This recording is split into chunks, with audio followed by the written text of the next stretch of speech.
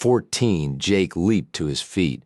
"What the hell are you doing here?" Banner ignored him and moved closer to the fire. She squatted down in front of it. That coffee smells good." Jake's hand closed around the plump part of her biceps and hauled her to her feet. "I almost shot you," he yelled directly into her face. "Don't you know better than to sneak up on somebody that way?" "I didn't sneak." She wrenched her arm free. "I've been following you all day. It's a good thing I'm not a robber or a renegade Comanche or something. You'd all be dead." Micah and Lee couldn't hide their disappointment. They liked Banner's company, but they treasured Jake's. He was their idol. They had looked forward to his introducing them to the raunchier nightlife in Fort Worth. Banner's unexpected appearance would no doubt stymie Jake's party mood. He hadn't wanted her along in the first place. Still, Lee admired his sister's spunk. No other girl he knew would venture out on her own and ride horseback all day the way Banner had. "When did you make up your mind to follow us?" he asked. Banner dropped her saddlebag on the ground and, after glaring at Jake, knelt to rummage a tin coffee cup out of it. "My mind was already made up. You scattered in 3 different directions before I had a chance to tell you that I had no intention of canceling my trip just because of a little inconvenience." She sipped at the coffee she had poured herself. It was scalding and thoroughly unpalatable, but she acted as though it were nectar. "A little inconvenience?" Jake shouted. His temper wasn't extinguished by any means, only simmering. Like an active volcano that belches smoke frequently, he released it in spurts. "You don't know the half of it." Banner patently ignored him. "I watched you ride out of town, then I bought some clothes more suitable for camping. I left the wagon at the livery and took my suitcases, along with a note to Mama and Papa, to the post office. They'll get 'em when they pick up the mail. I caught up with you within an hour." She had addressed her story to Lee and Micah, but Jake responded, "You think you're pretty smart, don't you? I made it here all right. Don't try to act like your butt's not as sore as hell, because I know better. You know nothing of the sort. Tomorrow it'll have blisters on it, and they will be no concern of yours," she shot back. "I'm fine. I've wanted to camp out all my life, but wasn't allowed to simply because I was a girl." "Which ought to tell you something," Jake said scathingly. "Why are you always trying to be like a man? It's no wonder your fiancé climbed into another woman's bed." Jake, Micah had never thought his brother could say something so cruel. "Well, why isn't she home cooking and sewing and knitting like other women? She's no good at being a woman, that's why." Oh hell, he finished furiously and stamped off toward where the horses were tied up. Lee and Micah looked commiseratingly at each other, then turned their sympathy toward Banner. She had sunk to the ground when Jake left. Her weariness showed in every sagging muscle. Lee patted her back as Micah handed her a plate of scorched beans. "He'll sleep on it and feel better in the morning." But in the morning, Jake looked as mean and foreboding as a thundercloud, like a surly general. He issued orders to break camp, barely giving them time to bolt down the cold biscuits left over from the night before and to drink 1 cup of the horrible reheated coffee. He was right about one thing. Banner's butt was as sore as hell, but she didn't give its condition away as she swung up into her saddle. "Where did you get the horse?" Jake asked, riding up beside her a few moments later. "I borrowed him from Mr. Davies at the livery stable." She leaned forward and patted the gelding's neck. "Borrowed him?" Jake growled. "I had to buy the extra one." She cast him a radiant smile. Her malice only showed in her sugary tone. "Then I'm good at one womanly thing, aren't I?" If she had looked at Davies the way she was looking at him now, Jake wouldn't have been surprised if the old coot had given her the horse. It irritated him that she looked so fresh and well-rested. He had hoped she would wake up with stiff joints and puffy eyes shadowed with dark circles. Instead, the eyes that glared at him steadily were as brilliant as usual, and her cheeks were blooming with color. And she should know better than to sit on horseback quite so erect. It taxed the buttons of her shirt to hold her breasts inside. "Damn, if you don't keep up, you'll get left," he warned. With that, he spurred Stormy forward, making her eat his dust. Jake's black mood didn't lighten with the passing hours. They rode the horses hard, stopping briefly at noon to water them in a creek and to take greedy drinks from their own canteens.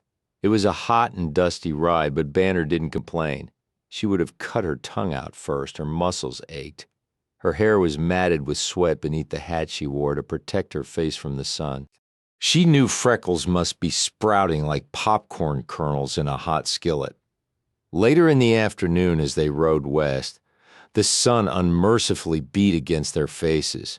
Banner prayed for one cloud, a small one, just large enough to blot out that fiery disk, but there was no relief from it. Even the boys, who would have ridden straight into hell if Jake asked them to, became wilted and restless in their saddles. "Hey, Jake," Micah called out. "Yeah, there's a house over there on that rise. What about it?" "Well, I was thinking how good a nice cold drink of well water would taste." Banner could have kissed him. She wouldn't have confessed that her canteen was empty if she had been tortured. For hours her mouth and throat had felt gritty. Jake pulled up on Stormy's reins. Through squinting eyes he scanned the farmhouse on the crest of the hill. "All right, we'll stop and see how neighborly they are." The boys spurred their horses into a gallop.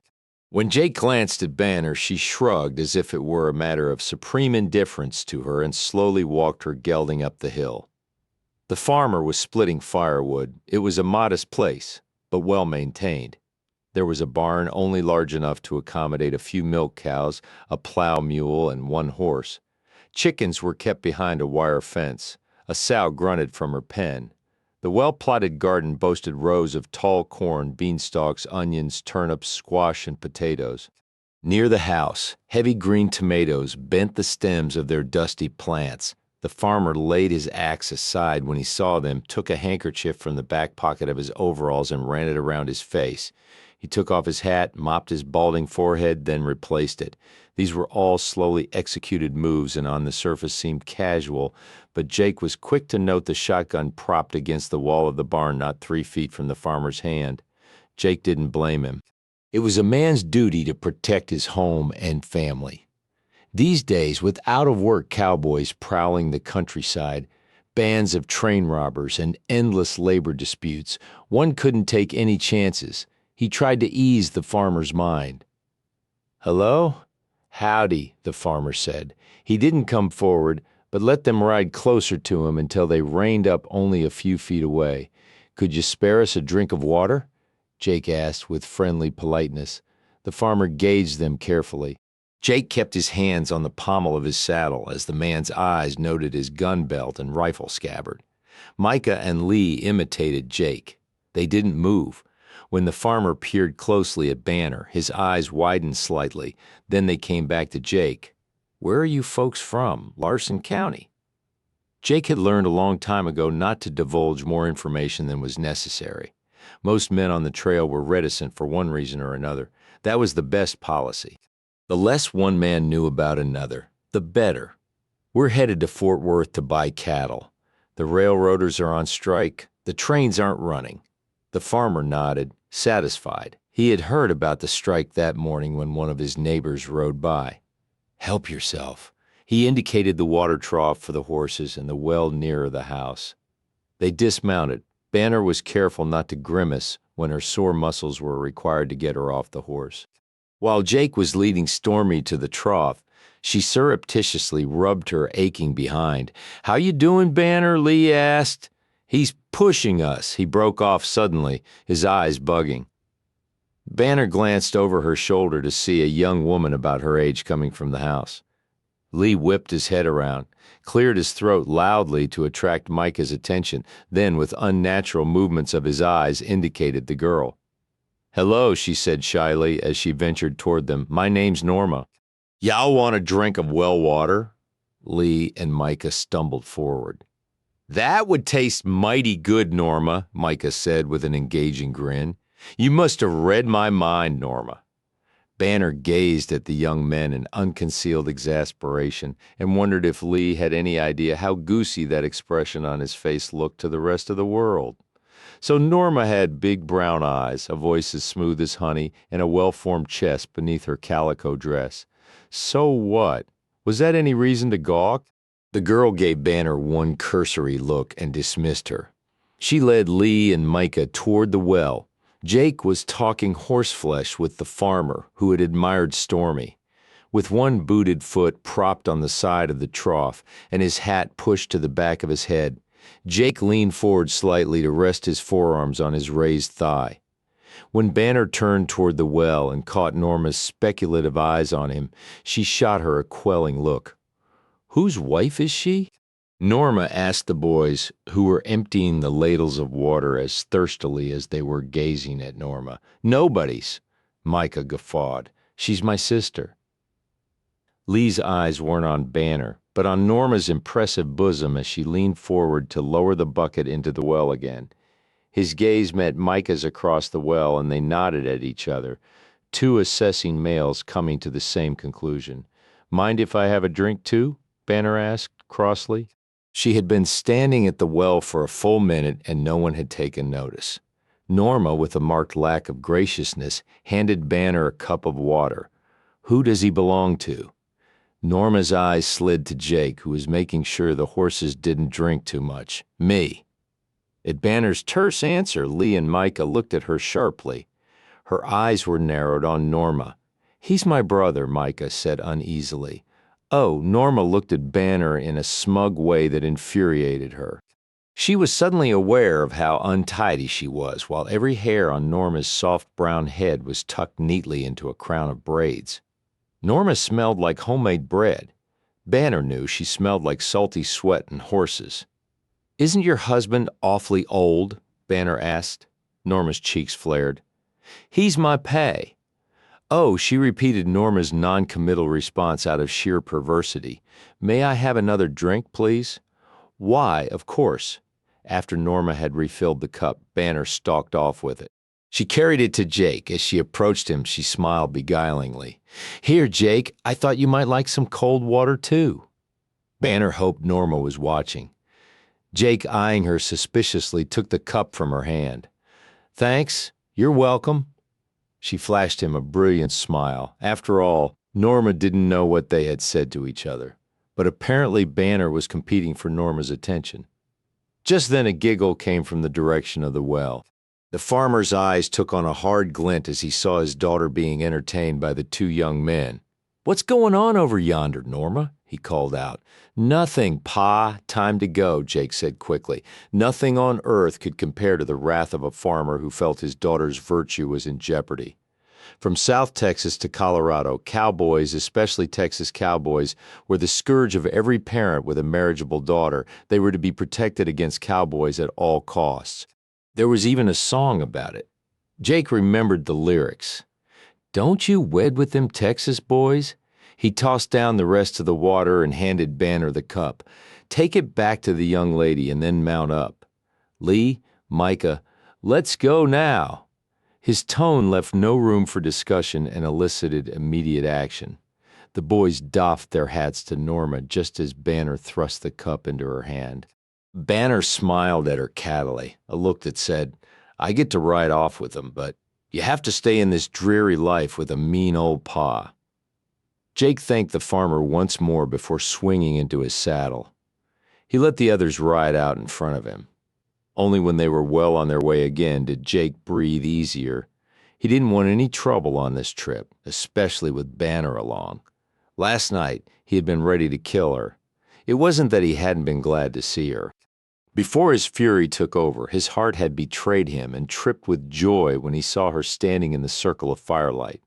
But when he thought of her impulsiveness, his blood ran cold.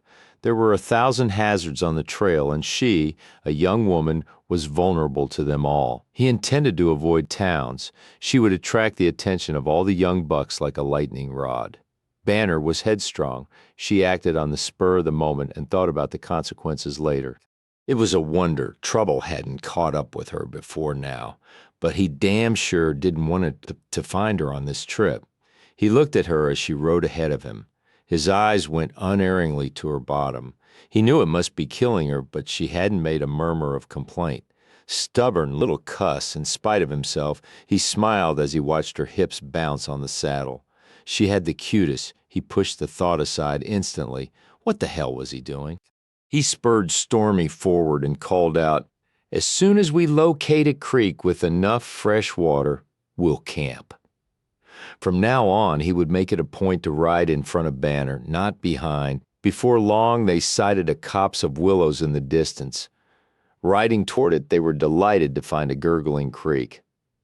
The season had been so dry that water was scarce. Banner offered to make the coffee, recalling the viscous brew the men had made the night before. She also volunteered to cook the meal if they would gather the wood, build the fire, and clean up afterward. No one argued. After they had eaten, they gathered around the fire, but not too close. It was a warm evening. Jake settled back against his saddle to smoke a cheroot. Lee went into the brush to answer a call of nature. Jake probably wouldn't have even noticed Micah if the younger man hadn't been sitting so still. As it was, that stillness and the blank expression on his face caught Jake's attention. He followed the direction of Micah's rapt gaze to find Banner at the end of it. She was sitting with her back to the fire. She had taken off her shirt. Her camisole showed up whitely against the darkness. She was pulling a hairbrush through her thick, dark hair as Jake watched. She lifted the heavy strands off her neck, bent her head slightly, and let the faint breeze blow against her neck. Her skin looked golden and pale in the firelight. The reflection of the flames caught on the raven strands of hair that were gradually sifting back onto her shoulders. She sighed tiredly, stretching her spine in the process and casting the profile of her breast into sharp relief against the velvety blackness of the night. Jake's manhood reacted throbbingly. Irritated with his response, he turned away only to notice Micah's entrancement again. He nudged him with his boot. "You can catch flies with your mouth gaping open like that," he whispered. Micah jumped guiltily. He cast one more furtive glance at Banner. "She's sure pretty though, ain't she?" Jake, too, took another forbidden peep. "Yeah, she's pretty. Now mind your own business." Micah sensed his brother's displeasure. "I didn't mean nothing by looking at her, Jake." "Well, look someplace else." He came to his feet just as Lee returned. "I'm going down by the creek to cool off. I suggest you all get some sleep. We've got another hard day's ride ahead of us tomorrow." Banner watched his retreating figure until the darkness obliterated it. He was still in a bad mood and couldn't say anything without sounding grumpy. All day she had been an exemplary traveler, making trouble for no one. Had he shown her an iota of approval? No, he was so stubborn. Sighing, she replaced her hairbrush in the saddlebag. She felt a little better, having bathed her face and neck in a pail of water Lee had fetched from the creek. She would have given her last nickel for a bath. Tomorrow night, she thought wistfully, in the hotel. "I'll treat myself to a bath." She lay down on her blanket. The boys were talking together softly. "What are you two whispering about?" "Nothing," Lee said quickly, too quickly not to arouse her suspicions. "We, thought we'd go for a ride," Micah said. "A ride?" Such an idea was beyond her comprehension. "You've been riding all day." "Yeah, well, to cool off," Micah said. "Yeah, to cool off," Lee agreed, and stood up. "You tell Jake that's what we're doing, riding to cool off," before she could offer any more arguments. They saddled their mounts and quietly led them from camp. Banner flopped down on her blanket. If they wanted to go gallivanting off in the middle of the night like fools, it was none of her concern. Jake didn't take their desertion quite so calmly. "And you just let them ride off without stopping them," he exclaimed when he returned to the fire, and she told him what had happened in his absence. She sprang upright.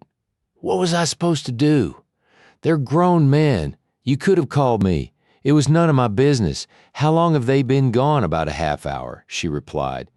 Cursing, Jake sat down on his own bedroll. "I can't track them in the dark.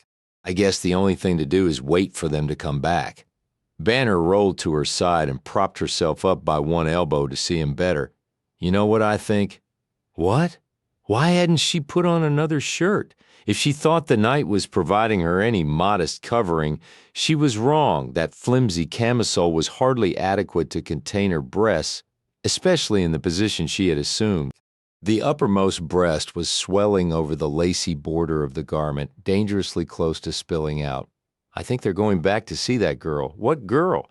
Jake pried his eyes from her chest. "That farmer's daughter?" "Norma," Banner said sweetly. "Didn't you see the way they were ogling her?" I saw it, Jake muttered, turning away. He was doing his fair share of ogling lately. Her daddy saw it too. Surely those boys wouldn't do anything stupid. His blue eyes pierced the night.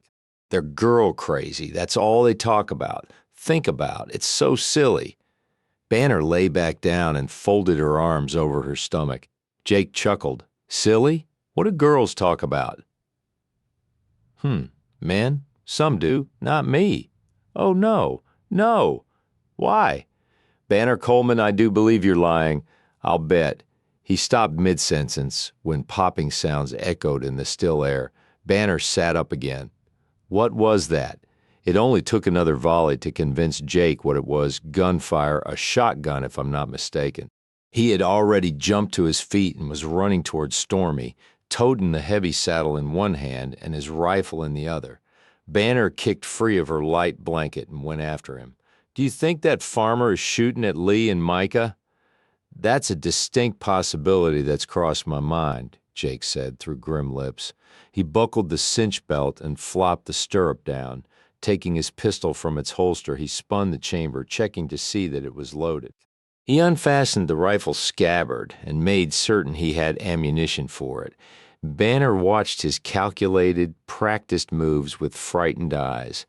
Wait, I'm coming with you, she said, when he placed his boot in the stirrup and pushed himself up into the saddle. No, you aren't, young lady. And I mean it this time, Banner, he said sternly. You are to stay here and not to move. Do you understand? He gave Stormy's reins a vicious yank and rode off into the night. The well-trained animal ate up the ground sure-footedly. Jake had only to keep his mind on staying in the saddle and counting the gunshots that split the night air with alarming frequency. They were too close to be coming from the farmhouse. Could he have been wrong? Was this a wild goose chase? He hoped to God it was, but he knew better. He spotted flashes of light in the darkness long before he crested a hill and looked down on the dry ravine they had crossed that afternoon. He remembered it. It was a gully about 12 feet deep and 40 feet across. There was a narrow bridge spanning it. He drew Stormy to a halt and pulled the rifle from the scabbard. It was Lee and Micah, all right. He could see them cowering behind a clump of pampas grass while the farmer fired his shotgun at them from across the ravine. Thankfully, he was a sorry marksman. Their horses had run out of range. Jake spotted them in a grove of wild plum trees. He crept up to them, quieted them, and secured their reins in the lower branches of the trees. Running back to Stormy, he pulled himself back into the saddle, laid the rifle across his lap, and took his pistol from its holster.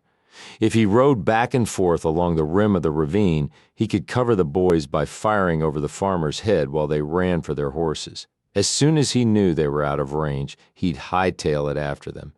He doubted the farmer would chase them.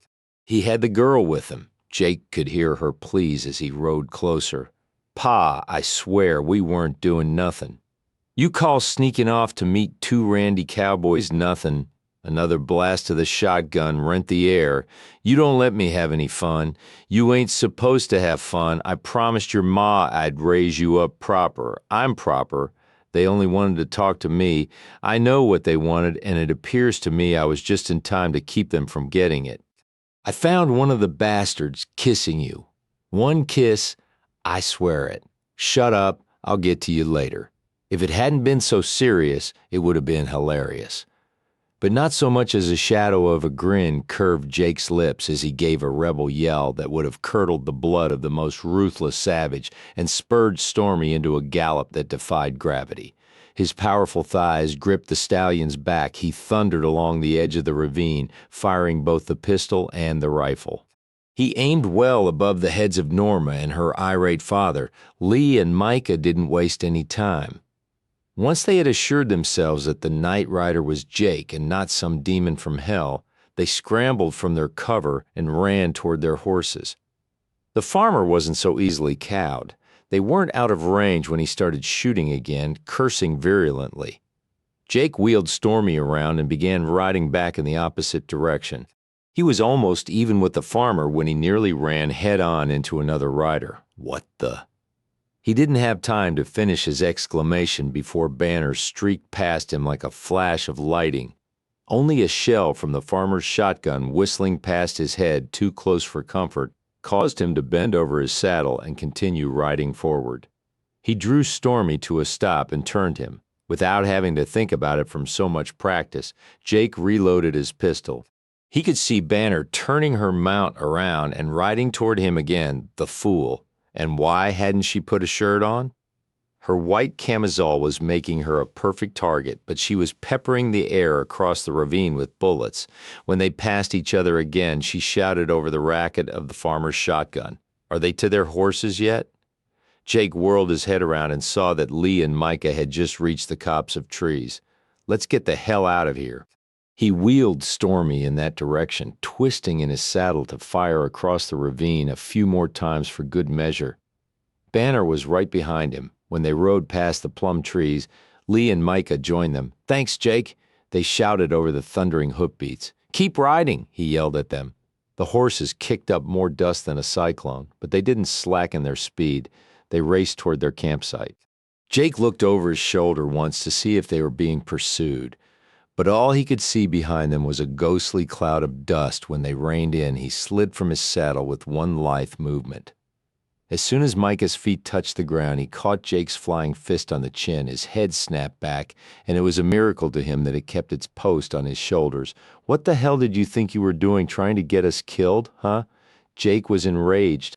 "Keep your pants buttoned up until we get to Fort Worth, understand? Then I don't care if you diddle every whore in hell's half-acre, but stay away from nice girls." Micah's head wobbled in agreement. "Yes, sir," Lee said, wetting his lips with a dry, dusty tongue and praying to God Jake wouldn't send a bone-cracking fist at his chin. The only man he respected as much as he did his father was Jake. He feared his temper just as much, too. "Now douse that campfire. That sudbuster might come after us yet. Get your horses rubbed down, then get to your bedrolls." "Banner, you?" He looked around, but saw only Lee's and Micah's properly chastised countenances gazing back at him. Where'd she go?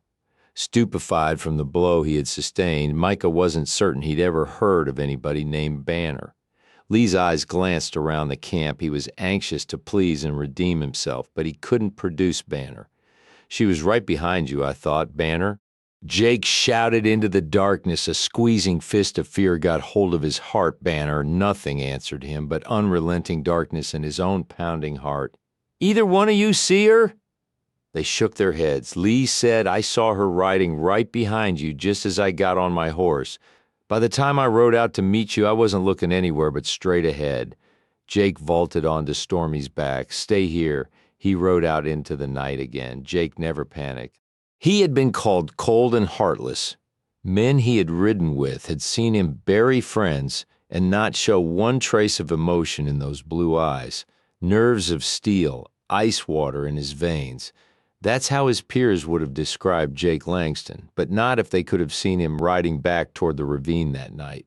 His face was a mask of fear. What if that goddamned farmer had got off one lucky shot? What if Banner had caught it? No, she couldn't have. She had ridden back with them, hadn't she? Hadn't there been 4 horses racing back to the camp? God, with the dust and the noise, he couldn't swear to it now. If she had gotten back safely, where was she? He came to the ravine and slowed Stormy to a trot. The horse's sides were bellowing. His coat was lathered. For once, Jake didn't notice his mount's distress. His eyes scanned the darkened landscape. Bile filled his throat when he realized he was looking for her body. Banner's body, lying lifeless and bleeding in the dust, that sweet frilly camisole soaked with blood. He wiped the image from his mind and rode in closer. All was quiet on the opposite side. He rode along the ravine, back again. Several times he made that ride, but saw nothing, not Banner, not the borrowed gelding. He had no choice but to return to camp. Maybe she had just gone into the bushes to relieve herself and hadn't heard him call her. That was probably it. He had gone off half-cocked and hadn't given her time to come back. They were probably all in camp laughing at him, but when he arrived, the gelding wasn't with the other horses. Lee and Micah had obediently curled up in their bedrolls.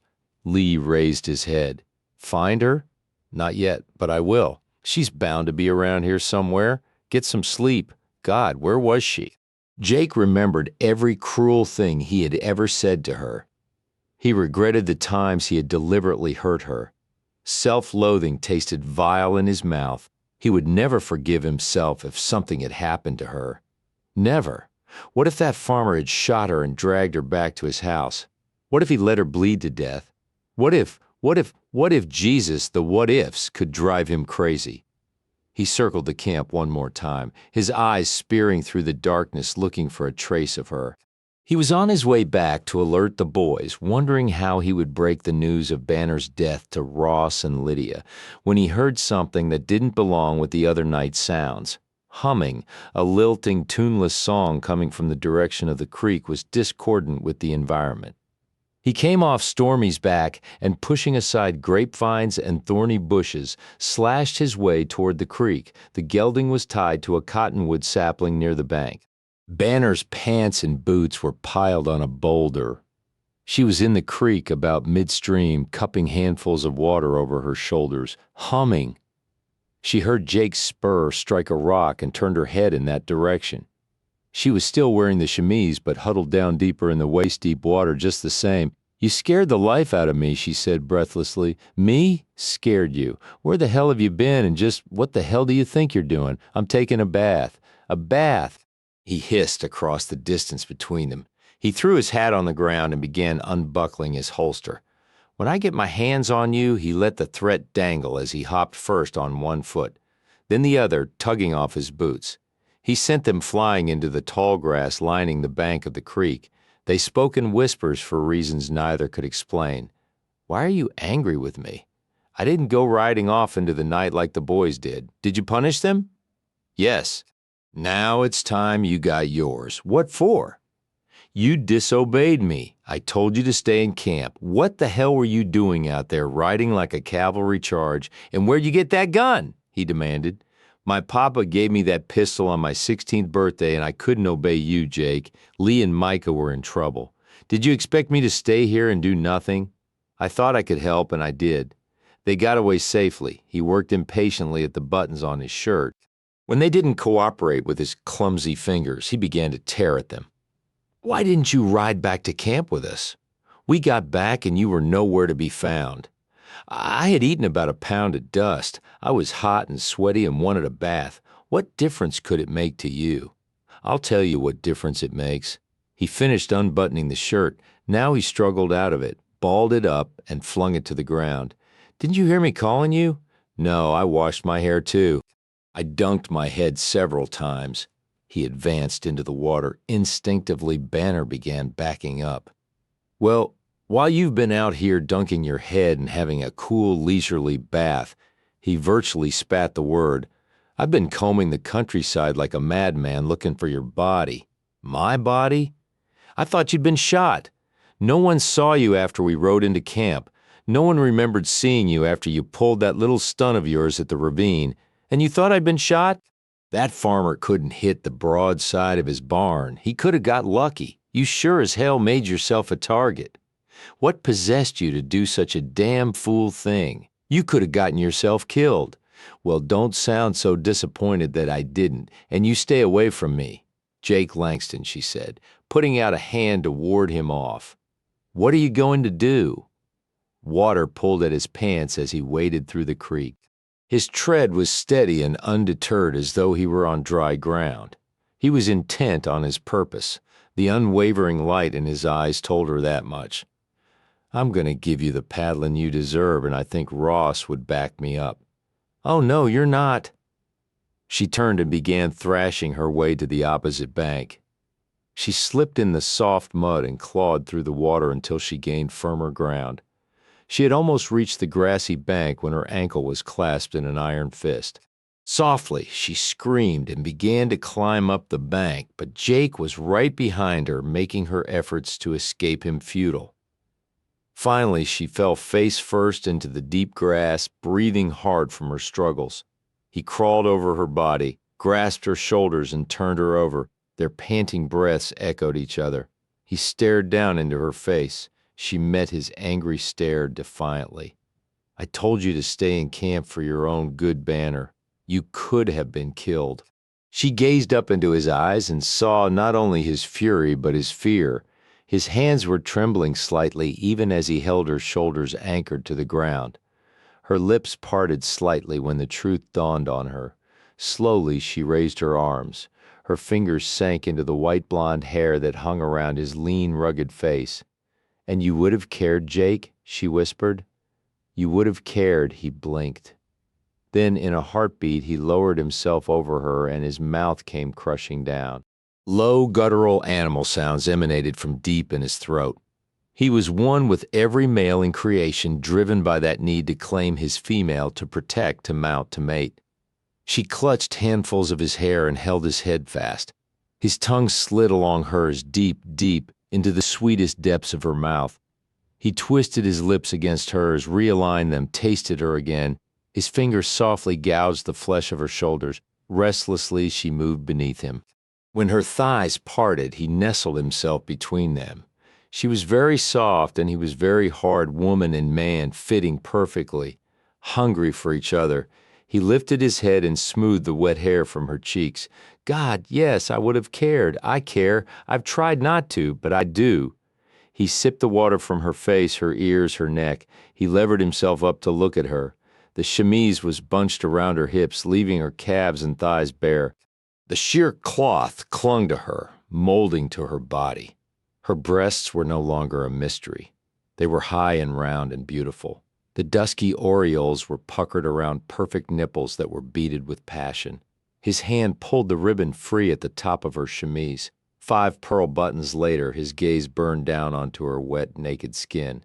He touched her. Her eyes fluttered, closed. "Jake," she breathed through kiss-dampened lips. His hand was warm, a delicious contrast to her water-cooled skin. She opened her eyes when that warmth was momentarily withdrawn. Jake paused to study her, then carefully he covered each breast with a hand. His eyes drifted up to hers, and they held that telling gaze for small eternity. Then he began gently to rub the sensitive tips of her breast with the pads of his middle fingers. She whimpered, and he looked up at her again. Their gaze held for another long moment. Banner thought her heart would fly out of her chest and join his. So closely were their tempos timed. He smiled at her. It was the tenderest expression she had ever seen on Jake's face, an almost apologetic, gentle smile that rid his face of that cold cynicism that was part of him. His attention was drawn back to his handiwork. His hand cupped one of her breasts.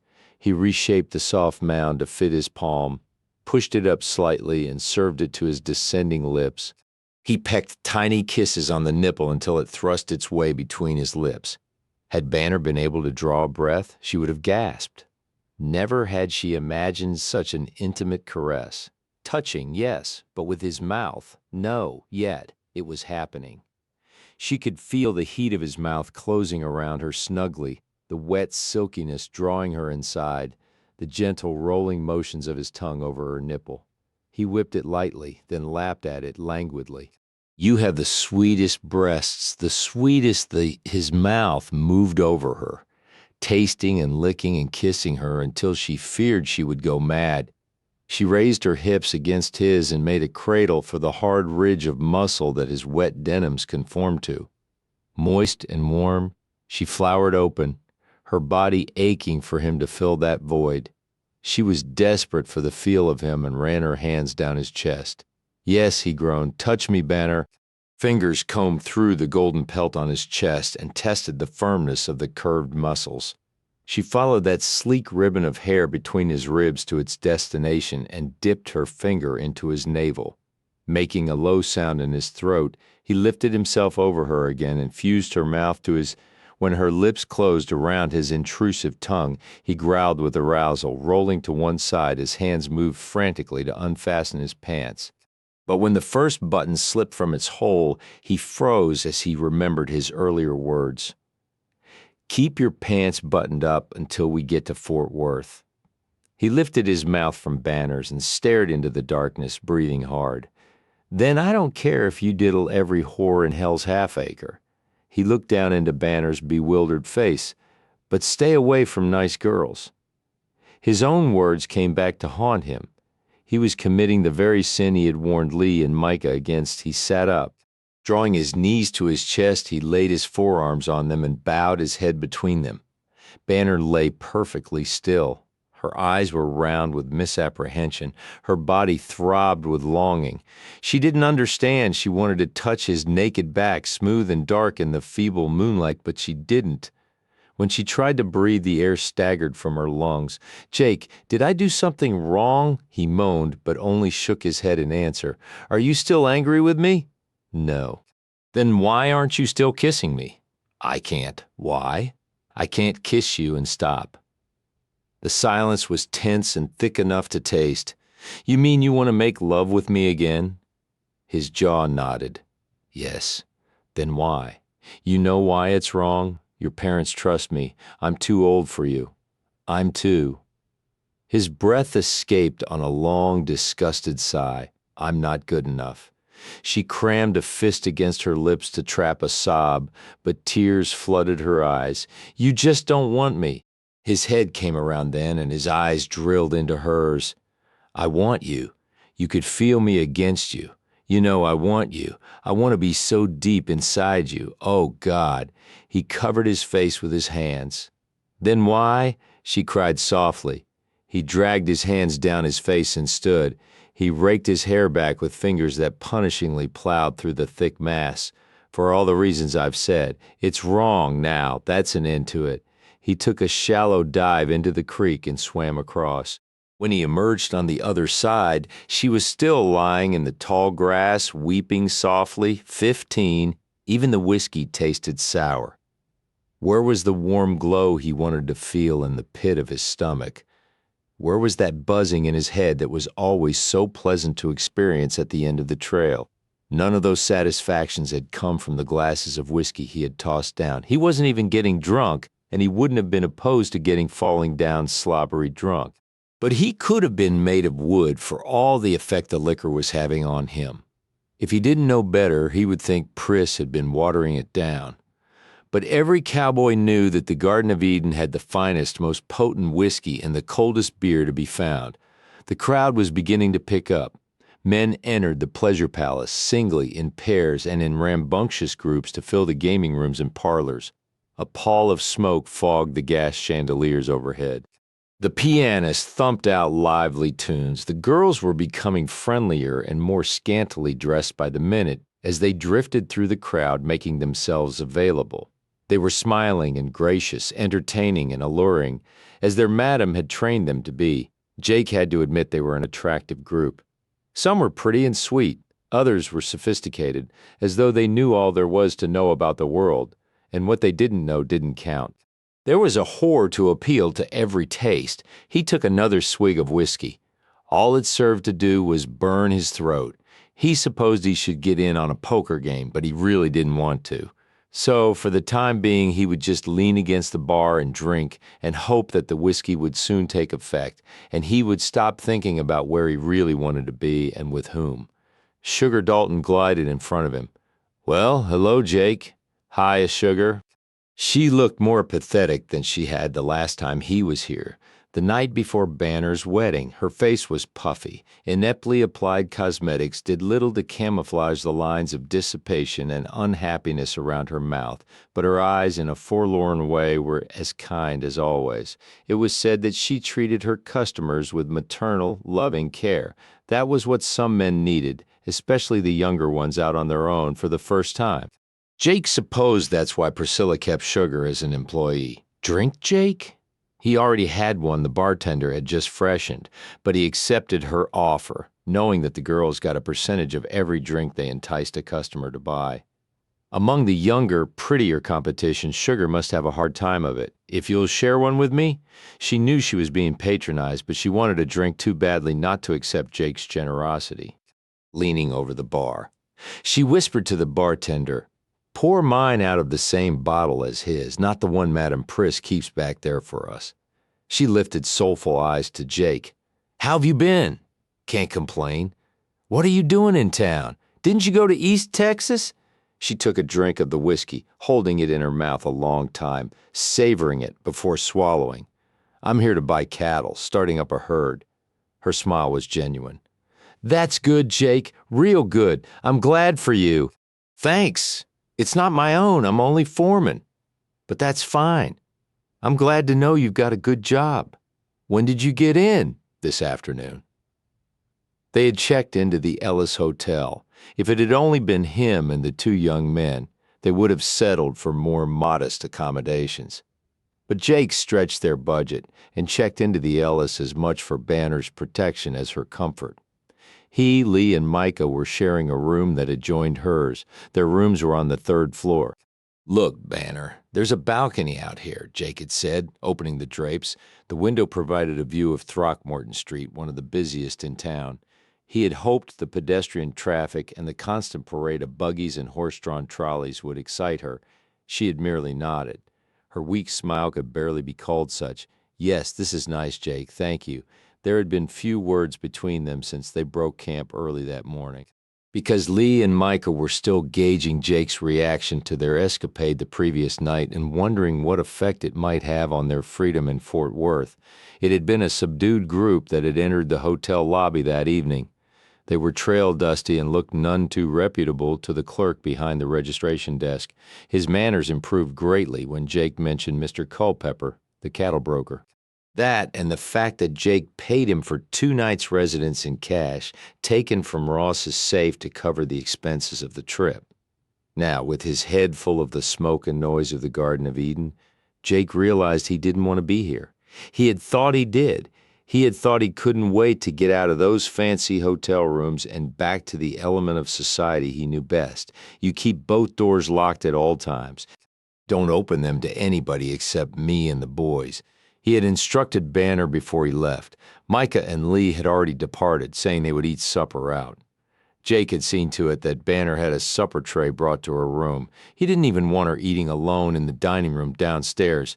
You've told me that 100 times, I understand. She had been standing at the window, gazing out as though she were a prisoner in a cell. In a manner of speaking, Jake had to admit she was. All I want is to take a bath and go to bed. All right then, he had said. Suddenly reluctant to leave, goodbye. Goodbye. She had sounded so dejected and looked so sad he had almost been compelled to stay with her. Before he could talk himself into doing that, he had rushed out. Now he wondered what the hell he was doing here. Even though Banner was barely speaking to him after what had happened last night, he preferred her company to this raucous crowd. He preferred looking at her face, even her angry face, to any of the painted horrors who wandered past him with an invitation in their sultry eyes. Sugar had finished her drink. Jake smiled down at her. I have 2 boys with me. So where are they? She asked. In spite of his dreary mood, Jake laughed. Out building up their courage, I reckon? They have work to do tomorrow, so I told them to restrict their fun to the shooting galleries. I'll bring them in tomorrow night and introduce them to you. She laid a hand on his arm. Thanks, Jake. I'll appreciate that. Her gaze grew warmer, and her hand tightened around his arm. I'm not doing anything in particular right now. It was an offer extended hopefully. His lips turned down at the corners, and he shook his head self-deprecatingly. I wouldn't let you waste your valuable time on an old saddle tramp like me. Go find you a rich customer. He was turning her down gracefully, and she was gracious enough to accept the rejection in the same way. Someday one of those rich customers might fall wildly in love with me. I wouldn't doubt it. And carry me right out of here. Away from her, she added under her breath. She tilted her head toward the portiere that separated the gaming rooms from the barroom. Priscilla was standing with one hand on her hip. The other held a scarlet, plumed fan. As she started forward, Sugar eased away from the bar. Bye, Jake, and thanks. Just a minute, Priscilla said as Sugar made to pass her. She gave the old prostitute a long, silent, reproachful glance, then slapped her hard across the cheek. The cracking sound stopped all other noise in the room. Jake jerked erect, ready to defend Sugar, but Priscilla threw him a look as sharp as a dagger that dared him to interfere. He didn't because that would have only made things harder on Sugar after he left. Sugar covered her cheek with a defensive hand. What was that for? Actually, it was for the tender expression Priscilla had seen on Jake's face when he looked down at Sugar and the soft kiss he had laid on her mouth. But she said, "There's a hole in the knee of your stocking. Get upstairs and don't come down for the rest of the night." "But I need the money," Sugar whined. "You heard me?" Priscilla said coldly. Avoiding the curious eyes the scene had drawn, Sugar slunk from the room and up the stairs. Priscilla arched a brow at the piano player, who immediately resumed his playing. Then eyes as cold and flinty as metal shavings slid back to Jake, and Priscilla covered the remaining distance to the bar. "Did the Colemans get tired of you already? You're a real bitch? You're right. That's part of my job, the part you like best, I think." "You know better than that, Jake," she said seductively.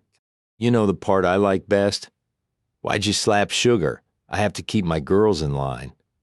"Over a torn stocking? What's poor old Sugar ever done to you?" "Poor old Sugar has cost me plenty of dollars when she was too drunk to accommodate the randiest cowboy.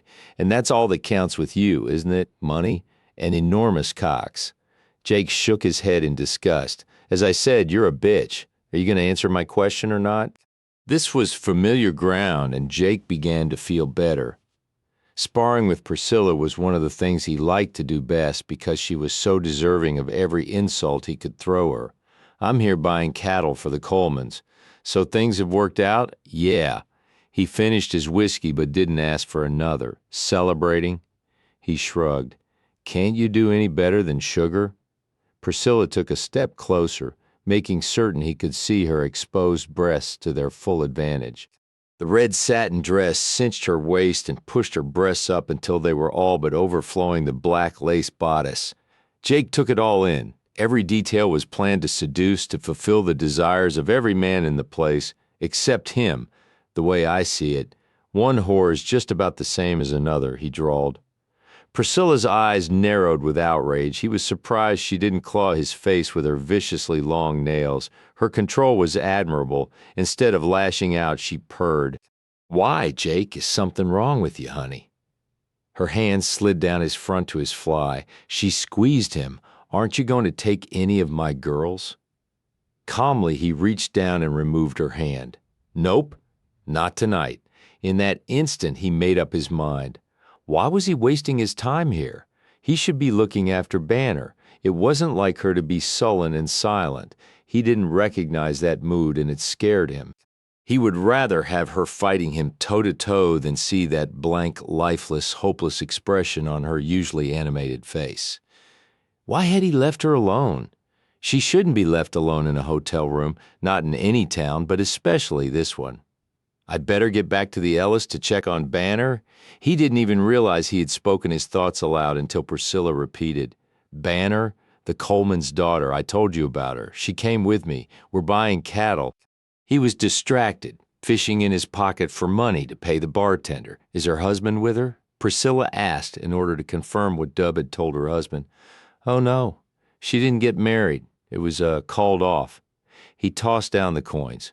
"Goodbye, Pris." With a mixture of frustration and fury, she watched him walk away from her. Jake wasn't acting like himself. When she had been told he was in the building, she had rushed through her toilette. She had been surprised to find him not at the poker tables, not in one of the beds upstairs, both of which would have been normal, but drinking alone, or as good as alone, since Sugar had been with him. That wasn't normal, and Priscilla was always attuned to people who acted out of character. One never knew when a grain of information was going to turn into a pearl of blackmailing ammunition. The Coleman girl was with Jake, traveling with him. Interesting. Priscilla promised herself to get acquainted with Banner Coleman. She wanted to see what Lydia's daughter looked like and why she was capable of preoccupying Jake. She watched him as he rounded the portiere. Just as he did, he collided with a man crossing the hallway. Apparently, the stranger had won handily at the poker tables. His head was bent, and he was counting his money. That's why he didn't see Jake until they literally ran into each other. The hostility that sparked between them was instantaneous and had nothing to do with their collision.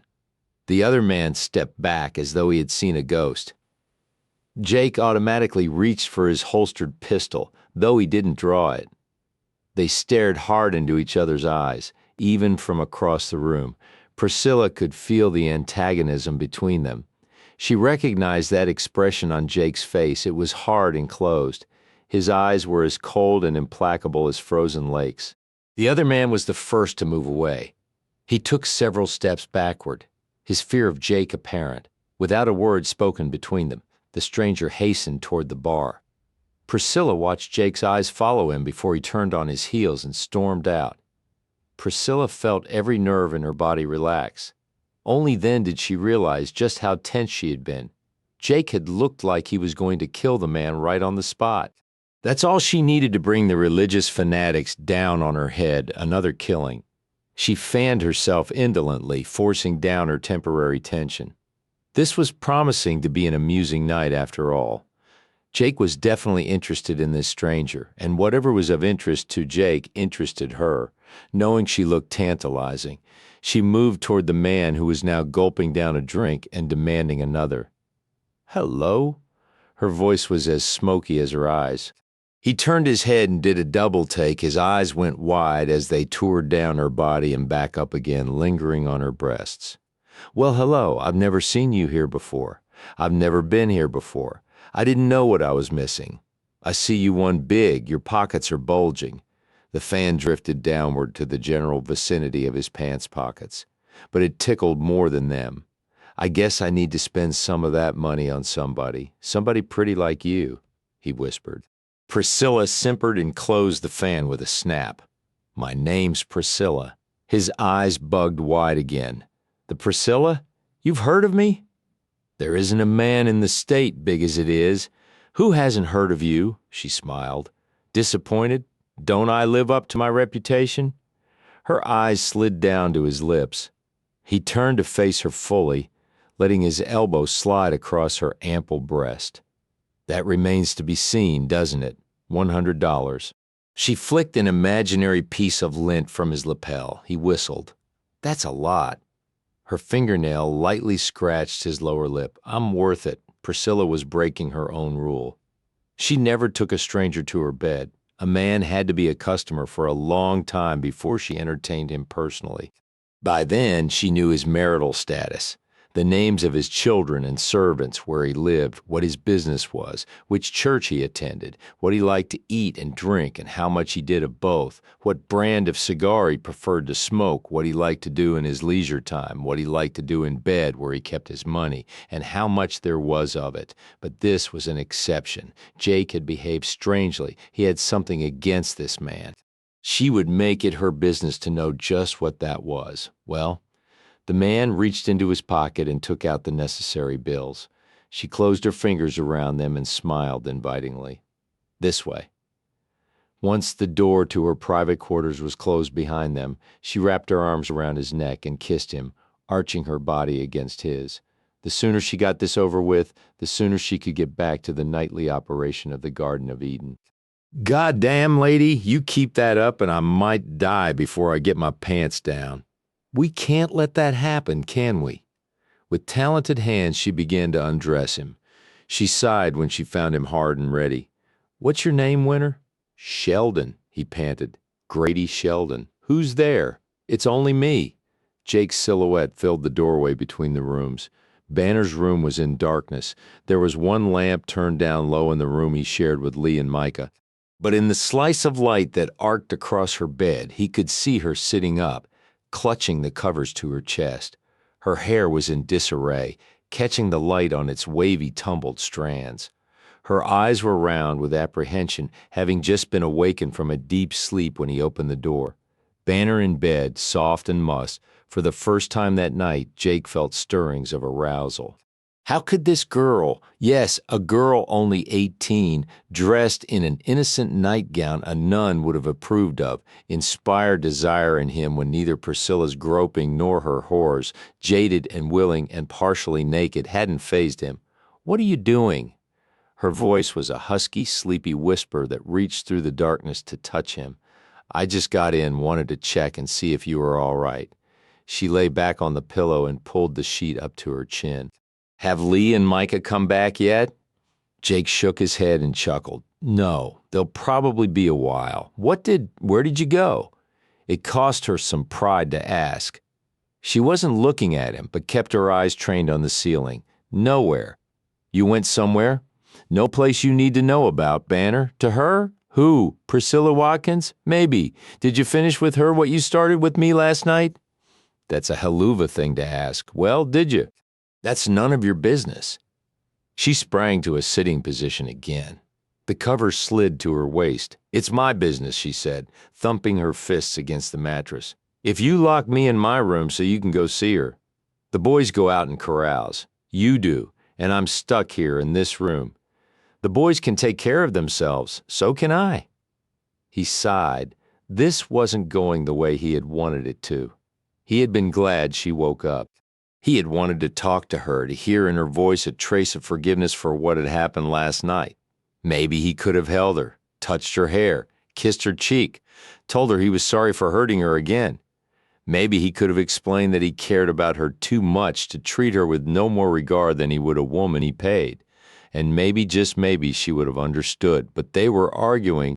Banner, you've got enough sense to know that you can't go traipsing all over Fort Worth unescorted. You could have escorted me. Instead, you shoved me in this room, locked the door, and went off to visit your whore. That is where you went, isn't it? Tell me. Yes. I saw Priscilla. There, are you satisfied? She stared at him in injured silence for several seconds before lying back down, pulling the sheet up high and turning her back on him. Shit, he muttered, slamming the door between them. The hotel room closed around him and he paced. He considered going back into her room and apologizing for locking her in. He would offer to take her on a sightseeing tour of the city tomorrow after their business with Culpepper was settled. But he couldn't trust himself to go back in her room.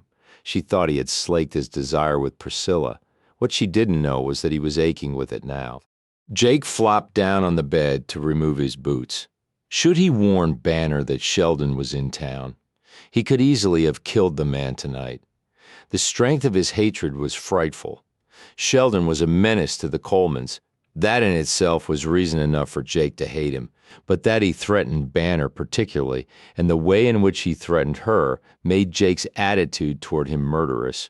Sheldon hadn't seemed in mourning over the deaths of his wife, unborn baby, and father-in-law. Nor had he the bearing of a man anxiously awaiting the acceptance of his marriage proposal. He had acted self-confident and sure, like the answer he wanted was a foregone conclusion. Such arrogance rubbed Jake the wrong way. And what the hell was he doing in Fort Worth? Jake glanced at the door connecting the rooms. Had Sheldon heard about their trip?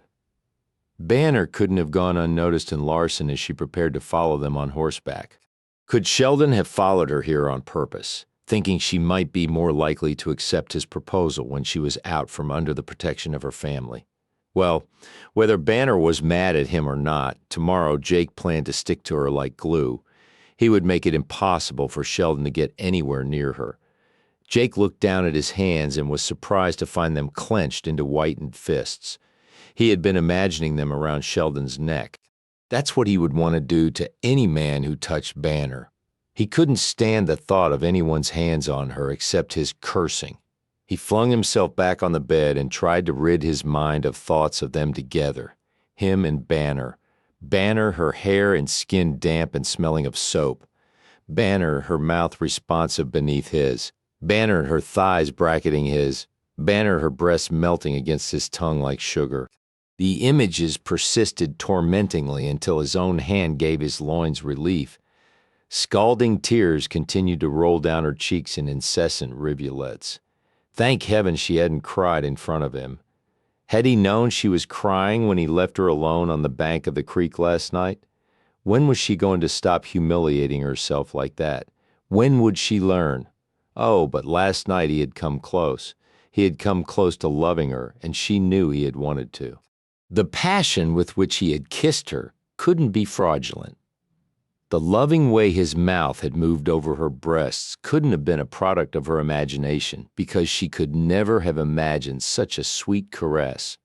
Then why had he stopped, he had said, because he was too old, because he wasn't good enough, because this, and because that. Banner knew them all to be lame excuses. The real reason was that she wasn't Lydia. Jake might desire her, but he still loved her mother. He wasn't willing to settle for second best. She listened to the sounds he made getting ready for bed. She heard the splashing of water he washed in, heard the thud of his boots hitting the floor, heard the sagging of the bed springs when they took his weight. Had he undressed when he was alone?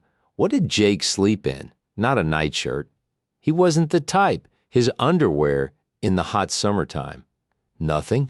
She went weak with the thought of him lying naked only a few yards away and rolled to her stomach in hopes of quenching the small flames igniting her body. Why was she tormenting herself like this? Didn't she have any pride? Jake's body wasn't on fire, was it? He had put out whatever fires of desire Banner had started with another woman, Priscilla Watkins, without ever having met her. She detested the woman. She lay awake for a long while, wondering if Jake was asleep. Was he reliving those moments of passion they had shared last night? Or was his mind reviewing his evening spent with Priscilla? In the wee hours, the boys came in, tripping, giggling, and stumbling with drunkenness. In loud whispers that penetrated the walls, Jake told them to be quiet and get into bed before the management of the hotel threw them all out. She heard them settle, and still she lay awake, wondering what a woman like Priscilla Watkins could do for a man like Jake that she couldn't. Ah. Grady Sheldon climaxed. Priscilla pretended to. He was a lousy lover, taking all, giving nothing. Not that she was easy to please. She wasn't, but she hadn't been aroused in the slightest by Sheldon's rapid, sweaty love-making. She ran her long nails up and down his back languorously. She sighed. That was nice. Without his quite knowing how she had done it, she had separated them and rolled aside. Exhausted, he nestled his head on her shoulder. Good? She rolled her eyes ceilingward. The ones who had to ask were never good. Very, she said, blowing gently in his ear. His hand found her breast and squeezed too hard. She allowed it. Grady had gotten what he wanted from her, but she was far from satisfied. She wasn't through with him yet, and until she was, she would go on stroking his pride, and whatever else she had to stroke. Will you be coming to see me often? Are you from around here? No, Larson. Her hand stilled for only a second. Grady didn't even notice. Larson in East Texas? Uh-huh. He nibbled her neck. I've got a sawmill there, biggest one in 10 counties. They float timber down the Sabine, right to my back door. She laid her hand on his thigh. He might have more potential than she had first thought.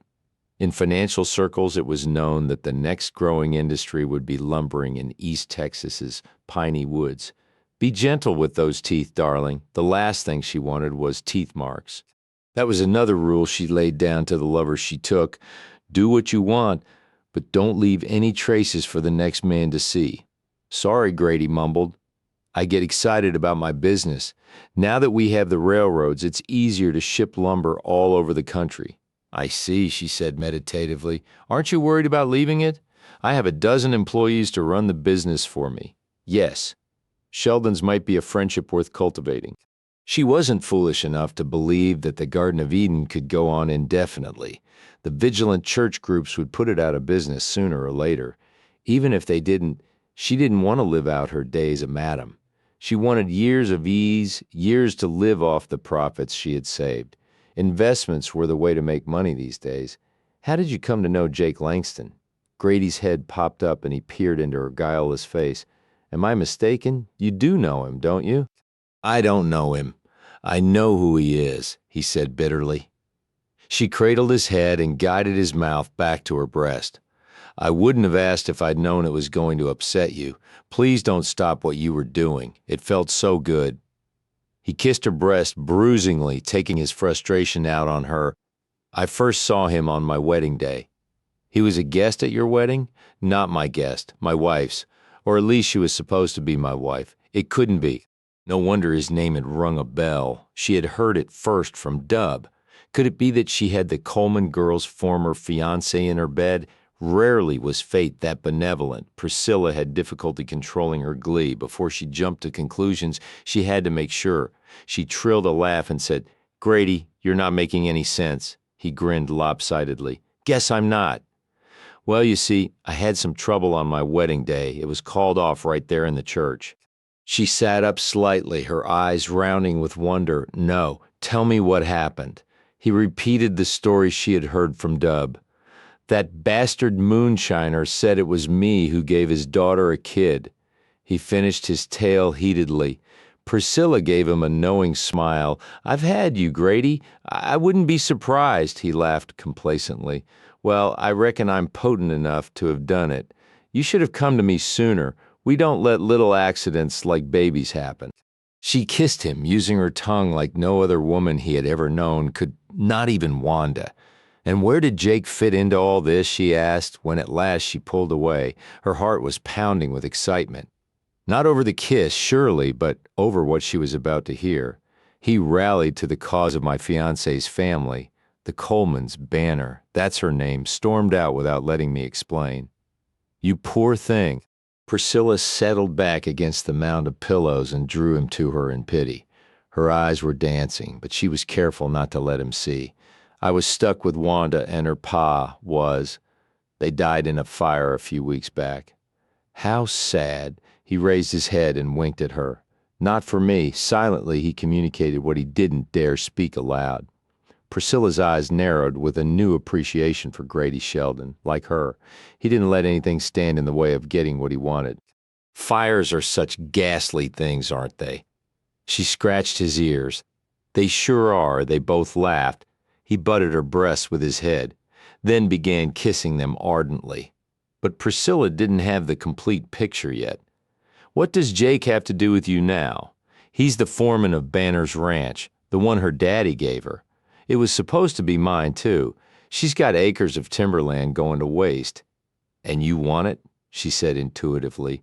I like you, Priscilla. We think alike. He grinned slyly. Since my wife's untimely death, I've gone to Banner on bended knees begging for forgiveness and asking her to marry me in spite of what happened. And what does she say? Not much. His lips thinned bitterly. I can't get near her. Jake Langston keeps an eagle eye on her. Priscilla brushed her fingers through his hair and said offhandedly, Then you know she's here, in Fort Worth with him.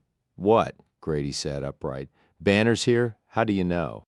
Priscilla repeated what Jake had told her. Well, I'll be a Santa Fe bitch. The sheriff in Larson was getting a little too curious about the cause of the fire that killed the Burnses. I thought it would be prudent to get out of town for a while, but I hated like hell leaving without having a definite answer from Banner. He threw back his head and laughed, with Jake so busy buying cattle. Maybe I'll just mosey over to the hotel and see her. He gazed down at Priscilla, who had watched the workings of his mind with growing admiration. She adored men who turned every event to their advantage, just as she did. And what a weapon she had, Banner Coleman's scorned fiancé.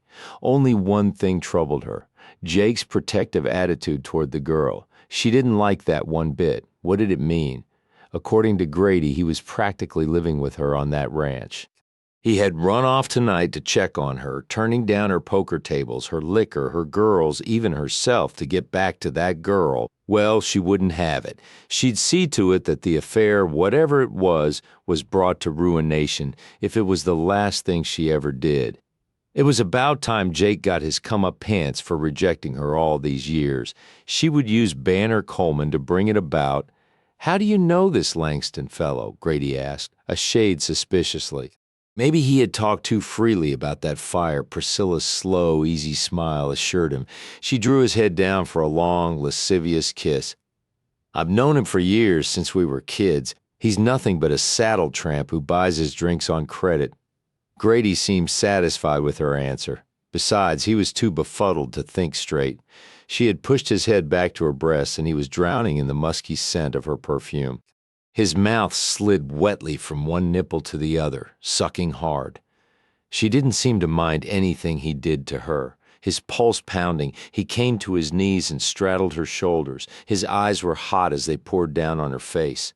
She raked her sharp fingernails down his chest, drawing blood in 2 places. His chest heaved. It'll cost you extra, she said softly.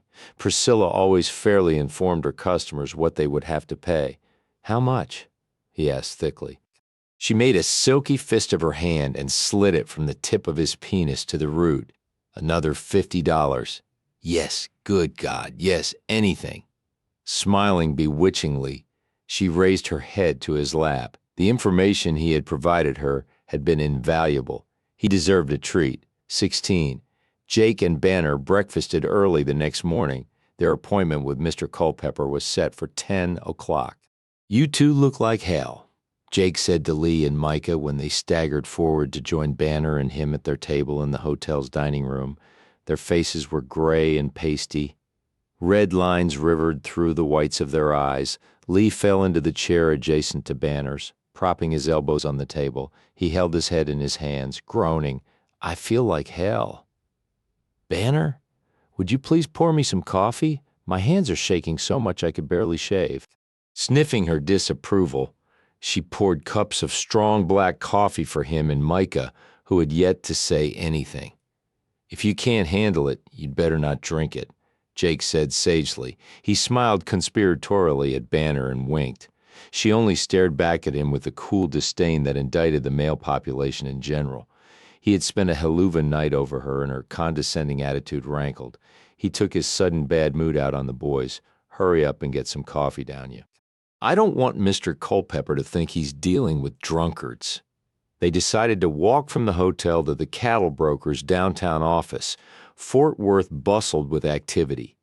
Banner, despite her determination to pout all day, was caught up in the excitement of the city. The shop windows were full of tempting merchandise.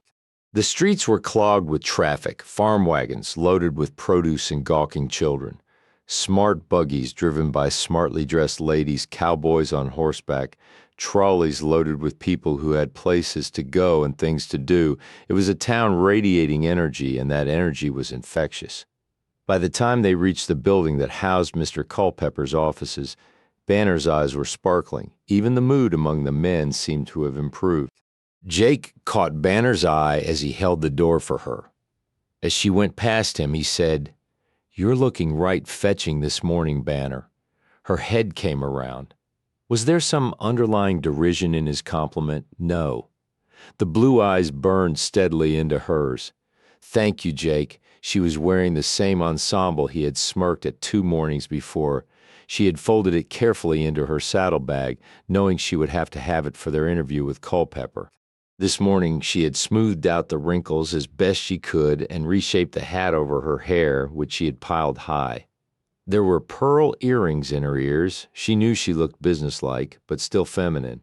And Jake had noticed. "You look nice, too," she told him as they took the stairs. He was dressed in the same clothes he had worn to her wedding. "Thanks," he mumbled, self-consciously. A harried clerk ushered them into Mr. Culpepper's office on the 2nd floor of the building.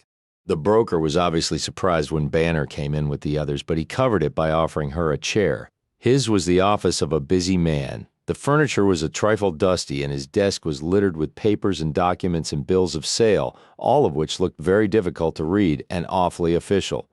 The shelves behind his desk were cluttered with books and piled with ledgers and cattle registers. Lee and Micah took seats on the horsehair sofa against the wall, gratefully out of the sunlight that poured in through the tall windows. They were content to let Jake conduct the business transactions. At first, Mr. Culpepper addressed everything he said to Jake, but after Banner asked several incisive, intelligent questions and he learned that she was indeed the owner of the ranch for which they were buying the cattle, he reversed his opinion of her as being merely a pretty young lady who shouldn't have to be bothered with dull business details. Within a half hour they had agreed on a price for the small herd. 29 Hereford cows and a bull. Culpepper considered for a moment. "I have a Brahman bull that has proven to be of a romantic nature," he said in deference to Banner. "He's valuable, but I could give you a price break on him. Would you be interested?" Jake shook his head. "They do better in South Texas. I'll stick with the Herefords to start." "Very well. Are we ready then to draw up the bill of sale?" Mr. Culpepper asked. "Everything sounds all right," Jake said. "But I want to check the cattle first, right down to their hooves." His smile was congenial, but his eyes said that he meant business. The cattle broker was taken aback. He had thought Jake Langston a likable enough fellow, but only a cowboy. Now, he was showing traits of a careful businessman which Culpepper had to admire. Of course, of course. Shall we go to the stockyards and inspect them? Would that be convenient right now? We can take my buggy. Jake stood. That'll be fine. Culpepper summoned his clerk and asked him to have his buggy brought around to the front of the building. They all went downstairs. Jake turned to Lee and Micah. Take Banner back to the hotel. It won't be necessary for all of you to go. I'm going, Banner said. Before Jake had time to respond, Lee said, Banner, you can't go down there. Aren't women allowed at the stockyards? It's just no place for them, that's all, Micah said diplomatically. All kinds of riffraff hang out around there. I'm not going to look at the riffraff. I'm going to see the cattle I bought. She looked at Jake, her eyes daring him to forbid her to go. Go on, get, he said to the boys. We'll see you later. Taking Banner's arm, Jake led her out to the boardwalk where Culpepper was standing by with the buggy. He watched Lee and Micah walk away without Banner and turned back to Jake. Will the young lady be going with us? He asked dubiously. Yes, the young lady will be going with us, Jake said grimly as he helped her into the buggy. He hoped he wouldn't have to kill somebody for getting fresh with her before the day was out. As it turned out, they concluded their business without mishap. Banner was delighted with the white-faced cattle. Their curly red coats gleamed in the sunshine. She fell in love with each cow, though she gave the bull wide berth. They're breed cattle, Banner, Jake said, smiling at her as she patted one cow between the wide-set eyes. Not pets. I know, but they're mine, and I'm going to name each one. He laughed indulgently. A bill of sale was tucked safely in his pocket. Ross would be pleased with the deal he had struck. There was good news from the railroad. The strike was expected to end at midnight. He had already made arrangements for their herd to be loaded onto cattle cars on the first train going to Larson. Feeling as light-hearted as Banner, he clasped her around the waist and lifted her off the ground. Well, Banner girl, we have us a herd, and it's only a start, Jake, only a start. You bet it is. I was holding my breath, she said excitedly. I didn't know if Mr. Culpepper would accept your final offer or not. You were wonderful. You sat there so calm and collected. I wanted to kick you on the shin for driving such a hard bargain. She squealed with laughter as he whirled her around, disregarding the odd looks being cast at them. I'm a real big deal maker, didn't you know that? When he set her back on her feet, he didn't release her, but left his hands encircling her tiny waist. Nor did her hands leave his shoulders. He gazed down into her sunlit face. Her eyelashes looked iridescent as she squinted against the glare of the sun. He could enumerate each freckle scattered randomly across her nose and cheekbones. The hot, dusty, smelly atmosphere of the stockyards could have been paradise, and he doubted he would have felt any better about life than he did right then. Looking into Banner's expectant face, he didn't feel old and tired and cynical, but young and energetic and ambitious. He felt good about himself. He could almost believe that he might turn out to be worth something after all. Hell, at the moment, he felt like he could take these first 30 head and with just a half smile from fortune, multiply them into the finest herd of beef cattle in the whole damn state. For the first time in a long time, Jake's smile came from his soul. It erased the caution that always lurked in his eyes and eased the lines of bitterness around his mouth. What would you like to do? Do, Banner repeated. While his mouth was smiling and happy, she would like to taste it to know this rare joy that was inside him. But her pride wouldn't let her ask him to kiss her. Today is your day, Jake said when she seemed at a loss for something to say. Name it, and you've got it. What would you like to see and do? Let's start by taking a trolley ride. She didn't really care what they did. She had Jake's undivided attention, and that was enough. They rode around Fort Worth, taking in the expansion of the city. They ate a roast beef lunch in a classy restaurant and toasted their new herd with a bottle of wine. Laughing tipsily himself, Jake refused to let her drink a third glass. They shopped. Banner dragged him into one store after another, but he was grudgingly permissive. She picked out an embroidered handkerchief for Lydia, a new apron for Ma, and a pipe for Ross. Does he smoke a pipe? Jake asked. He will now. She tilted her head back and smiled up at him. If she had asked him to eat the pipe, he would have. She was thoroughly captivating with those dancing chameleon eyes that seemed to change color with her mood. Her smiling red lips were capable of demonstrating tremendous passion, and the least reminder of her kisses sent his heart to racing. A man could look at that animated face for 100 years and never get tired of it. Only the discreet cough of the sales clerk brought him around. He paid for the purchases, and they returned to the hotel to freshen up and eat a light supper. He had consented to take her to the opera house for the evening performance of my sister's escapade. "Lee and Micah aren't joining us?" she asked, as they made their way to their balcony seats. She had heard a furtive conversation going on beyond their adjoining door before they left the hotel, but couldn't distinguish the words. They had other things to do, Jake said obliquely. "Wouldn't you rather be doing those other things and not watching over me?" He clasped her arm and led her down the aisle toward the row number printed on their tickets. "No." When she raised her eyes doubtfully, he repeated softly, "No." They smiled at each other and barely had time to locate their seats before the play began. She didn't make further comment, though she hoped he was telling the truth. This had been one of the happiest days in her life. When they returned to the hotel, he unlocked the door to her room and followed her in. "I'd better check around." She lit the lamp and removed her hat, gloves, and jacket, while he opened the door to the wardrobe, looked behind the drapes and under the bed. Dusting off his hands, he stood. "Everything's all right. Good.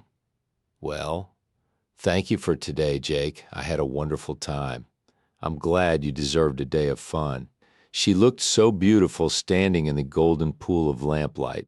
He wanted to touch the front of her blouse just to see if the lace was as soft as it looked. And her hair, and her cheek and her mouth. Banner twisted the program she had gotten at the opera house, forgetting that she had intended to take it home to show Lydia and Ma before storing it in her box of keepsakes. "You didn't stay with me for that reason alone, did you?" "What reason?" "'Cause you felt I deserved it, that you owed it to me." She lowered her eyes to make up for something else. Jake tapped his hat against his knee. "I'll never make up for that night in the barn. Banner, I'm trying real hard to live with that." He stepped closer to her and gazed down at the top of her head. "I spent today with you because I wanted to." And that was basically true. Sure, he had kept her away from the hotel so Sheldon wouldn't have a chance to see her. But underneath that noble gesture, Jake knew his real reason was that he had enjoyed her company, and he had had a damn good time. Even sitting through the silly play hadn't been so bad because Banner had been close beside him in the dark, her elbow resting beside his on the armrest, her knee occasionally bumping his now. When she raised her head, tears were making her eyes luminescent. "Thank you for saying that," coming up on her toes. She lightly kissed his cheek. Jake battled with himself.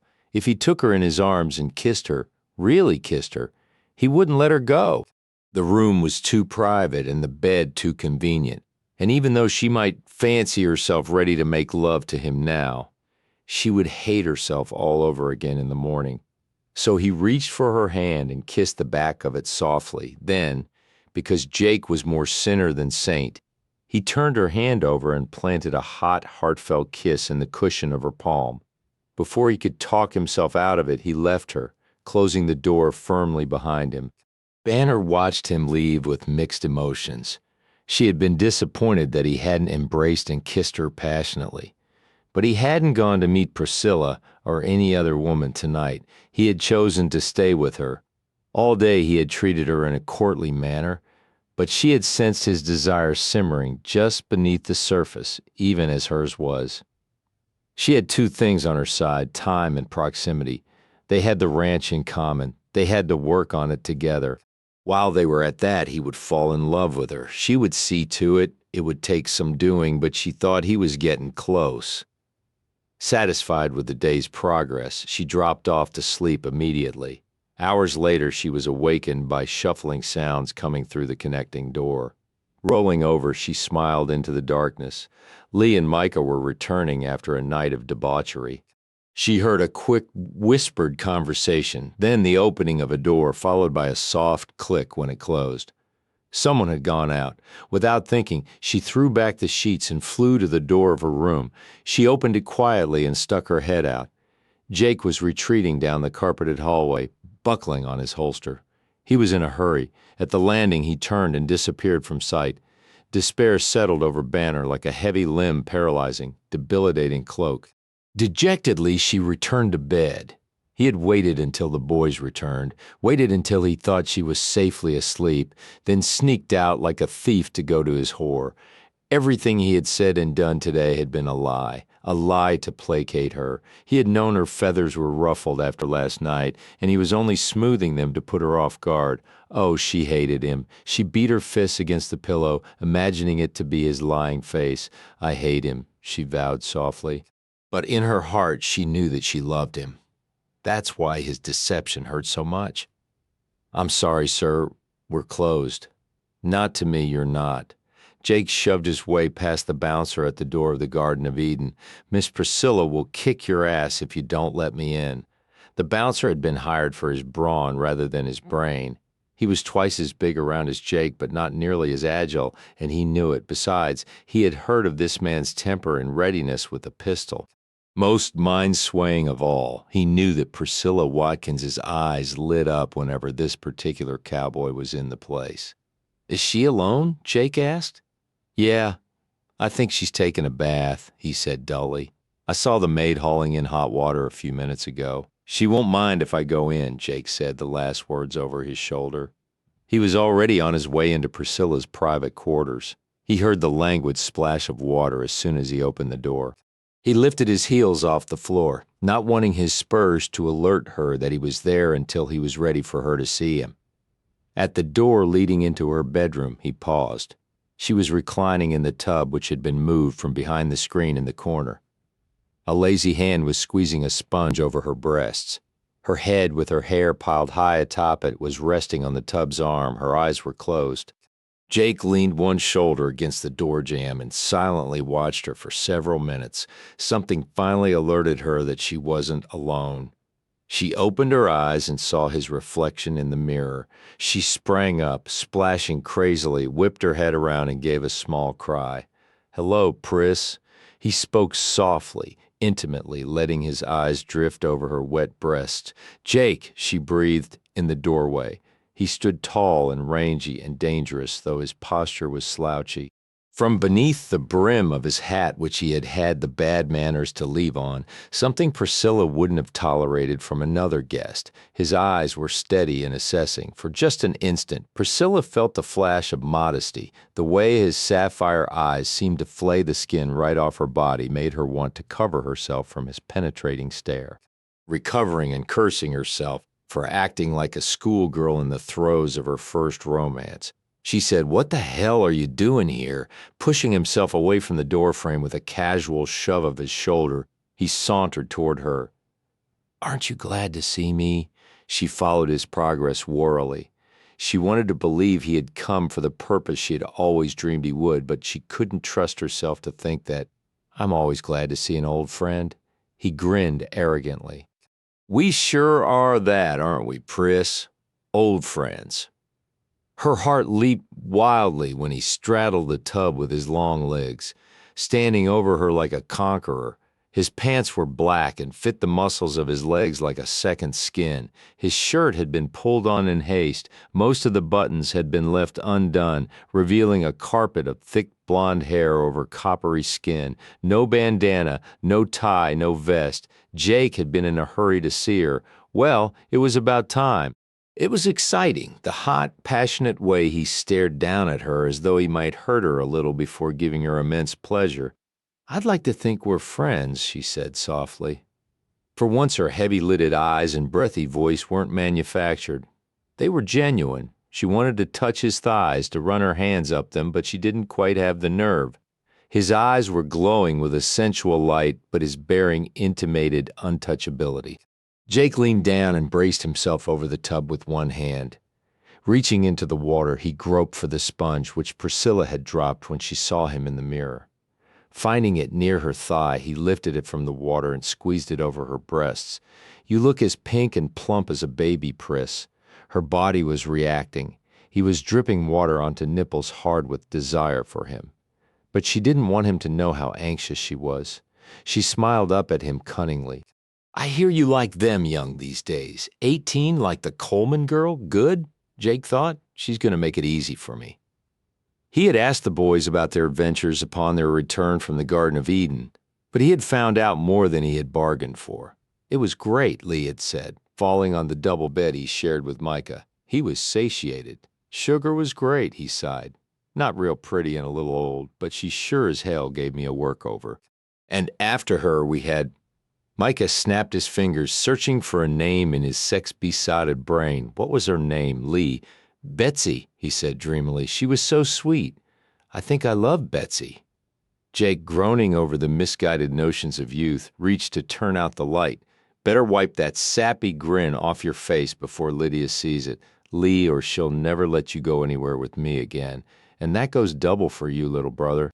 Micah was tugging off his boots when he said offhandedly, You'll never guess who we saw there, Sheldon. Grady Sheldon.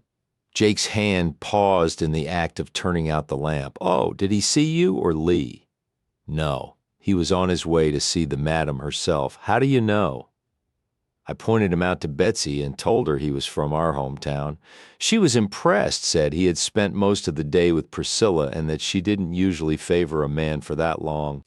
Jake switched out the light, but he was suddenly wide awake. Priscilla and Grady Sheldon, a dangerous combination if he'd ever heard of one. It bothered him to think of what those two could cook up together. He got out of bed and dressed. The boys were already snoring softly by the time he left the room. Now he looked down into Priscilla's snide face and knew all his suspicions had been confirmed. He'd been right to come and was glad she had mentioned Banner first.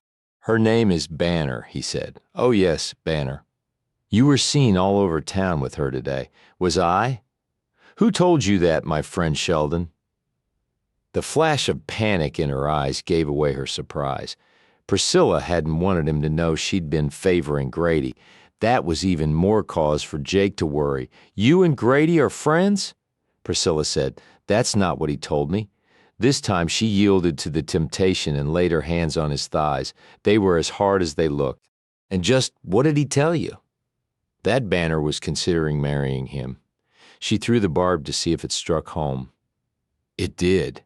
Jake's eyes went cold and hard. The muscles beneath her hands flexed before relaxing again. Did he tell you about his wife? Yes. How she died. The fire? Just as Jake suspected, Sheldon was the kind who would brag to a whore. Clever of him, wasn't it, to get rid of her and his kid that way?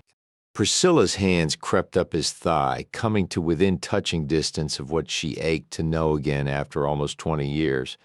I thought so, but then I admire ingenuity.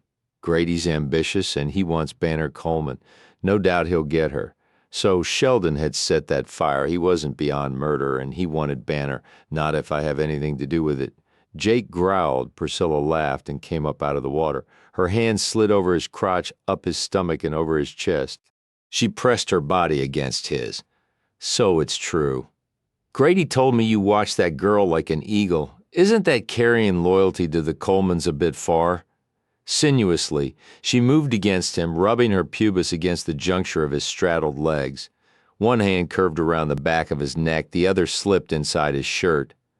Or is it more than that? Don't tell me the big bad Jake Langston has fallen in love with a child. Jake refused to be provoked. I've loved Banner all her life. Priscilla's laugh rumbled up from her magnificent breasts. Just like you've loved her mother, your best friend's wife? Before she could blink, he had her wrists manacled in his fists. I won't have you talking about either one of them with your filthy whore's mouth. She only smiled. My, aren't you touchy? Sure you aren't falling for the daughter the same way you did the mother? Shut up. Isn't it tough on you, Jake, loving and never having, slaking your passion on whores because you can never have the women you love? It's a rotten shame, isn't it? I said to shut up. Do you love Banner Coleman? Not like you mean no? Sure, yes. Prove it. Her breath struck his lips, hot and heavy. Take me. His arms went around her and he lifted her from the tub. His mouth swooped down hard and cruel on hers as he carried her toward the bed. Priscilla, thrilling to her victory, twisted against him, imprinting her wet body on his clothes. She wrapped her legs around his and searched for his tongue with her own. His hands slid to her waist and closed around it like pinchers. Then he shoved her down on the bed and wiped her kiss from his mouth. Never, Priscilla, never, because every time I look at you, I remember that first afternoon we diddled away, an afternoon I should have been with my brother. He's dead because of me. I'll never forgive either one of us for that. And I'll never forget that you're anything but a whore. As sorry as I am, I'll never dirty myself with you again. Priscilla lay there, panting hard, propped up on her elbows, thighs spread, chest heaving. She watched him leave, her eyes dilated with hate. He had scorned her for the last time. If she died trying, she would hurt Jake Langston. Hurt him so bad he would never recover, and the way to him was through Banner Coleman. Banner slept late. When she woke up, she knocked on the connecting door of the rooms, and when she didn't get an answer, opened it. The room was empty. The men were out and about. Well, she wasn't going to stay cooped up in the hotel room indefinitely. If Jake could deceive her, she wouldn't worry about angering him by going out. She dressed quickly in her suit and ate a hearty breakfast in the hotel dining room. It was a bright sunny Saturday. Traffic jammed the streets. Banner left the hotel and stepped out onto the boardwalk. She glanced up and down the street, trying to decide where to go first. Maybe if she waited for the next trolley. Banner Coleman? At the sound of her name, she turned around. She knew who the woman was instantly. Maybe it was her eyes that gave her away. They were brittle and peevish. Banner thought life held few surprises for those cool gray eyes. There were no telltale lines in her face, but an indefinable stamp of experience that made her look every day her age and older. Her clothes surprised Banner. She would have expected tardy baubles and bangles, a glittery fabric, an overabundance of everything. Instead, the woman was wearing a well-tailored blue suit. The only dashing thing about the costume was the black plume in her hat that curved over her brow. Her hands were gloved with kid. A tiny reticule was hanging from her wrist by a silk braid. She carried a parasol that matched her suit, but it was left unopened as she stepped forward from the shadows beneath the covered boardwalk. I know who you are, Miss Watkins, Banner said. One of Priscilla's brows arched, but she said nothing. Banner Coleman was a disagreeable surprise. She was prettier than Lydia and more exotic. Her coloring was even more vivid. She had all of Lydia's femininity and all of Ross's dashing good looks. It was a strong face that stared back at her, not one to be intimidated easily. She had hoped the Coleman girl would cower from her in horror.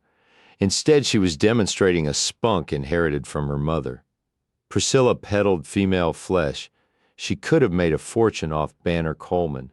The thought infuriated her. Banner was young. The rosy blooms in her cheeks were real. She had a respected name. People didn't snub her in the streets. Youth, natural beauty, respect. She had everything that Priscilla scorned but secretly envied.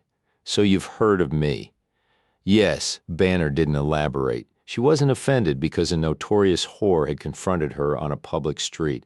She hated the woman for being Jake's bed partner, but she was consumed with curiosity about her, too. From Jake? For one. Ah, Jake. Priscilla closed her eyes for a moment and drew a deep breath.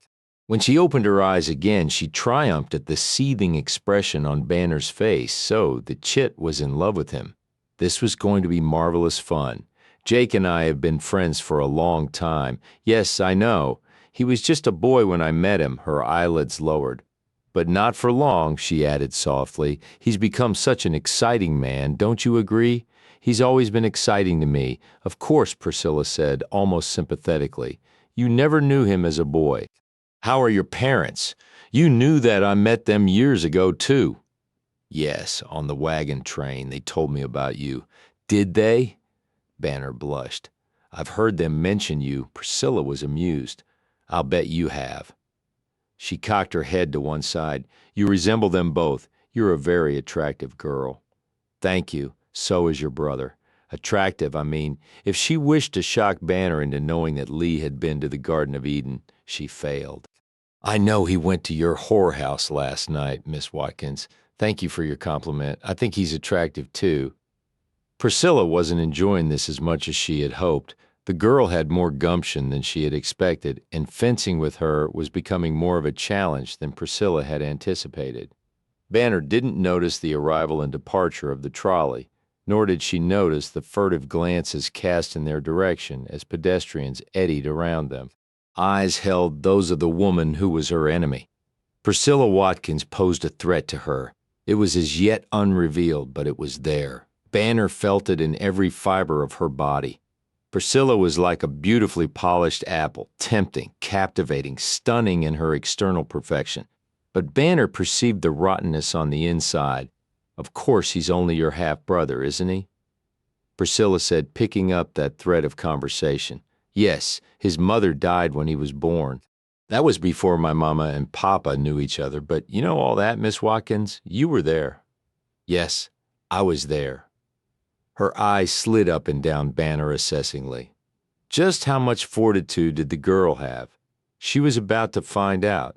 I was there when Jake and his brother Luke found your mother in the woods. She was nearly dead, you know. That's what Jake told me. It was to be expected, I suppose, after the ordeal she had been through. Casually, she adjusted the feather over her brow. Ordeal. Priscilla's eyes homed in on Banner like a hawk spotting a wounded rabbit, giving birth out in the open like that. Then she pretended embarrassment and laid a gloved hand on her chest. Oh, I'm sorry. Perhaps I shouldn't have said anything. You did know about your mother's first baby, didn't you? Baby, Banner whispered, just before all the blood drained from her head. 17, baby. Banner repeated the word there. It had to be some mistake. She was her mother's only child. Wasn't she? The traitorous thought invaded Banner's mind as she stood there, trying to ward off waves of dizziness. Priscilla Watkins had finally succeeded in shocking her baby. Was this the secret that Lydia and Ross had kept from her and Lee? Was this the key to their past that Banner had waited for? Suddenly she didn't want it. Let the secrets of the past remain intact. If this Watkins woman had imparted the news, it couldn't be pleasant, and Banner thought she was better off not knowing. But like a bird mesmerized by a snake, she stared back at Priscilla. Her eyes were trained on the woman's painted lips, as though convincing her ears that she wasn't hearing properly. Nobody ever knew who Lydia was or where she came from, much less who that baby belonged to. You're lying. There wasn't a baby. Banner rasped. My mama never had another baby. Of course she did, my dear. It died out there in the woods somewhere in Tennessee. Ma and Zeke Langston buried it. Word had spread through the wagon train by noon that the Langston boys had found a girl and her dead baby in the woods. I don't believe you. Priscilla laughed throatily. Oh, yes, you do. You're an intelligent girl. You've always known there was more to your parents than what you saw on the surface, haven't you? No. Didn't your mother ever tell you that she was taken to Ross Coleman's wagon to wet nurse baby Lee? Banner's lips thinned stubbornly. She shook her head furiously. It's not true. Ask her. Priscilla whispered with the taunting inflection of the serpent offering Eve the apple. Ma Langston only took her to him to help with Lee. She nursed him. My mama was in the Coleman wagon when Ma brought Lydia in. She said her breasts were leaking milk. No, and you know, if she had milk, that means she had a baby? Besides, I saw her nursing him myself plenty of times. You're lying, or is your mother? Ask her. See what your mother says about that other baby. I wonder who fathered it. And ask your papa about his past, too. I never did believe Priscilla. Jake barked her name from the doorway of the hotel. He had entered the lobby on the 3rd Street side and gone immediately to their rooms. When he discovered Banner wasn't there, he had dashed out to Throckmorton Street, only to be brought up short at seeing her engaged in conversation with Priscilla Watkins. That in itself was shocking enough. But the paleness of Banner's cheeks and the chalky line around her mouth made his heart constrict with dread. Damn the whore, damn the day he ever met her. If she had heard Banner told her something she didn't need to know, he would kill her. What the hell are you doing here? He demanded as he came striding toward them. He wedged himself between the two women, acting as a shield for Banner, having a pleasant little chat with Miss Coleman. I was just inquiring into the well-being of her parents. Jake's eyes hardened menacingly. He didn't believe Priscilla's honeyed explanation for one moment in the first place. She didn't give a damn about anybody's well-being but her own. It had been no accident that she met Banner on the street. She had probably hired someone to point Banner out to her. Ordinarily, Priscilla wouldn't have exposed herself to the madness of a Saturday morning in Fort Worth's commercial district.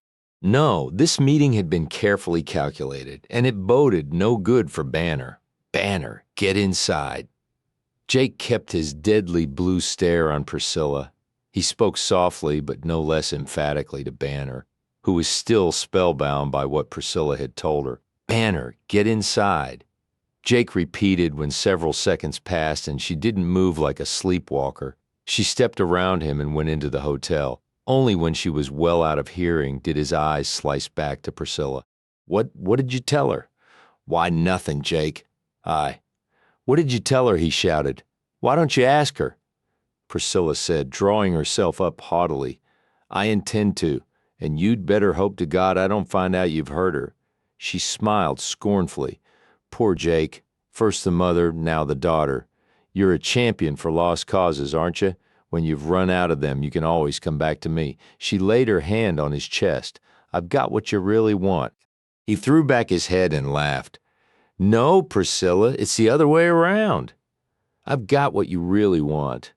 Her face became ugly with hate, and she snatched her hand back as though he had bitten her. She turned on her heel, popped her parasol open, and strode down the sidewalk, her skirts angrily swishing. Men had fought over her, drunk themselves sick over her. A few had even killed themselves over her. None had ever laughed. That bastard had laughed. How she hated him. She had seen the way he protected the girl. The fool probably fancied himself in love with her, just as he'd been with her mother years ago. Priscilla wouldn't have traded places with either Lydia or Banner, but it galled her that Jake preferred both of them over her. When had he ever rallied to her cause? Since that day his brother got killed, she had meant nothing to him but something to wipe his feet on, and isn't that what all men did to her? They used her. Oh yes, they liked to work out their frustrations on her, fulfill their wildest desires with her. But when had she ever gotten more from a man than the crumbs of his life left over from his family and business? When had any man, ever looked at her with gentle protectiveness the way Jake had that Coleman girl? She despised them all. Just as she arrived at that conclusion, one of her nemeses materialized. Dub Abernathy was crossing the street with his buxom wife and horse-faced daughter in tow. He was tipping his hat to those whom they met. The gauche daughter simpered stupidly when her father introduced her to one gentleman. The wife looked well-fed and complacent, and why shouldn't she? She was the wife of one of the city's leaders. Priscilla wondered if Mrs. Abernathy would look quite so smug if she knew the depravity her husband was capable of in bed. Without an instant's hesitation, Priscilla daintily raised her skirt and stepped off the boardwalk and into the street. She crossed it slowly, attracting as much attention as she could while her eyes stayed on the Abernathys as Dub helped first his wife, then the graceless daughter into their shiny black carriage pulled by a magnificent gray. Dub was just stepping in himself when Priscilla reached them. She took supreme satisfaction in the look of absolute horror on Mrs. Abernathy's face.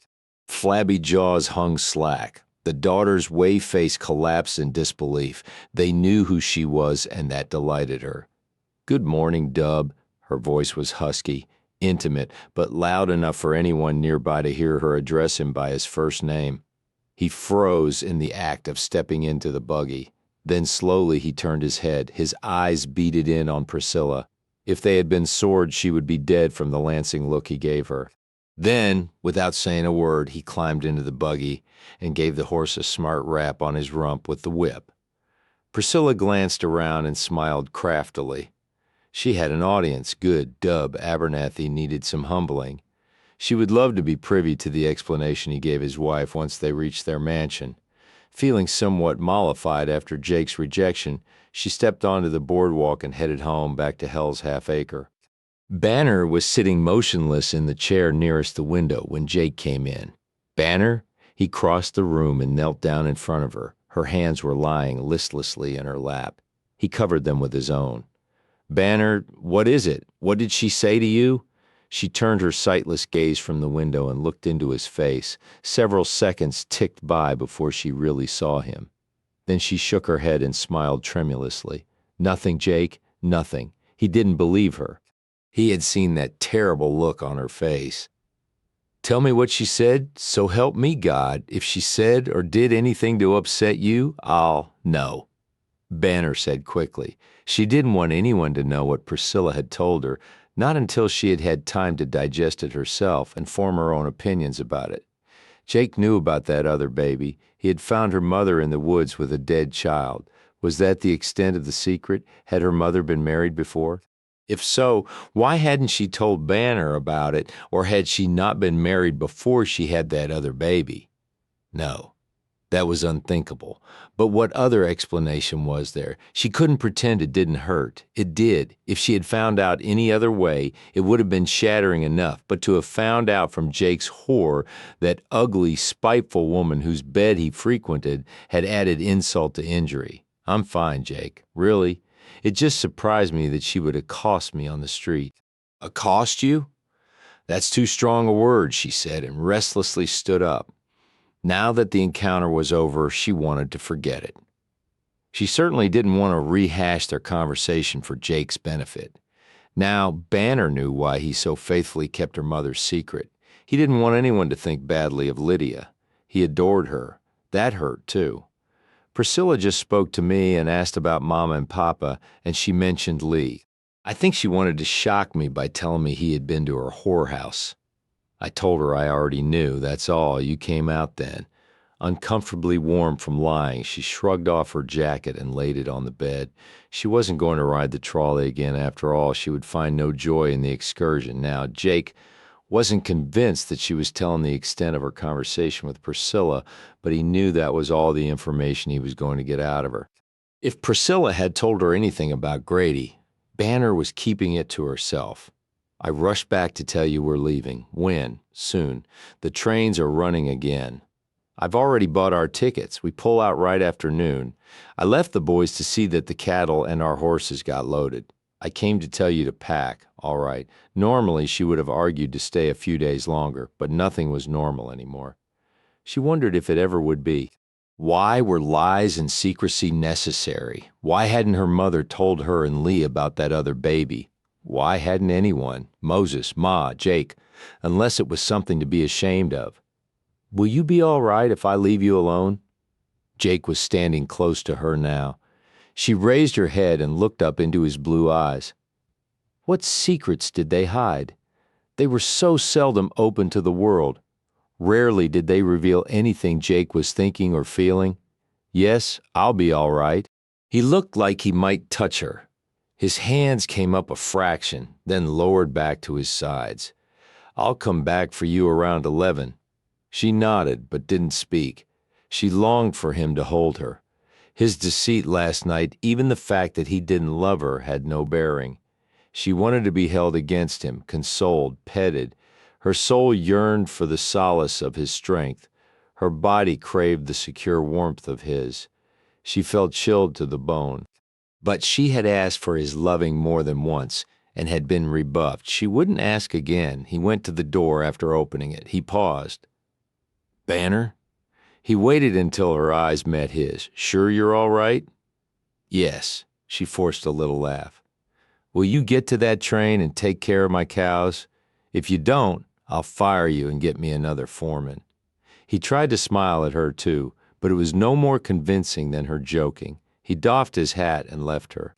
As he took the stairs to the lobby, his jaw was firmly set.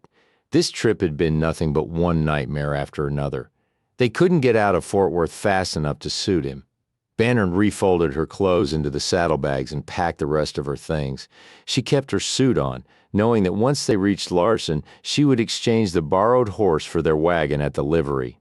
When everything was ready, she returned to her seat beside the window, watching the passing traffic and wondering if those people busily going about their lives had problems as she did. Was it necessary to experience this kind of adversity to reach maturity? Apparently her mama had. What had Lydia's life been like before that day Jake and Luke discovered her in the woods? Why had they all kept the secret of the stillborn baby? Why had Jake sneaked off last night after being such an affectionate companion all day? Why would he prefer Priscilla's bed to hers? Why? Why? Why? The questions rolled like tumbleweeds through Banner's mind, never snagging themselves on an answer. Would she ever have all the answers? It was nearing 11 o'clock. When someone knocked on her door, she said, "Come in," without hesitation. She heard the door open behind her, then close. She turned around. It wasn't Jake who stood on the threshold as she had expected, nor Lee, nor Micah. Grady. "Hello, Banner. What in the world are you doing here?" "Langston didn't tell you I was in town." He tossed his bowler hat on a table. He was dressed in a check suit. His white shirt was spotless and had a high-starched collar, but his face looked sallow. Dissipation had etched fine lines around his puffy eyes. "No." "When did you see Jake?" "The night before last. I've been trying to see you ever since." "He's kept you busy." Unaccountably, she was afraid of Grady. It wasn't at all seemly for a gentleman to come to an unmarried woman's hotel room. She hadn't even thought about convention when she and Jake had been alone, but she wanted to point it up to Grady now in the hopes he would leave. The way he was looking at her with a resolute light in his eyes made her nervous. "What are you doing in Fort Worth?" "Business," he answered evasively. "It couldn't be avoided, or I never would have left Larson without notifying you." He came further into the room. "Have you thought over my marriage proposal, Banner?" "Yes, I've thought about it." "Well," she edged around the chair she'd been sitting in, unconsciously placing it between them. "I haven't made up my mind yet." She was playing for time, hoping Jake would return. Why hadn't he told her Grady was in Fort Worth? "You had already made up your mind to marry me months ago." "What's changed?" She stared at him incredulously. "What's changed? Everything. The situation. Me, you, everything. I haven't. I'm the same man. You're the same woman. The situation, as you call it, has been remedied." How could he speak so casually about the horrible deaths by fire of his wife and unborn child? "I wouldn't call the way it was remedied a blessing." "Nor I," he said, bowing his head momentarily. "But I told you before, Banner, that I feel like I've been given a second chance. I still love you and want you for my wife. Don't you feel anything for me?" She realized then that she didn't. Not liking or loving, not hate or even the pity she had felt before. Where Grady Sheldon was concerned, her heart was a void. How had she ever considered herself in love with him? Why hadn't she recognized his shallowness before? He was reasonably good-looking, but he held no appeal for her. Sleeping in the same bed with him, sharing her body with him? No. There was only one man she could be intimate with, and that was Jake. She loved him. No matter how he had hurt her, she loved him. Even to consider spending her life with another man was incomprehensible. She would rather live alone than be with any man except Jake. But she couldn't blurt out her true feelings to Grady.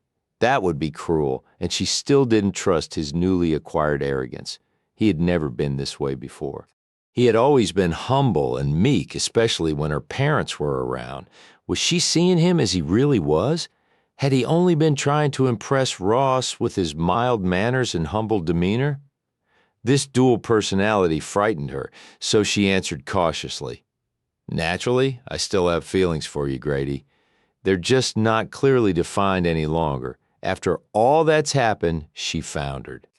"I need time to straighten out my emotions, time to sort through all that's happened and determine what I want for the future." He stared hard at her. She was the first to look away. Taking one determined step after another, he closed the distance between them. Banner stayed rooted to the floor. She felt an inclination to back away from him, but only the window was behind her. "I wonder what changed your mind. Or should I say, who changed your mind?" She wet her lips. "What time was it?" "Where was Jake?" "What do you mean?" Grady's eyes wandered around the room, taking in every detail. This is a large room, almost too large for one person. When his eyes returned to her, they were insinuating, and what they insinuated made Banner furious. "Clarify your point, Grady," she said tightly. "My point is that Langston stays as close to you as a shadow. I just wondered if he was exceeding his duties." Her hands curled into fists, and her eyes flashed dangerously. Jake is an old family friend. He is the foreman of my ranch. He promised my father to look after me, and that's what he's doing. Grady smirked. He's also legendary where women are concerned, as randy and rowdy as they come. You ought to hear the way the girls talk about him in all the whorehouses in town. So you've been to them. He was temporarily nonplussed. Then he continued in those deceptively dulcet tones. Yes, I've been to them. I'm a man, Banner. Barely, she said through clenched teeth. How dare you come in here smearing dirt on me just because your sins have been found out? He laughed, a low laugh rife with threat. You look beautiful when you're angry, Banner. Maybe I should thank Langston. Maybe you've wanted it rough all along, and I just didn't know it. He lunged for her and caught her shoulders. Pulling her against him, he sealed his mouth over hers. Her screams were trapped in her throat. But she struggled against him, not so much frightened now as enraged. That's right, Banner. Fight me, he panted as he slid his mouth down her neck. Is that how you do it with Langston? Huh? You think I'm stupid? You think I don't know what's plain to anybody who sees the two of you together? Let me go! She fought him in earnest, slapping at his face and shoulders every time she managed to work a hand free from his grasp. Marry me, Banner. We'll have a great time.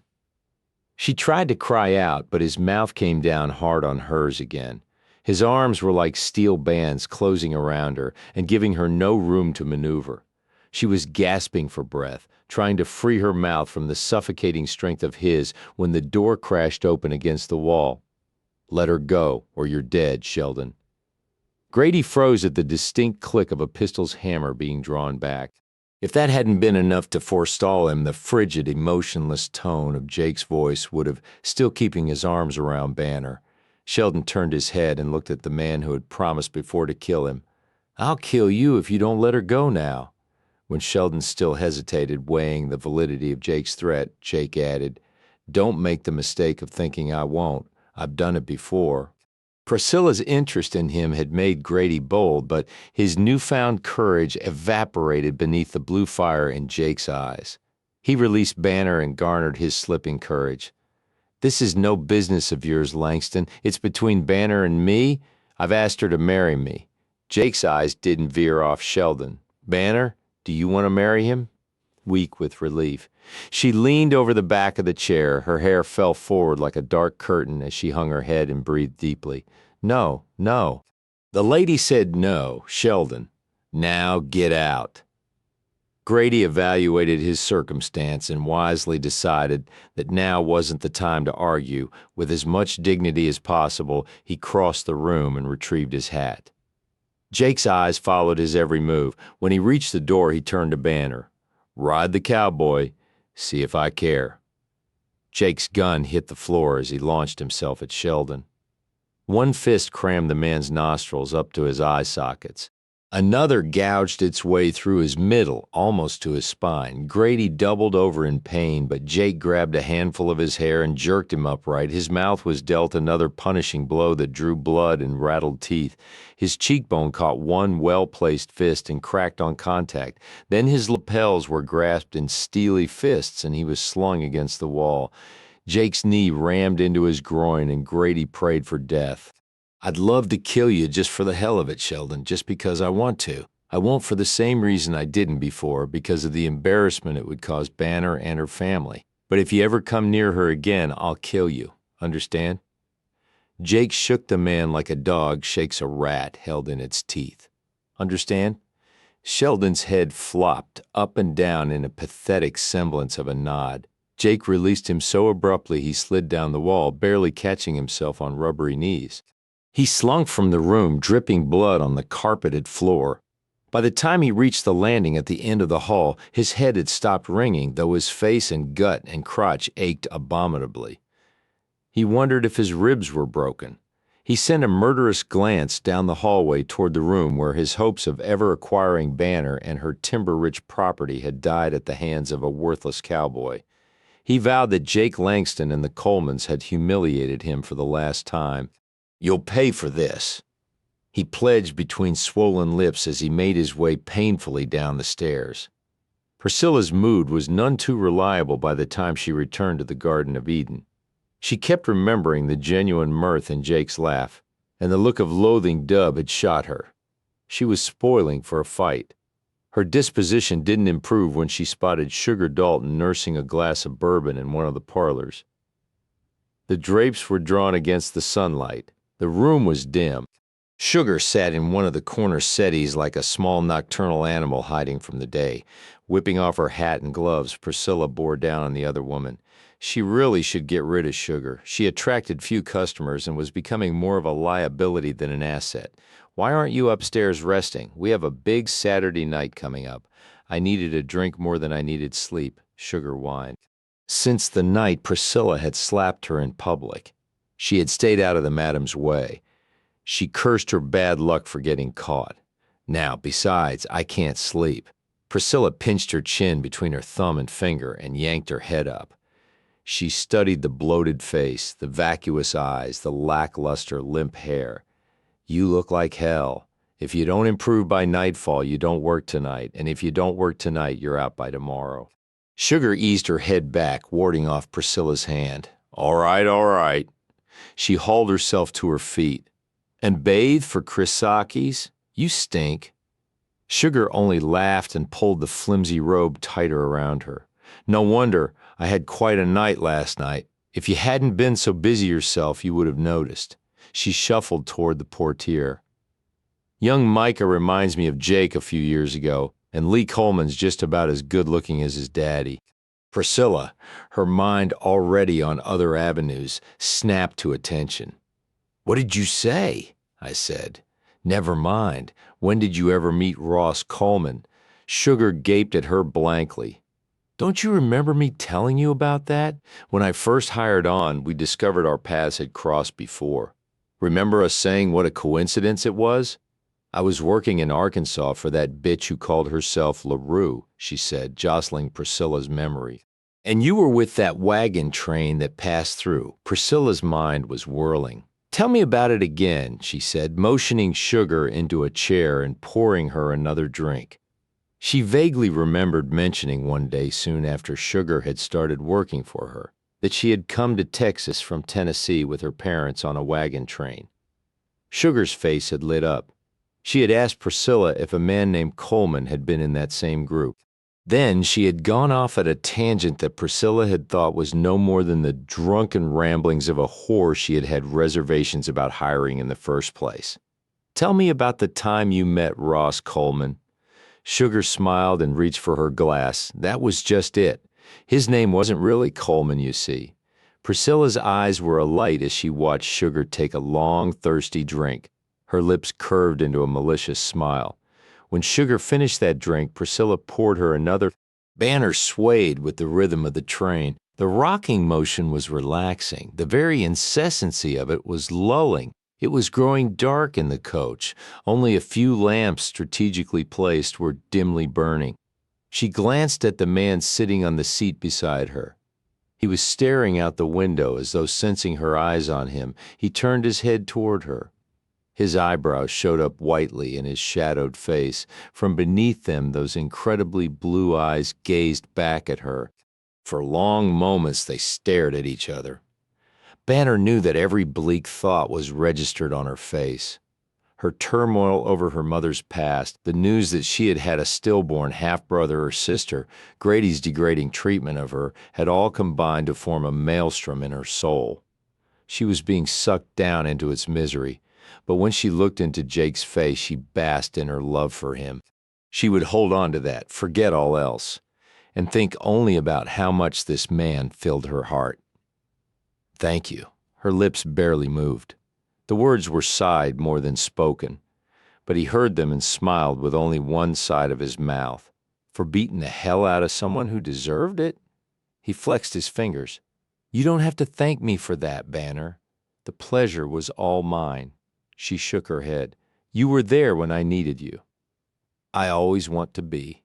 Jake realized as he spoke the words aloud that he meant them. There was no use fighting this thing, and he was tired of running from it and pretending that it didn't exist. She had gotten her hooks in him, and he had become a willing victim. Damned if he knew what he was supposed to do about it, but he had to do something, even if it meant going to Ross with his hat in his hand, and at the risk of getting shot, confessing everything. He had used Sheldon's own violence, his physical abuse of Banner, as an excuse to fight the man. He had to admit now, after hours of thinking about it, that he would have wanted to do it anyway out of sheer jealousy. He had been blinded by it. Had Sheldon been holding Banner tenderly, kissing her softly, he still would have felt the same flash of rage, that lust to kill Sheldon for so much as touching her. What would Ross and Lydia, his own ma, think when he announced that he wanted to marry Banner? They would be shocked, speechless. But it didn't matter. None of it, not them, nor their opinions mattered as much as the woman staring up at him now, awakening his senses to every nuance of her. Not even Lydia's opinion would matter. He couldn't quite reconcile himself to that, but he didn't try. Banner was all that mattered now, and she was speaking to him again. Do you? Do I always want to be around when you need me? She nodded. Yes, Banner. He bent his index finger and rubbed his knuckle back and forth over her lips. Did that sonophobia hurt you? No. Anywhere? No. You got there just in time. Jake cupped her cheek tenderly, and she turned her face into his palm. If he kept on touching her, he was liable to do something stupid, but hell, people probably kissed on trains all the time and the sun still rose and set on schedule. He glanced across the aisle where Lee and Micah had been sitting together playing cards. Now their hats were covering their faces as they rested their heads against the seats. They were asleep. Jake lifted his arm around Banner's shoulders and drew her against him. He lowered his head. His mouth met hers. Their lips clung. His tongue went seeking hers and found it. They made love to each other. Her hand crept up his chest and closed around the folds of his bandana. His hand spread wide over her ribs as he held her tight. The kiss was long and thorough. It was the sweetest kiss either had ever had. When at last he lifted his mouth from hers, he smiled at her gently. Go to sleep. When you wake up, we'll be home. He tucked her head into the hollow between his chin and collarbone. He stretched his long legs out as far as the seat in front of them would permit and held her close. The word home took on new significance to Banner as she snuggled against Jake. For the first time in days, she didn't feel cold and alien. The warmth of his hard, lean body seeped into hers, chasing away all the dismal thoughts and dread of the future. She loved the scent of tobacco that clung to his clothes. She welcomed the feel of his breath in her hair and on her cheek. Even the rain that ran relentlessly down the windows of the train was welcome after months of drought 18. It was still raining when Jake nudged Banner awake. Whisking an airy kiss over her temple, he whispered, "We're pulling into Larson." She shifted and stretched and yawned, all before opening her eyes. When she did, she smiled up at Jake. He smiled back and lifted his arm from around her. Micah and Lee were beginning to stir across the aisle. Other passengers were gathering their belongings in preparation for arrival at the depot. Banner sat up straight and smoothed her hands over a hopelessly wrinkled suit. She was flustered and invented activities for her hands to cover it. She wanted to study Jake, to test his reaction to having held her in his arms for an extended period of time while she slept peacefully. But now wasn't the time. They had to see to unloading the cattle, picking up their wagon, and traveling home. Everything was complicated by the inclement weather. Micah summed up the situation when he stepped from the tall steps of the train onto the loading platform of the depot. We sure need the rain, but it picked a hell of a time to start coming down in buckets. Jake surveyed the sheets of rain that slanted against the near horizon just beyond the overhang. He grimaced and made a smacking sound with his mouth. I didn't figure on driving those cows to the ranch tonight anyway, and I sure as hell don't want to attempt it in this. He gnawed his bottom lip while the rest of them stood by awaiting his instructions. Lee couldn't stop yawning and rolling his head from side to side to work the crick out of his neck. His eyes blinked monotonously. Jake turned to Banner. "You've buttered up that man at the livery. Do you think he'd let us pen the herd in one of his corrals till we can come back and drive them to the ranch?" She grinned broadly, glad that he had asked her for something she could grant. "I think I can talk him into that." Jake winked at her but mumbled brat under his breath. All right, you two, he addressed the sleepy younger men. Look alive, Banner. While we're seeing that herd off the train, you go to the livery. Will you be all right in this rain? She shot him a scornful look. Ask them. She turned and sashayed down the platform and stepped off into the driving rain. Well, Jake, asked Micah. She used to force us to play in the rain with her. She's got skin like a duck's back. Water rolls right off her. Jake's smile was quick and personal. He pulled it back before it could become a full-fledged affectionate grin that the boys would notice. Let's go. They saw to their horses first, making sure they were saddled before leading them off the train.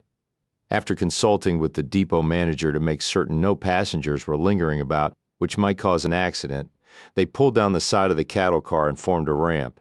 Its edge settled heavily into the mud with a soft squish. How long has it been raining? Jake shouted to the railroad man as the Herefords began ambling down the ramp since early this afternoon. We needed it. But hell, not so much at one time. He spat a string of tobacco juice into a puddle and made his way back under cover. He didn't like or trust beef cattle. He would leave working with them to the cowboys who knew how. Lee and Micah were overzealous. They were whistling and shouting and wheeling their horses about. Calmly, calmly, Jake said over the din of falling rain and bawling cows. We don't want them spooked. It wouldn't do to have them stampede Main Street. They arrived at the livery stable to find everything in order. Without mishap, Jake and the two younger men drove the Herefords into the pen made ready for them. The owner of the livery even had the insight to provide a separate pen for the bull. His borrowed gelding was returned with thanks from Banner. Do you want to spend the night here in town, Banner? Jake asked solicitously. Despite her bragging about playing in the rain, she looked sodden, bedraggled, and her teeth were chattering. No, I want to go home. He considered her for a moment. Rain dripped heavily from her clothes. If she were as wet as he, she was soaked to the skin. Even his boots had rainwater sloshing in them. Let's leave the wagon for now. We can come get it when things dry up. I doubt it would make it over the roads in the state they're in anyway. You want the gelding for a while longer then? The livery owner asked. No thanks. Banner can ride with me, Jake said. We'd appreciate a blanket, though, if you've got one to spare. When they rode out of town a few minutes later, they were a sad-looking group. Micah and Lee were huddled morosely in their saddles, reminiscing about their trip and regretting that it was over. Rainwater dripped from the brims of their hats and ran down into their collars.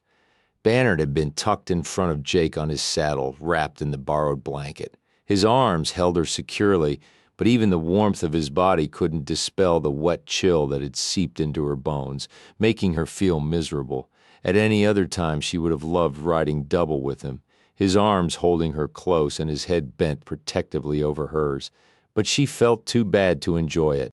When they reached the bridge that separated Riverbend from Banner's property, they reined up. Which way, he asked her, Riverbend or your place?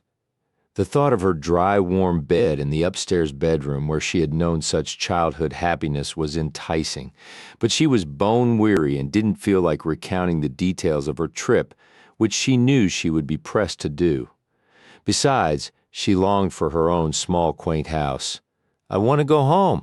He didn't have to ask her what she meant by home. His eyes bored into hers for an instant, and he knew. Banner wants to go on across the river, he told Lee and Micah. Tell everybody she's fine and that the trip was successful. If it's raining this hard tomorrow, tell Jim and Pete and Randy not to report to work. I think we all deserve a day off, especially Banner. Be careful crossing the bridge, Jake, Micah cautioned. The river's up. Jake had already noticed that. There were only a few scant feet between the bridge and the churning, rushing waters of the river. We'll take it slow. Get on home now and be sure to tell everybody we're fine and not to worry. He watched the boys ride out of sight. Then, gathering Banner tighter in his arms, he led a reluctant Stormy toward the bridge. The stallion picked his way carefully. Jake kept tight control even in the darkness. Banner could see the dizzying swirls and eddies of the water beneath them. She shivered in the damp blanket and snuggled closer to Jake. If only she were warm and dry. She didn't feel well, though she couldn't actually pinpoint the source of her misery. As soon as she was safe in her own house, she would begin to feel better. At least that's what she told herself. They reached the other side of the river, and Jake let out a sigh of relief. In the morning, if the weather permitted, he'd see to that bridge. Even if it meant leaving the herd in Larson an extra day, he and the hands needed to give that bridge some overdue attention. The tiny new house looked forlorn in its clearing, valiantly, taking the brunt of the rainstorm to Banner. It had never looked better. Jake dismounted first, lifted her down, and carried her the remaining steps to the house. Taking the key from her reticule, which was secured to her wrist, Banner unlocked the door. They all but fell inside. Jake's fingers fumbled to light the lamp on the nearest table. "I'm tracking up your floor." He left a chain of puddles as he made his way to the fireplace. "I don't care," she said, shivering. "Please get a fire going. Is there any dry wood?" He checked the box. "Loaded. Jim must have seen to it. Go get out of those clothes. By the time you're back, I'll have a roaring fire going." He smiled over his shoulder at her from where he was hunkered down in front of the grate. His smile was almost enough to warm her, but not quite. She went into the bedroom, groping for the lamp and matches. Her hands were shaking so badly she could barely strike the match. If only she were dry and warm, this debilitating trembling would stop. She knew it. Her head would clear. Everything would stop looking muzzy, and her stomach would stop its roiling. She stripped out of the wet clothes and conscientiously draped them over a chair to dry. Teeth were chattering as she plunged her head into the neck of a flannel nightgown and pulled it down over limbs blue with cold and pebbled with goosebumps. She wrapped herself in a winter robe and pulled on a pair of socks, whose only merit was that they were warm against her numb toes. Did she have fever? Is that why she was so chilled? This was summertime. Even with the rainfall, she shouldn't feel this cold. Was she hungry?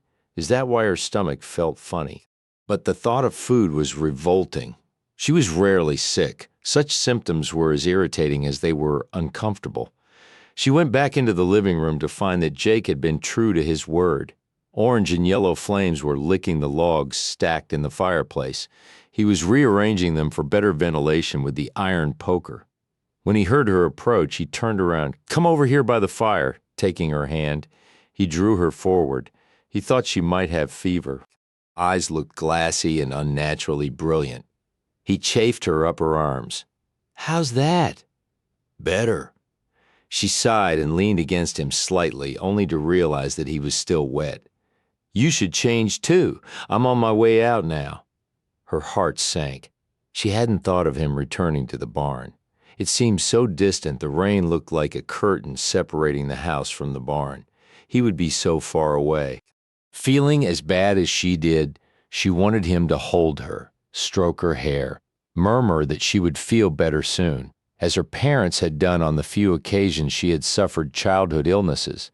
But she couldn't ask that of him. He would think it was just a female wile, or that she was behaving like a child frightened of a rainstorm. "Are you sure you'll be all right?" he asked. "I'm going to brew a cup of tea and take it to bed with me." "Good idea. What you need is a full night's rest." He stroked her cheek with the tip of his finger. It's been an unsettling day. Her physical ailments had superseded her emotional ones. She nodded.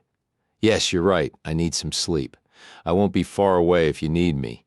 He dropped a soft kiss on her cheek, then left on a gust of damp air. Sprinkles of rain showered the threshold.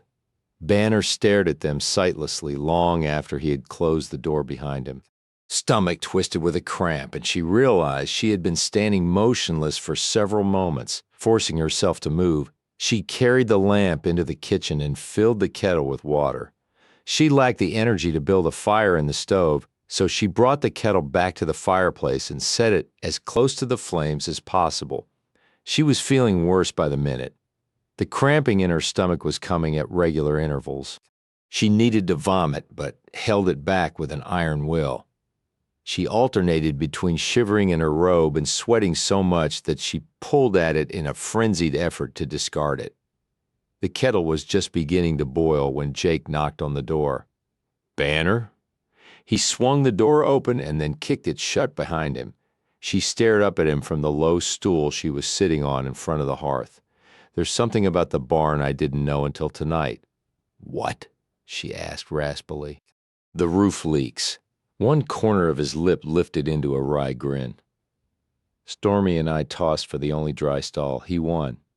"Would you mind if I bed down in here?" he asked, indicating the couch with his head. "I'll feel better with you in here with me." Even as she spoke the words, she was hoping with all her heart they would prove to be true. She certainly couldn't feel any worse. "Have you had your tea yet?" He dropped a heap of bedding and dry clothes on the floor beside the sofa. "I was just about to. The kettle's boiling." He pulled a bottle of whiskey from the pile of bedding. "I'll add some of this to it. That'll warm you up. You stay where you are. I'll go in the kitchen and change while I'm brewing your tea."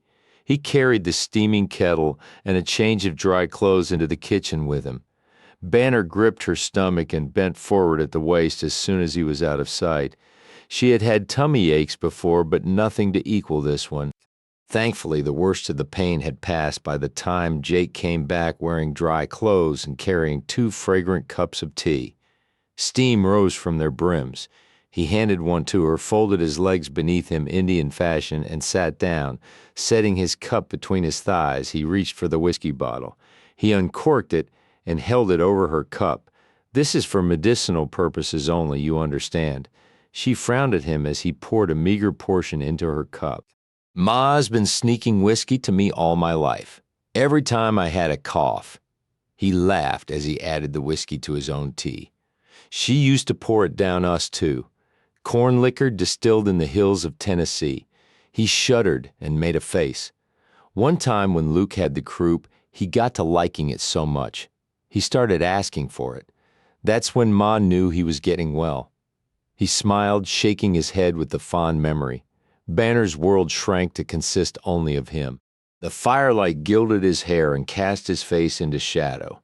It highlighted the lean bone structure, the blade-like sharpness of his cheekbones, the stubbornness of his jaw. The shadows scooped out the hollows of his cheeks and made them more pronounced. He was smiling, relaxed, and talking to her about the brother he had loved. If she didn't feel so ill, this would have been a treasured moment in her life. They were encapsulated in this softly glowing, warm cocoon while the rain beat down around them, separating them from everyone else in the world. Damn, she was too sick to enjoy it.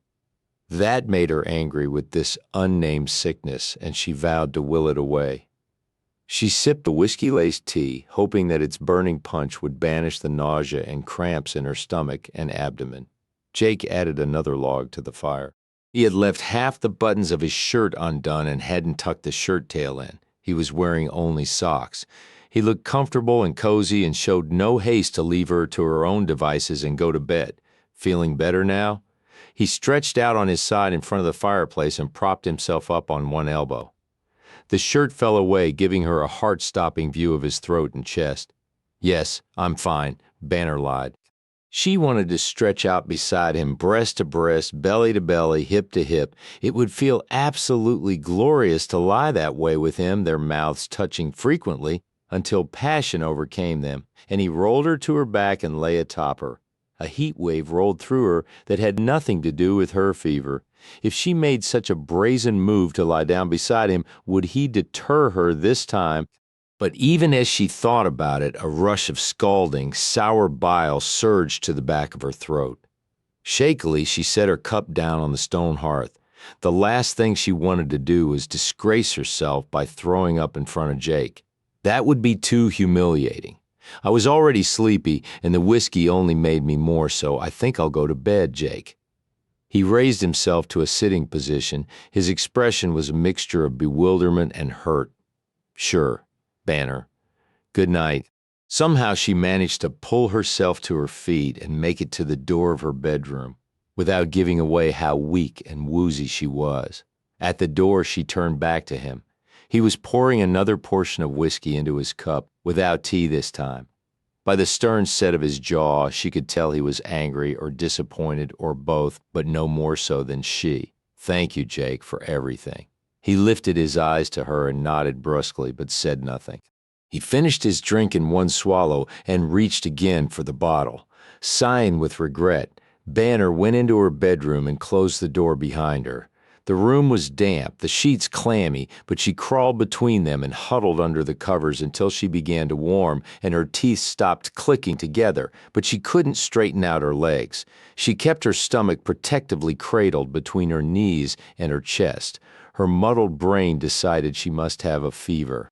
Maybe she had influenza. She thought she was going to vomit, but again she forced it down.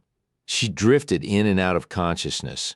She slept, but was continually aware of the nagging overall discomfort and the frequent spasms of pain in her abdomen.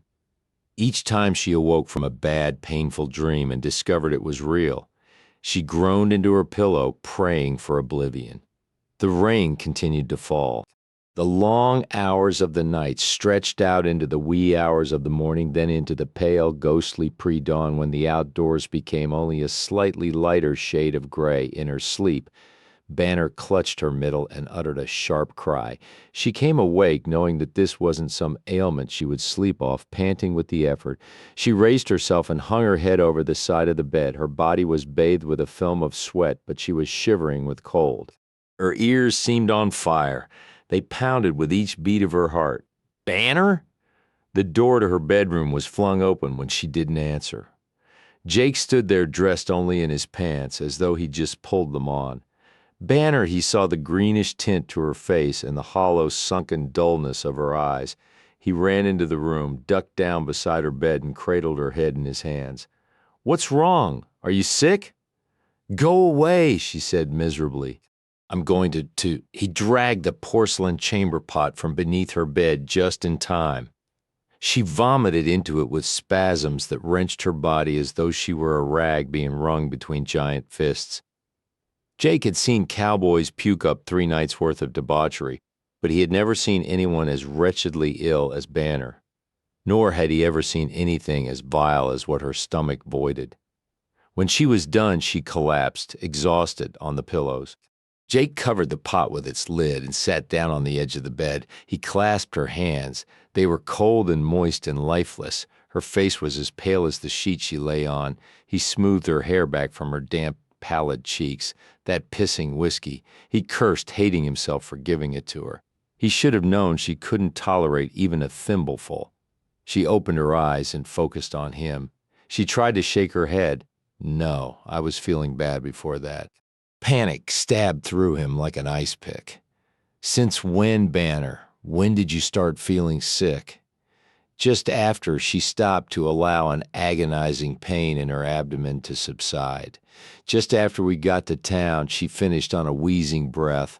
Why didn't you say something? You've been like this all night. Why didn't you call me? Never mind, don't talk. What can I do? Do you want something? Desperately, he pressed her hands, trying to knead life back into them. Stay with me? She tried to squeeze his hand, but lacked the strength to do it.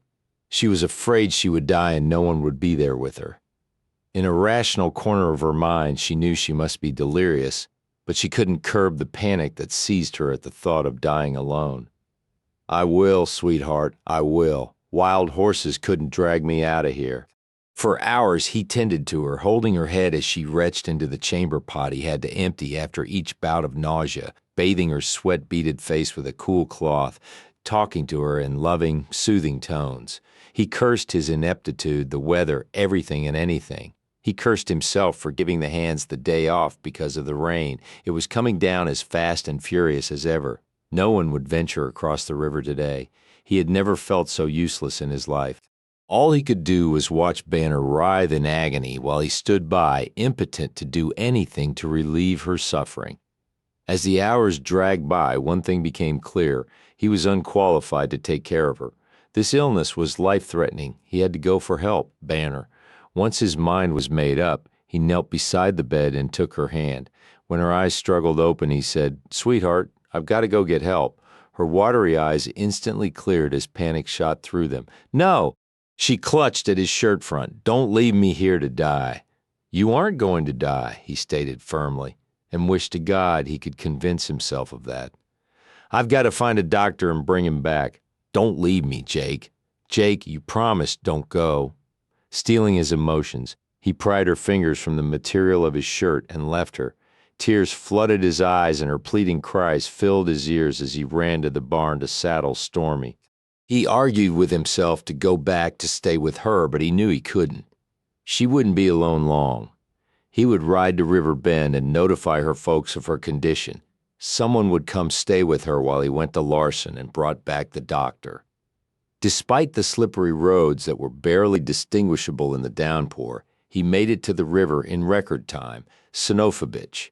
He sent the scathing curse hurling toward heaven, not even caring if God heard it.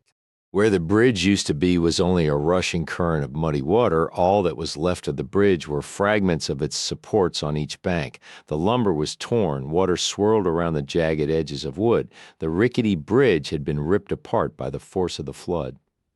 He deliberated and weighed his options in the time it took to turn Stormy around and head toward town. He could search for hours along the banks of that flooding river and still never find a place he could cross. The folks at River Bend would have to remain ignorant of Banner's condition for the time being. Paramount now was locating the doctor and bringing him back. The town was battened down against the weather. More businesses were closed than were open. The streets looked like lakes. The postmaster had run up the national and state flags, but they clung sodden to the flagpoles. It was at the post office that Jake dismounted and went in to inquire about the doctor. The postmaster, involved in a novel about a Pinkerton detective on the trail of train robbers, glanced up querulously when Jake came in. "I need a doctor in a hurry." "You don't look sick." "Not for me, for my wife." "Well, which one do you want?" "How many have you got?" "Two, old Doc Hewitt and a younger one named Angleton." "Angleton? He ain't here. Out of town for a week. Went to see his wife's folks in Arkansas." "Where does the other one live?" Jake asked tightly, wondering how long he could control his temper without exploding. The postmaster gave Jake directions to the doctor's house. As soon as Jake left, the postmaster frowned at his rain-splattered floor and went back to reading his novel. The doctor's house had a white picket fence around it and organdy curtains at the windows. Jake looped Stormy's reins over the hitching post and ran up to the door. He whipped his hat off and shook water from it after he knocked. He had on a slicker, so he wasn't as wet as he might have been. The door was answered by a plump matron with iron-gray hair and pillow-sized bosoms. "Is Dr. Hewitt at home?" The woman eyed him suspiciously. "I'm Mrs. Hewitt. May I help you?" "I need to see the doctor," Jake said with diminishing patience. "He's eating lunch. His clinic will reopen at 3 o'clock. This is an emergency."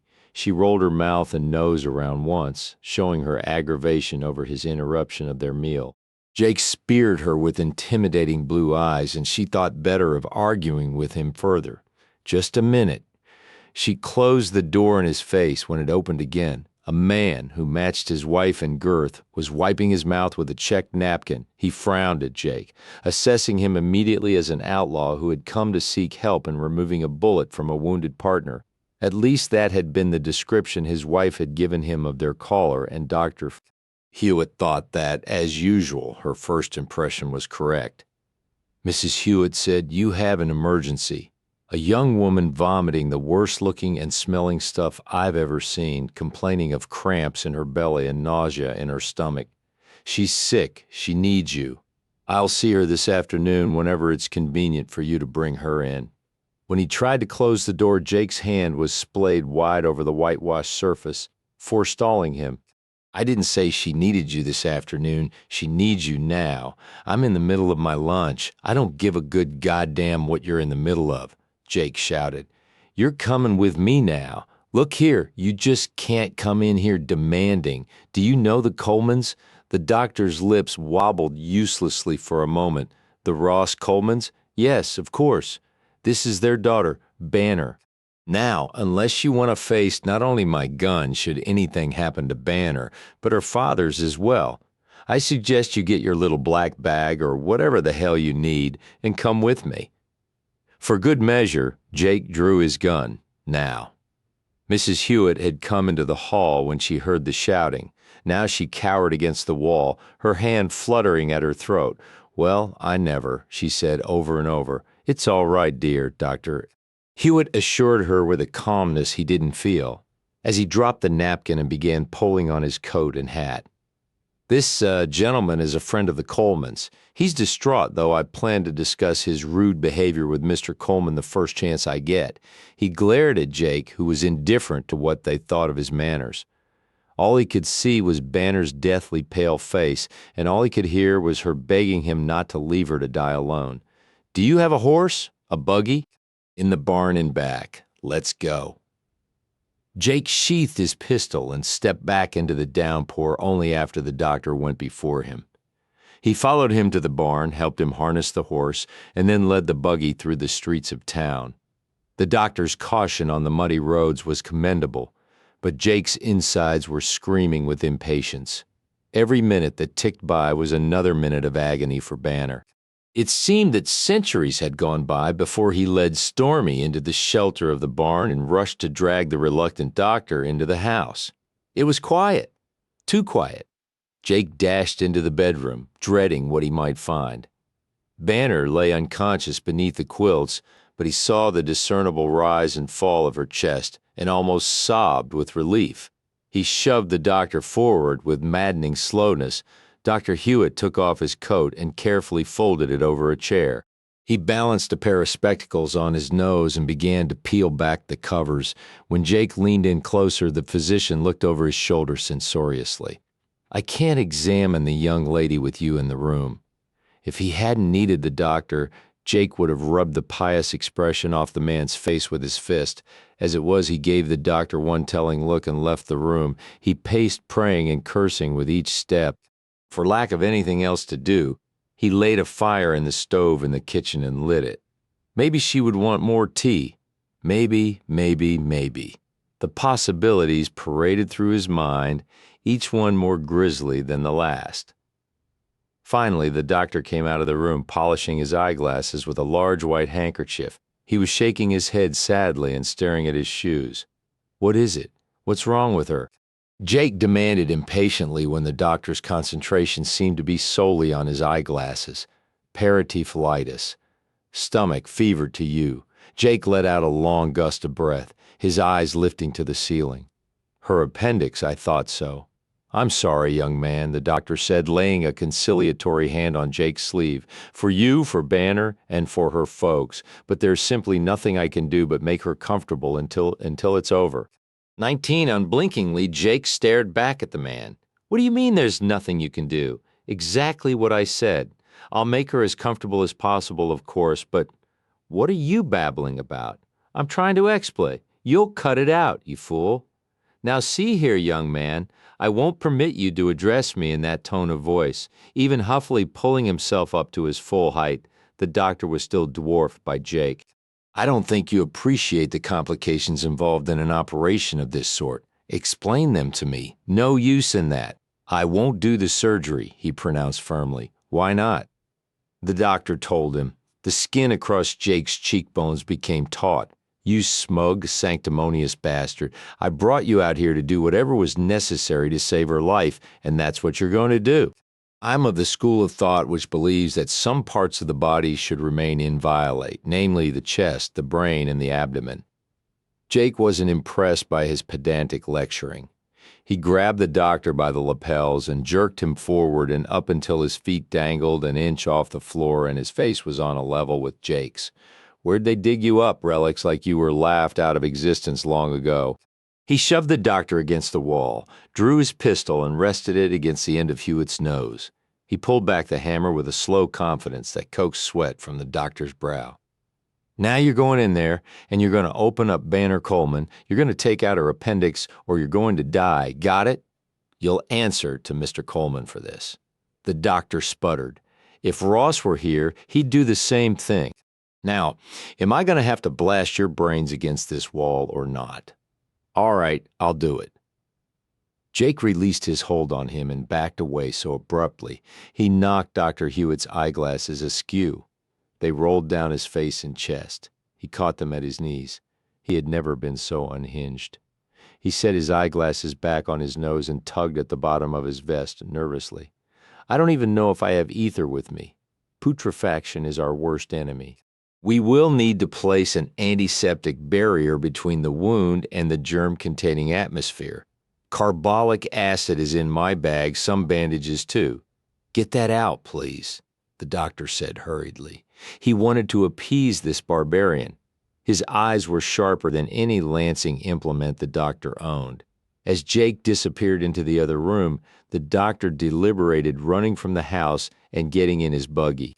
But he knew he could never outrun a man on horseback, and he feared Jake's wrath should he catch him trying to flee. He almost feared the surgery more. He hadn't kept up with modern medicine and the strides being taken in surgical procedures. He was content to pat the hand of a woman delivering a baby, to suture-cut fingers and dispense pills for dyspepsia. George Hewitt couldn't be bothered with keeping up with innovations like those in asepsis. This was a wild land he lived in, alien from the hallowed halls of medical research. He could dig out bullets in record time if they didn't threaten a vital organ. He could amputate limbs almost as quickly. But the interior of the human body mystified and terrified him. When all was ready, he gazed down at Banner Coleman's flawless white skin and a cold sweat broke out over his face. He looked up at the man who had insisted on being present. Hewitt had consented. He would need someone to drip the ether onto the cloth covering her nose, should she begin to come around. I won't be held responsible for what happens as a result of this, he said, with much more bravado than he felt. If the appendix has already ruptured, she'll likely die no matter what I do. I want you to understand that. Jake didn't flinch. He only stared back at the doctor with glacial blue eyes. And I want you to understand this.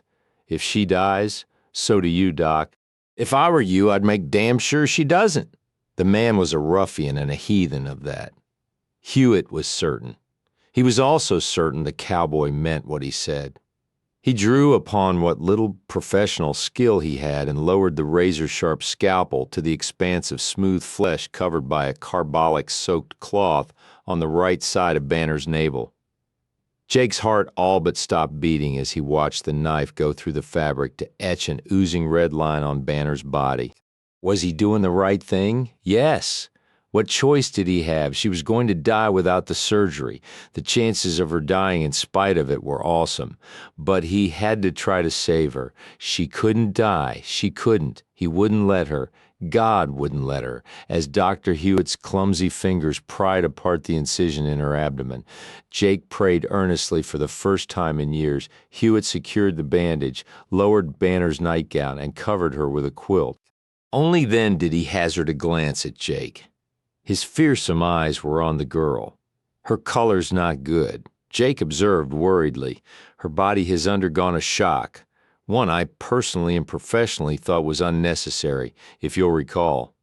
The doctor thanked God the girl hadn't died under his knife, though he seriously doubted she would live through the night. Luckily, the appendix hadn't yet burst, but it had been close. He thought such cases were hopeless, and that it was much more benevolent to let the patient die without having to suffer surgery, try to keep her fever down with cool sponge baths, put carbolic acid on the bandage now and again, and give her laudanum if she's in pain. He gathered his things, tossing them helter-skelter into his normally well-organized bag. He wanted to leave the house before the girl died, to get away from this gunslinger before he exacted his revenge for something Hewitt had no control over. Some people just wouldn't let God go about his own business of giving and taking life without interference. He couldn't leave the house fast enough, but he did have a few words with Jake before he made his escape. He didn't know what Ross Coleman was thinking of to leave his daughter in the care of a ruffian, but then there had been that scandalously aborted wedding. Was the girl totally without discipline? He couldn't wait to get home and tell Mrs. Hewitt the latest chapter in the life of Banner Coleman. He would swear her to secrecy, of course. This was a tale that couldn't be repeated to the town gossips and traced back to him. It wouldn't do to offend the Colemans, though the company their daughter kept was suspect and her conduct less than exemplary. He hoped his wife had kept the chicken and dumplings warm, and damn this rain that still came down in torrents. Jake had pulled the straight ladder-back chair to the edge of Banner's bed. His elbows were propped on his knees. His hands were clasped in front of his mouth. His eyes never wavered from her face. Breathing was so light and shallow it barely stirred the covers over her chest. It scared him. He didn't know whether to be worried that she hadn't shown signs of coming around or glad that she was sleeping through the worst of it.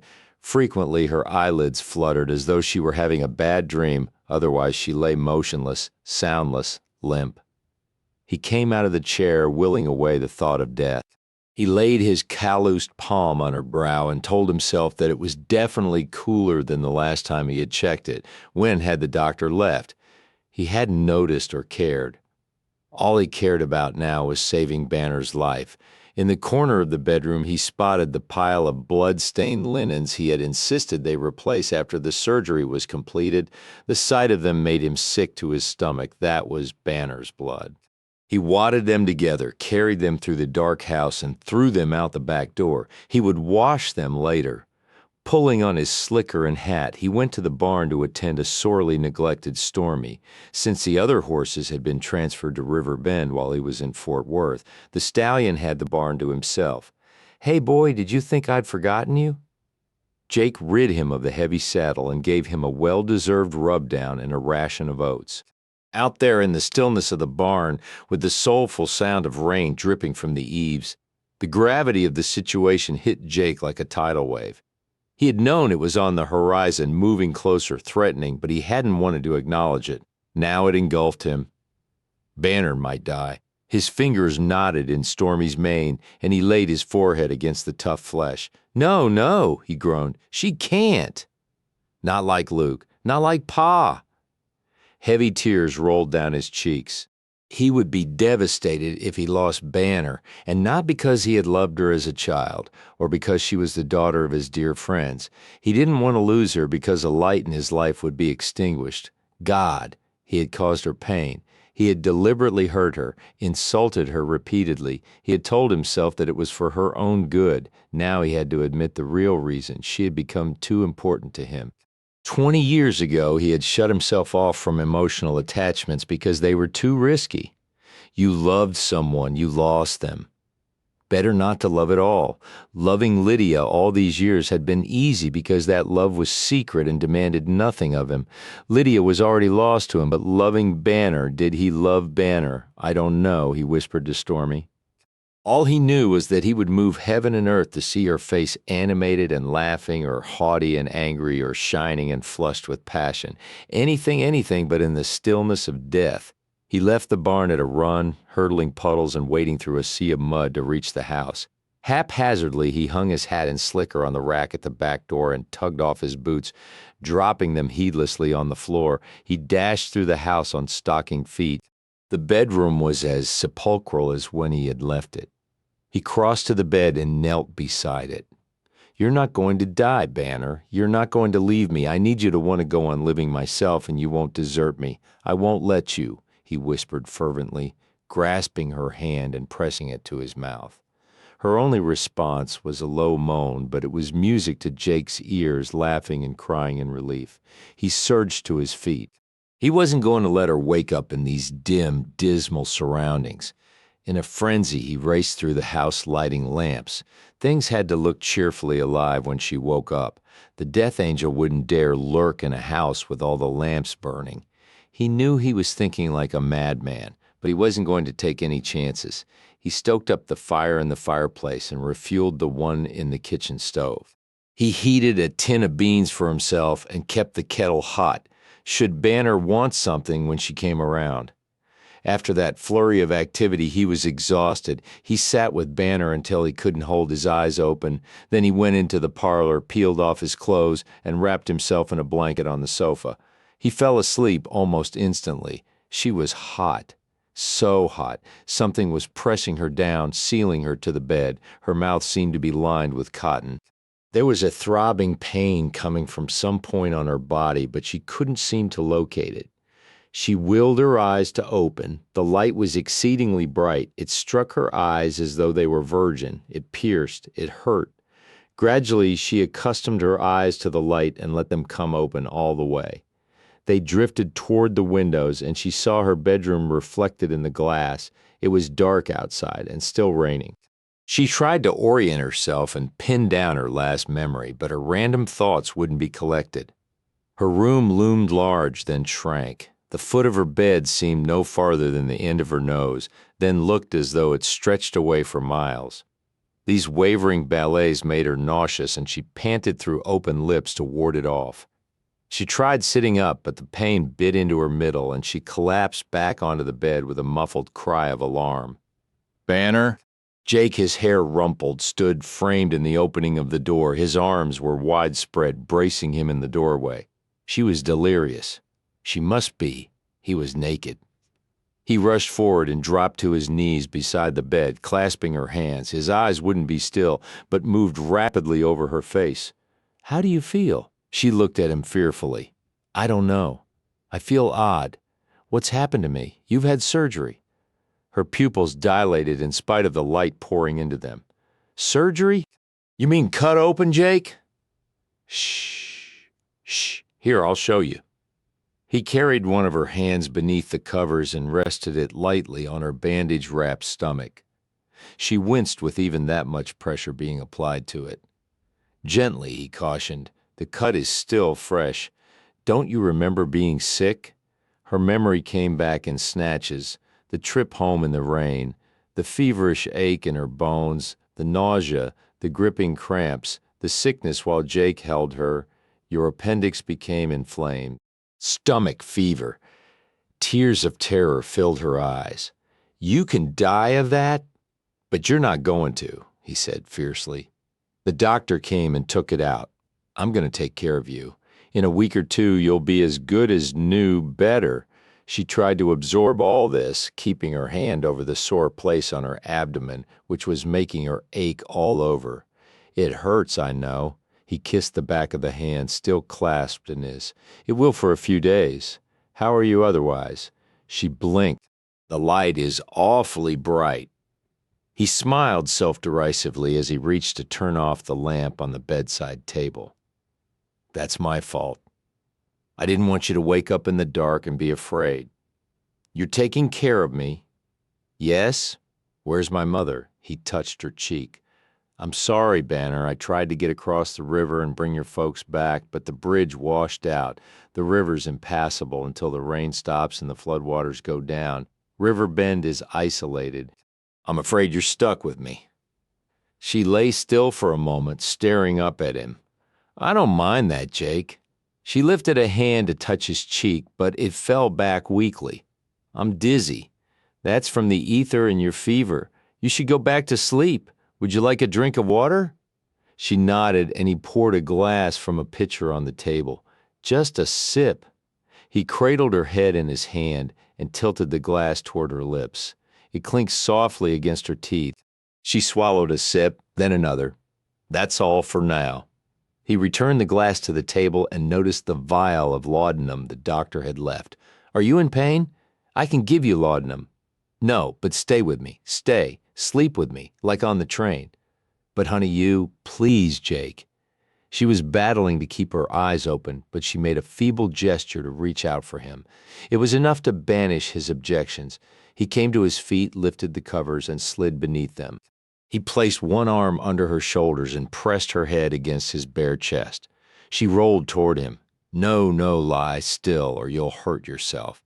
He laid his other hand on her upper thigh so he would be alerted if she moved the lower half of her body. Her fingers curled into his chest hair and her gentle breathing blew through it. Oh God, what heaven, what hell, what delicious torment. But miraculously, within moments of the time slumber reclaimed her, he fell asleep too. In the morning, Jake crept around the house, not wanting to disturb Banner's healthful sleep. He tended to Stormy, carried in wood, stoked up the fires, cooked a breakfast of bacon he had found in the spring house, biscuits of a sort, and strong hot coffee. When all that was done, he took up his post at her bedside. The imprint where his body had lain was still on the sheets. He closed his eyes as undiluted pleasure washed through him. He had never spent the entire night with a woman before. He had used them and left them, but there was something to be said for sleeping beside one, sharing body heat, exchanging breaths, not just any woman, Banner. He gazed down at her. There was even more to be said about waking up beside her. Lord Almighty, she was soft and warm and sweet. He had awakened to find her hand curved over his heart, her slightly parted lips pressed against his chest, and his hand he swallowed, remembering where his hand had been. The softest, warmest, sweetest place of all. He had been cupping it protectively. But who was going to protect her from him? Not that he would ever hurt her again. Never. The need inside him to protect her was almost painful. How long he sat there staring at her sleeping face he didn't know. It didn't matter, that was where he wanted to be. When she awakened, she was more alert, but also more aware of her soreness. I don't think I'll ever move again. He smiled. She wasn't going to die. Whether God's intervention or his cussedness had prevented it, he didn't know. But Banner wasn't going to die. "You'll be riding Dusty in no time," she groaned, and he laughed. "It will take time, you understand. Would you like some tea?" She nodded, and he went to fetch it. When he came back, she was squirming beneath the covers. Jake, there's something." "What?" Instantly concerned. He set the tea on the table. "Nothing. Never mind," she said, not meeting his eyes. "What?" "Sick again? Do you need to vomit?" Her cheeks flared red, and this time he knew it wasn't from fever. No. "Then what? Are you in pain? Do you need some laudanum? Take it if you need it. I don't need laudanum." "Then, goddamn it, what is it?" he said, losing patience. "Tell me." "I have to go to the bathroom." Jake took on the stupid expression of someone who had just been hit in the face with a wet toe sack. "Oh, I never thought of that." "Well, think about it, and hurry. I'll be right back." He ran to the kitchen and came back with a shallow pan. "Until you can get up and use the chamber pot, you'll have to use this." "What are you doing?" she cried as he flung back the covers. "Well, we have to get it under there, don't we? I can do it. You can't move. I'll manage." "Banner, don't be silly about this. I held your head while you puked your guts out the other night, and thanks for reminding me, and I stood by and watched the surgery. I changed your nightgown when that prissy doctor refused to. I've seen you all right. Now let me slide this pan under your bottom before you wet the bed. I'll do it myself, or I'll hold it," she said through gritted teeth. Jake didn't know how he could want to hold and comfort her 1 minute and choke her the next. He turned on his heel and stamped out. "Women!" he said in disgust as he slammed the door behind him. Banner noticed that she had graduated from being a brat to being a woman. She supposed that was an accomplishment of some sort. 5 minutes later, when Jake knocked on the door, he was greeted with a weak, "Come in." He peered around the door and was alarmed to see her arm lying limply outstretched across the bed. "Are you all right?" She opened her eyes and saw his concern. "I'm fine, really. Just tired. You wore yourself out." Indifferently, he removed the bedpan and set it on the floor. "And I didn't help. I'm sorry I yelled at you." "Go back to sleep, sweetheart." "All right, Jake," she whispered obediently. Eyelids lined with the darkest lashes he had ever seen came down over her eyes, and she was immediately asleep. He nursed her throughout that day and into the evening. "You'll stay with me again, won't you?" He paused in the act of straightening the covers around her. "I shouldn't, Banner, please." "All right, but you go to sleep. I have some things to do around here. Promise you'll—" "Yes, I promise." She slept through the night, awakening only once when she tried to turn over. She moaned softly, rousing Jake immediately. His arms tightened around her. "Shh, remember to lie still," he whispered in her ear. He kissed her cheek, and to keep her from moving again, he lifted his thigh to cover both of hers. She cuddled against him. This time he moaned. He didn't go back to sleep for a long time. The following morning she complained of being hungry. "This tea wasn't enough," she said, handing him the empty cup. "That's a good sign. Is that bacon I smell?" "Yes, but I don't think you should have that. Jake, I'm starving." His brow puckered. "What's wrong?" "There's very little in the house to eat. I need to ride into town and buy some fresh meat, some eggs and milk, get a few staples. Ordinarily we'd depend on Lydia and Ma to cook for you, but the rain hasn't let up." We're just damn lucky we're on this side of the river and can get to town. He looked at her closely. Will you be all right if I leave you alone for an hour? The thought of being alone and immobile filled her with dread, but she couldn't whine to Jake about her fears. He was doing his best to take care of her. The least she could do was not make a nuisance of herself. Of course, he made the trip in record time, battling the elements all along the way. The time dragged for Banner, though she dozed through most of it. When she heard him opening the back door, she almost forgot her soreness and sat up. "You're back?" she called out. "Why aren't you asleep?" he answered from the kitchen, where he was leaving his wet outer clothes. "I'm tired of sleeping." "You're getting ornery, so you must be getting well." If his smile were medicine, she would have been healed immediately when he entered the bedroom. "Did you miss me? What did you bring me?" "Steak and potatoes? Ham? Turkey? Some beef to make a broth?" "Broth." He sat down on the edge of the bed. "Broth today, maybe chicken stew tomorrow. And if you don't wipe that pout off your mouth, I won't give you your treat." Her irritability fled. "What treat?" He fished 2 candy sticks from his breast pocket and passed them to her. "One cherry, one sarsaparilla. Your favorites." She clutched the candy sticks to her breast. "You remember... Hell, when you were a kid, I wouldn't have dared come to River Bend without bringing you those candy sticks." Her hand touched his cheek. "The candy sticks had little to do with why I was glad to see you then and now, but thank you just the same." Jake's loins filled with a desire so explosive it rocked his whole body. He moved away from her before he remembered the way she felt against him in the night, before he remembered how sweet her mouth tasted. She was better, but she was still ill, and he didn't ever want to be accused of taking advantage of her again.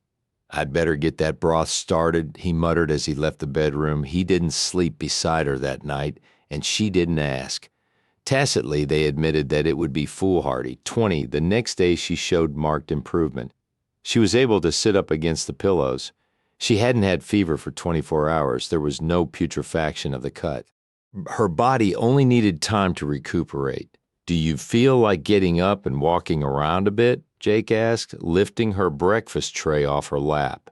She had eaten a scrambled egg with the ravenous appetite of a scavenger.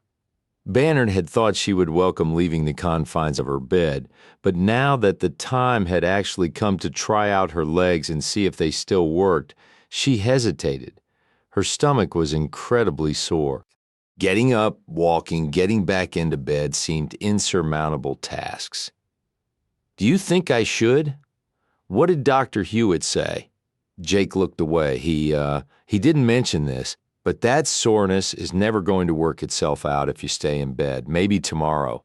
Placing his hands on his hips, Jake faced her challengingly. "Have you come to like that bedpan?" Her eyes sparkled with the familiar militancy he had hoped to provoke. "All right, I'll do it."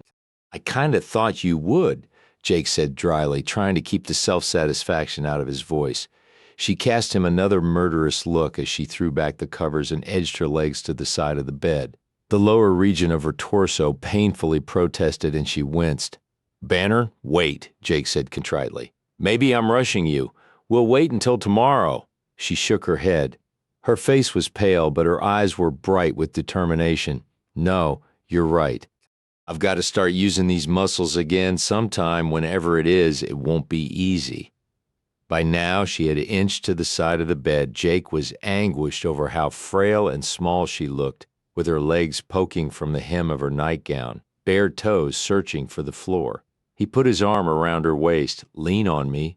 She did. As her feet found the floor, she pulled herself up with the support of his strong arm. "I'm so weak," she gasped, as the room started a slow spin around her. "From lying in bed so long, can you take a few steps?" Together they hobbled to the door and back, with Jake trying to reduce his long stride to match her short steps. She clung to him, mindlessly pressing his arm against her breasts. Jake wasn't unmindful of it. His head spun as dizzily as hers as her breasts reshaped themselves around his biceps. Her hair, a tangled mass of waves and curls, kept getting in the way of his chin and nose as he bent over her, constantly asking if she was in pain. When they came back to the bed, He eased her down on the chair beside it. "Can you sit here long enough for me to change the sheets?" She smiled up at him, feeling victorious. "Yes, it's not as bad as it first was." He held her gaze for a heartbeat and tucked a wayward strand of hair behind her ear before turning toward the wardrobe to get the fresh linens. "Do you think I'll ever stand up straight again?" Her posture had been almost at a 45-degree angle. Jake stripped the linens from the bed and smoothed on the clean ones. The room was suddenly filled with the smell of summer sunshine, captured in the sheets as they had dried on the clothesline weeks before. "Sure you will when you're certain you won't pop open if you do?" He grinned at her as he plumped her pillow. "It's silly of me, I know, but normal." Suddenly she covered her mouth with her hand to trap a giggle. "What's so funny?" he asked. He had the pillow tucked between his chin and his chest and was struggling to work the pillowcase up over it. "Maybe you could get a job in a hospital as a nurse, only half of the time, of course, so it wouldn't cut into your cowboy work." He frowned at her as he dropped the pillow back onto the bed. "I'm only letting you get away with remarks like that because you're convalescing. But once you're well, look out," he threatened with a soft snarl. He helped her back into bed. When she was propped up on the pillow, she asked for her hairbrush. Her arms collapsed tiredly to her sides after a minute or two of brushing. "I'll never get all the tangles out. Want some help?" Jake had been standing at the foot of the bed, idly watching as she lifted her arms over her head and pulled the brush through her hair. She was so beautiful, and he had almost lost her. His gut knotted every time he thought of how close he had come to losing her. "Would you mind?" Mind. He invented excuses to touch her. He came around to the side of the bed and levered her up. His hip barely settled on the corner of the mattress, but he propped himself there by planting his booted foot flat against the floor. He lifted the hairbrush out of her hand. "Tell me if this gets too uncomfortable for you." It won't," she sighed, as he dragged the brush through her hair. "It feels good. It's pulling a little, but it doesn't hurt." It took several minutes of concentration just to work the brush through the matted strands on the back of her head. But after freeing them of tangles, he could comb the brush through the thick skein with ease. Her hair was thick, wild, luxurious. He wanted to bury his face in it, to whisper endearments into the midnight density and express all that was in his heart. Banner's neck went boneless. Her head moved with the movements of his hands. Each pull of the brush was like a lover's caress. Hands that were accustomed to twisting barbed wire, branding cows, and roping mavericks were as gentle as a mother's with her babe. She could feel his breath on her neck when he scooped her hair up with the brush, dragged it through the bristles, and let it sift back down. Listlessly, she settled against his chest. "Are you getting sleepy?" he murmured. "No, just pleasantly drowsy." Every cell in his body was wide awake, the curve of her hip pressed against his thigh. Back was supple and conformed to his chest. Even beneath the voluminous nightgown, he could distinguish the delicate way she was shaped. He longed to reach around her and lay his hands on her breasts. Each time she drew a long, languorous breath, the cotton covering them trembled enticingly. He ached to touch her, see her, taste her. He grew hard. He laid the brush on the bedside table. Closing his hands around her shoulders, he drew her against him, his face nuzzled in the glory of her hair. He closed his eyes against the spasm of emotion that rushed through him. He wanted her. He wanted to be inside her, loving her. One arm slid around her. Her head fell back against his shoulder, her face tilted up to his. Their mouths met in a whisper-soft caress. Briefly, then with tremendous self-sacrifice, Jake set her away from him and eased off the bed. "Your hair looks real pretty now, Banner." "Thank you." Her voice was small. She couldn't keep the disappointment out of it. For a moment she had thought, hoped, that he was going to make love to her again. There was a new gentleness in his touch, in his whole attitude toward her, that hadn't been there before. She wanted to capture it while it was there. With a woman's intuition, she knew his rugged exterior hid a deep hurt he had experienced in his youth. He was capable of loving, but wouldn't risk it. He safeguarded himself against letting his love for other people show. But there were cracks in the wall he had built around himself. Banner intended to probe each one until she was allowed inside behind those implacable blue eyes. "Where are you going?" she asked softly as he made for the door. He turned and gazed at her with longing. She lay against the pillows, her hair spilling like dark ink over the linens. Her eyes were misty. "You're all spruced up." He ran a hand over his jaw. "I haven't shaved yet. Do it in here," she suggested spontaneously. "What?" "Shave in here, over there at my dresser." She pointed toward the bureau at the vanity table on top. "Banner," he said, rolling his eyes. "I can't." "Why?" "Because, he searched for a viable reason. Because there's nothing to shaving, that's why. If there's nothing to it, then why do you mind me watching?" "I don't mind you watching. It's just that." "Well, oh hell, if it'll make you happy." He stamped out, and she lay back smiling complacently. When he came back in, he was carrying a mug and brush, a razor, and a towel. "I hope you realize I'm going to a lot of trouble to entertain you," he grumbled. He set his shaving tools on the vanity and left to fetch a pitcher of hot water from the kitchen. "Don't think I don't appreciate it," she called after him. He muttered something, but she didn't catch any of the words beyond brat. He was scowling when he brought in the hot water and poured it into her porcelain wash bowl. The yellow roses painted on it caught his attention. "You'd better never tell anybody I shaved out of a bowl with flowers painted on it. My lips are sealed." Her eyes were sparkling mischievously. That sign of health was the only reason Jake was putting up with this nonsense. She was improving every hour. Her normally sound body was emerging, replacing the one racked with pain and delirious with fever. He was committed to seeing that she went on healing. She watched him unbutton the first few buttons of his shirt and tuck the collar inside. "Why don't you take your shirt off?" He dipped his brush into the water, then into the mug of shaving soap, and began to work up a rich lather. "Why don't you mind your own business?" He slapped the foamy white lather on his jaw and painted it around until his lower face was covered. "I've been doing this for a number of years without needing a coach. I only thought that you might drip or something." Just as she said that, a dollop of the sudsy lather dropped to his shirt front. He cursed, picked up a towel, and blotted it off. She giggled. He frowned darkly into the mirror. Somehow it didn't come off as a very threatening expression with his face covered in shaving soap. He picked up the razor. "Aren't you supposed to strop the razor first?" she asked. He ignored her. Angling his head to one side, he raked the razor from his sideburn to his jaw. He swished it clean in the bowl of water and made another pass. He rolled his lips inward to shave his upper lip. "You're making me very self-conscious." The words came out garbled from the way he was holding his mouth, and Banner giggled. "It's fascinating." "Oh yeah, fascinating," he mocked.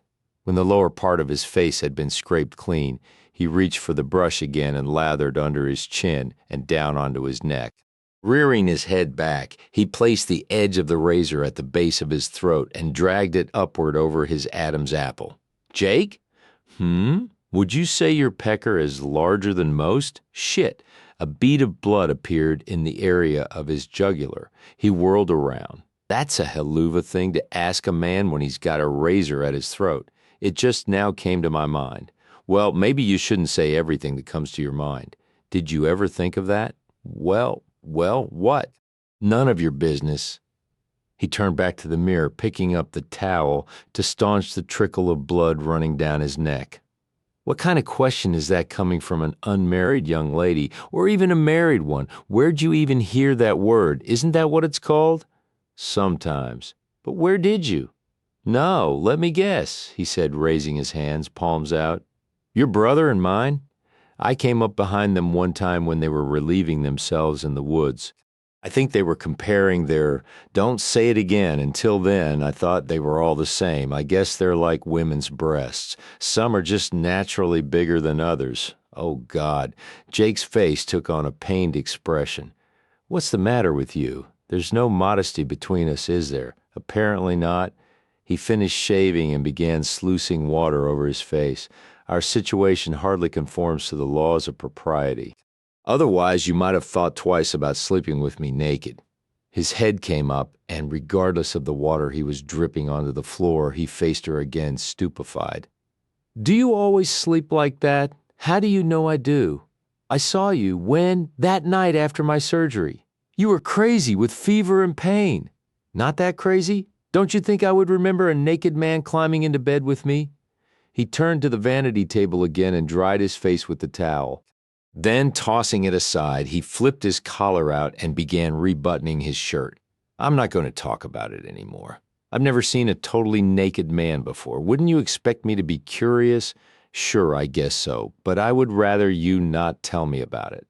"Why? You're my first naked man. Will you stop saying that?" "Well, you don't have to get so mad. You've seen me naked, too." He pointed a finger at her and spoke sternly. "Only because it was necessary, Banner.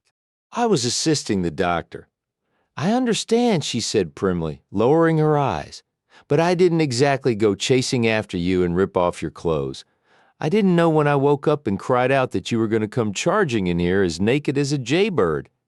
"I always sleep like that," he shouted defensively. She stacked her arms beneath her head, settled back against the pillows, and smiled the proverbial smile of the cat that has just swallowed the canary. "Do you?" Jake was furious at being tricked. He had told her what she wanted to know. The triumphant gleam in her eyes was as seductive as her reclining form on the bed. To save face, he had to pull her smugness out from under her like a rug. His expression ceased being fulminating and became arrogant. His eyes toured her body insolently as he sauntered forward. "We can't have you going around with an unsatisfied curiosity, can we? What do you mean?" She asked, her complacency suddenly giving way to uneasy caution. "I mean that we had just as well lay your mind to rest about everything." Banner's eyes went wide with shock as he unbuckled his belt. She wet her lips. "Just a minute." He paused. "Why? What are you doing?" He smiled, and the hard, strong fingers continued working the buttons on his pants.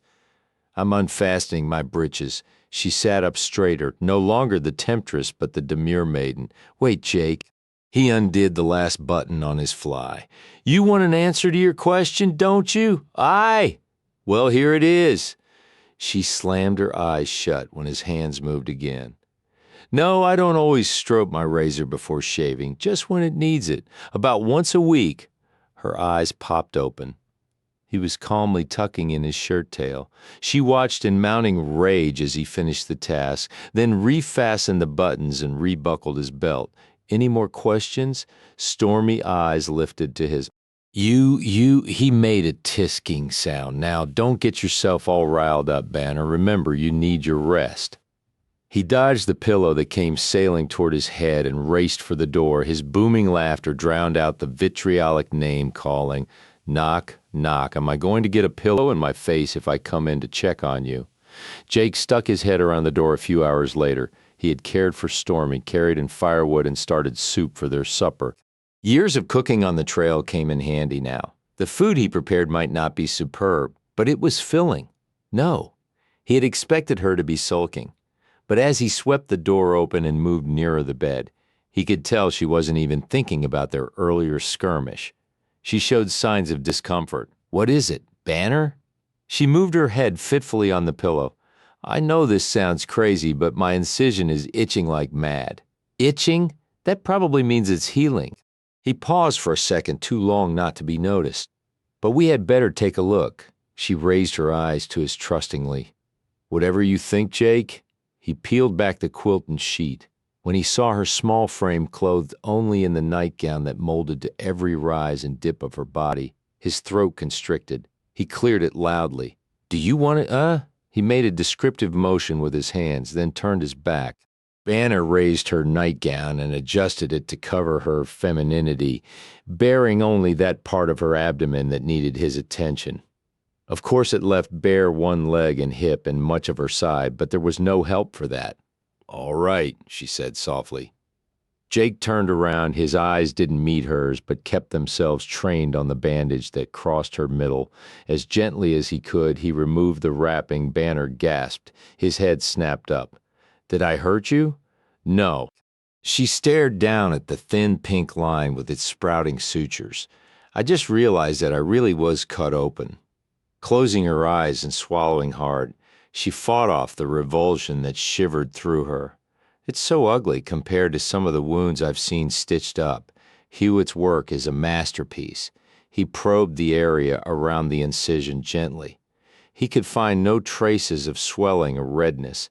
See these little flecks of dry skin? That's what's itching. It's healing properly. I'm surprised Dr. Hewitt hasn't come out to see to me. Even with the rain and flooding, you would think he would. Jake decided she didn't need so large a bandage and replaced the original with a soft square of gauze the doctor had left. As he worked, he said, "Banner, there's something I should tell you." She stared at the crown of his head, which reflected the lamplight like a new sun. She could feel his breath falling lightly on her stomach. "What?" "About the doc." "Yes. I brought him here at gunpoint." Her lips parted slightly, but she had been rendered speechless. Jake felt the need to elaborate. "He came willingly enough when I told him who the patient was, but once he had examined you and diagnosed stomach fever, he was ready to dose you with laudanum until you died." "He wasn't going to do surgery?" "Not until I pulled a gun on him and threatened to kill him if he didn't." She put her hand on his shirt front. If she didn't love him for any other reason, she would now. She owed her life to him. He covered her hand with his own and pressed it against the hard curve of his breast. "That damn quack was going to do nothing but let you die and then console your parents afterward." Jake said tightly, his eyes going hard and cold with the memory. "When it was over, he scuttled out of here like a possum. He didn't give me any instructions about your recovery because he didn't think there would be one." "But you did?" His eyes delved into hers. Yes, their gaze held for long moments. Then she said, "The doctor might press charges of assault later. Jake, let him. I'd do the same again. I would have killed him if he hadn't done that surgery." Her eyes filled with tears. "You went to all that trouble to save me, Jake. Why?" Cupping her face in his hands, he scanned her face, taking in every lovely feature. "I wasn't going to let you die. I would have given my own life to save yours." Then, surrendering to the craving that had plagued him for days, he slanted his mouth over hers. His lips were parted, damp, and she matched hers to them. His tongue probed her mouth with slow, gentle thrusts that pitched her senses into chaos. Her arms curled and locked around his neck. He pressed her deeper into the pillows and covered her upper body with his. Her breasts felt the urgent pressure of his chest. The pounding rhythm of his heart echoed hers. His lips plucked lightly at hers, lifting the dew of their kiss off her mouth. "Banner! Banner!" he whispered into her neck. "I wasn't about to let you die. I need you too much." They kissed again tempestuously, heads twisting, mouths rubbing hard, tongues mating, until they were breathless. Jake raised his head, saw the full bruised look of her mouth, and smiled. It was a mouth designed to give and receive passionate kisses, and he planned to see that it was granted its due often. "I almost forgot to ask if you were hungry."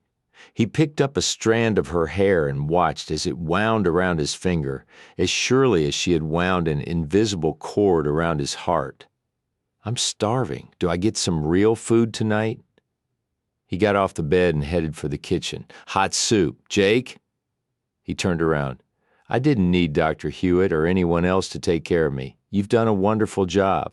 His eyes filled with emotion, but he only bobbed his head once before going out to prepare their dinner.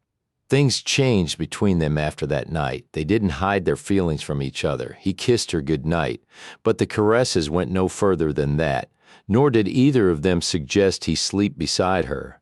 The time for them to make love wasn't right, but it was coming. Both of them knew it. In the meantime, they were waiting and letting the anticipation build. Each morning with her tea, she was given a kiss. Whenever he moved close to the bed, she reached for his hand and held it as they gazed into each other's eyes. He continued to shave in her room. He brushed her hair. They shared innumerable small intimacies. In the evenings, he sat in the chair within arm's reach of her bed, reading books about cattle breeding he had purchased in Fort Worth. She worked on needlepoint cushions for the dining room chair she hoped to have someday. "Jake?" He raised his head from his book. "Is it interesting reading?" "Not when I can talk to you instead." I don't want to distract you. He smiled roguishly. Miss Coleman, you've been distracting me for months. She blushed. He closed the book and laid it aside. It had been a special night. She had walked as far as the kitchen and back twice, standing up straight. There was only a remnant soreness in her abdomen when she moved too hastily. When did you learn to read? She asked him. Don't be insulted, please, but most cowboys don't know how. He grinned. That was Lydia's doing. She started teaching Annabeth on the wagon train. Once we got to our homestead, Annabeth was damned and determined that I learned too. His eyes drifted toward the window as he recalled the intensity with which his sister had taught him and the others their letters and the confusing combinations that fashioned them into words. At first I thought it was a waste of time, but she reminded me that Ross knew how to read.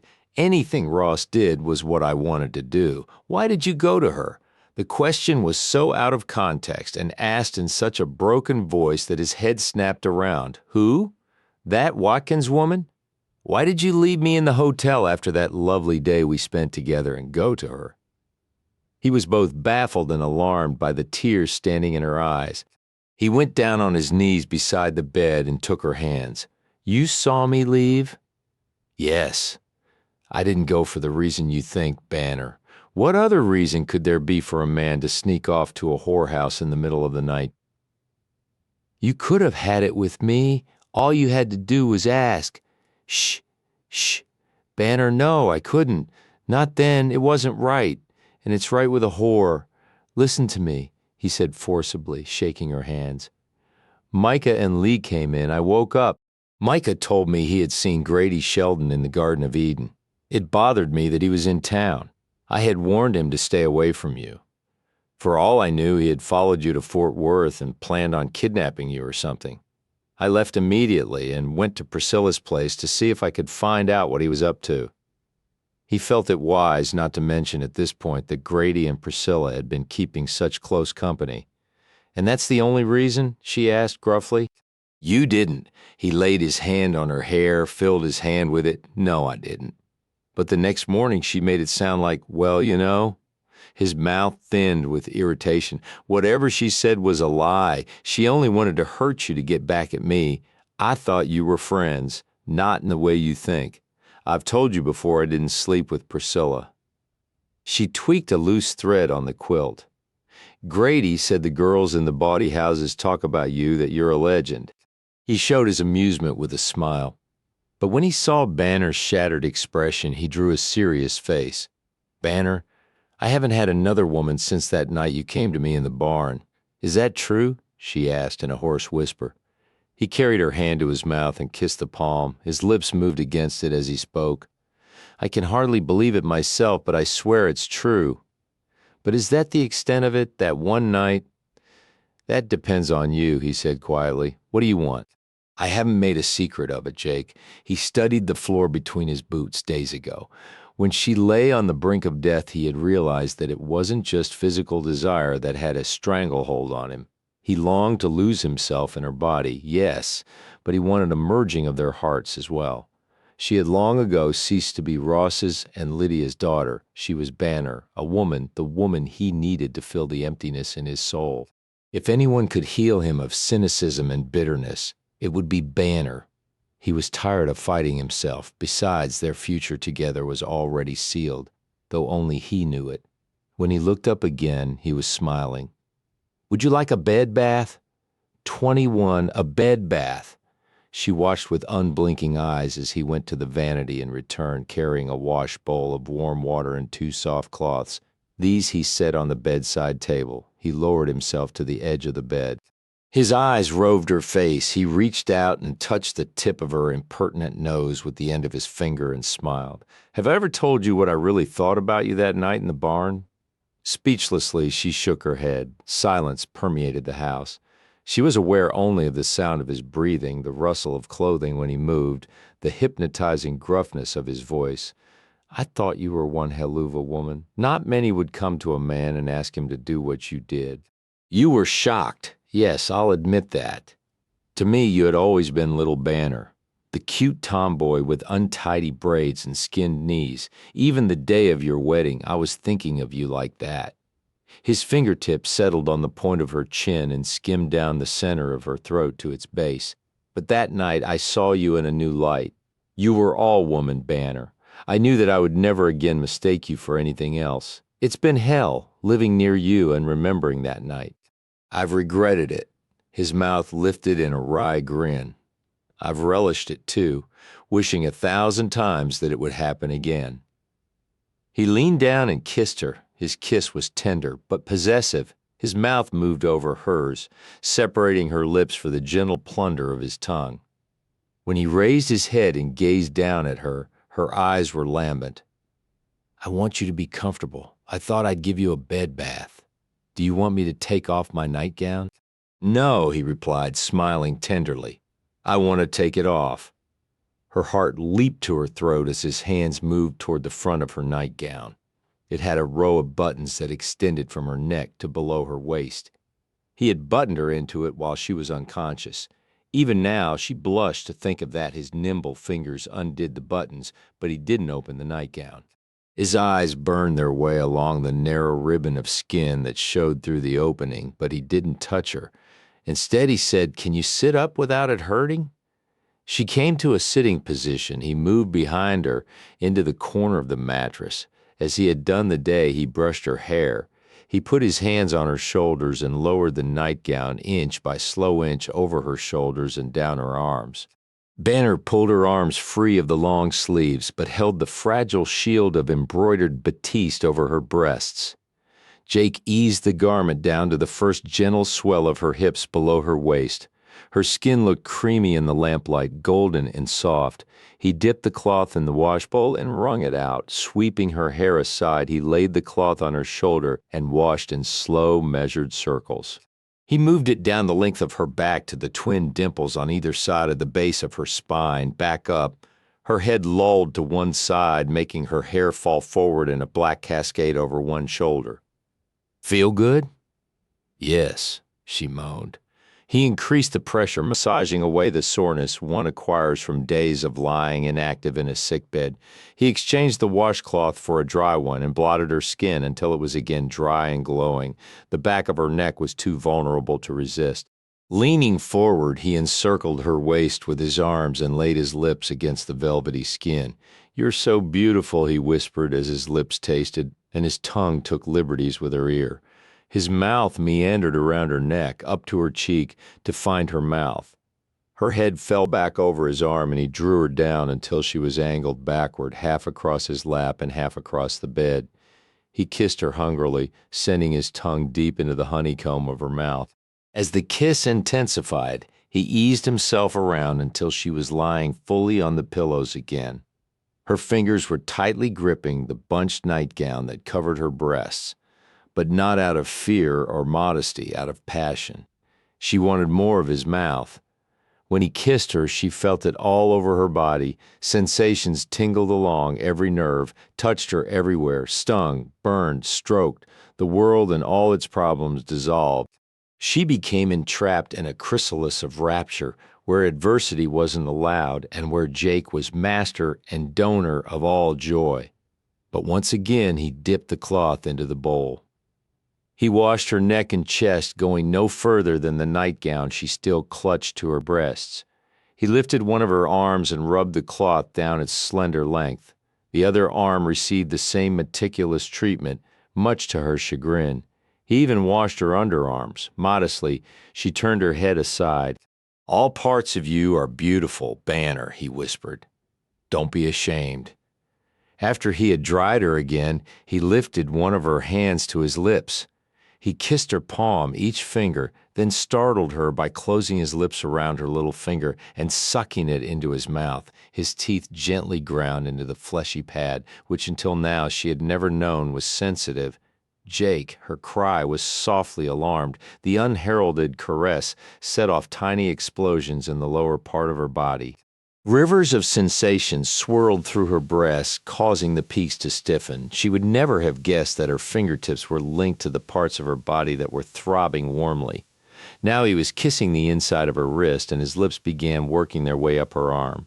He opened his mouth over the inside of her elbow, and she felt the wet friskiness of his tongue. He turned her arm so that the underside was available to his nibbling lips. His teeth sank lightly into the soft, sweet flesh of her upper arm, and she groaned. He trapped that groan with a mind-stealing kiss that started at her mouth and ended with a trail of fervent kisses down her throat and chest. He sat up. His eyes looked extremely blue as he gazed into hers. Slowly he moved her hands aside. The cooler air caressed her fevered skin as he lifted the nightgown away from her breasts. "Good Lord, Banner," he said in a raspy voice. "You're so pretty." What he had only seen by moonlight was now gilded by the lamp's wavering glow. So lovely, so milky white, so rosy pink, so perfect gently. He lifted her right arm and folded it above her head, then the left one until her arms framed her head. Her hands lay open, vulnerable, with the fingers slightly curled toward the defenseless palms. Breasts, too, were without covering, easy victims, yet she wasn't afraid. She lay quietly and let him adore her. He could barely tear his eyes away long enough to dampen the cloth again. Then he bathed her, moving the cloth gently over the mounds of her breasts, her ribs, the plain between them. With the other cloth, he dried her. When he was done, he admired her as an artist does his lifetime's best work. "I can't believe I'm here with you like this, that it's so damn good any minute. I expect someone to come barging in here and take you away from me." "I wouldn't go, Jake.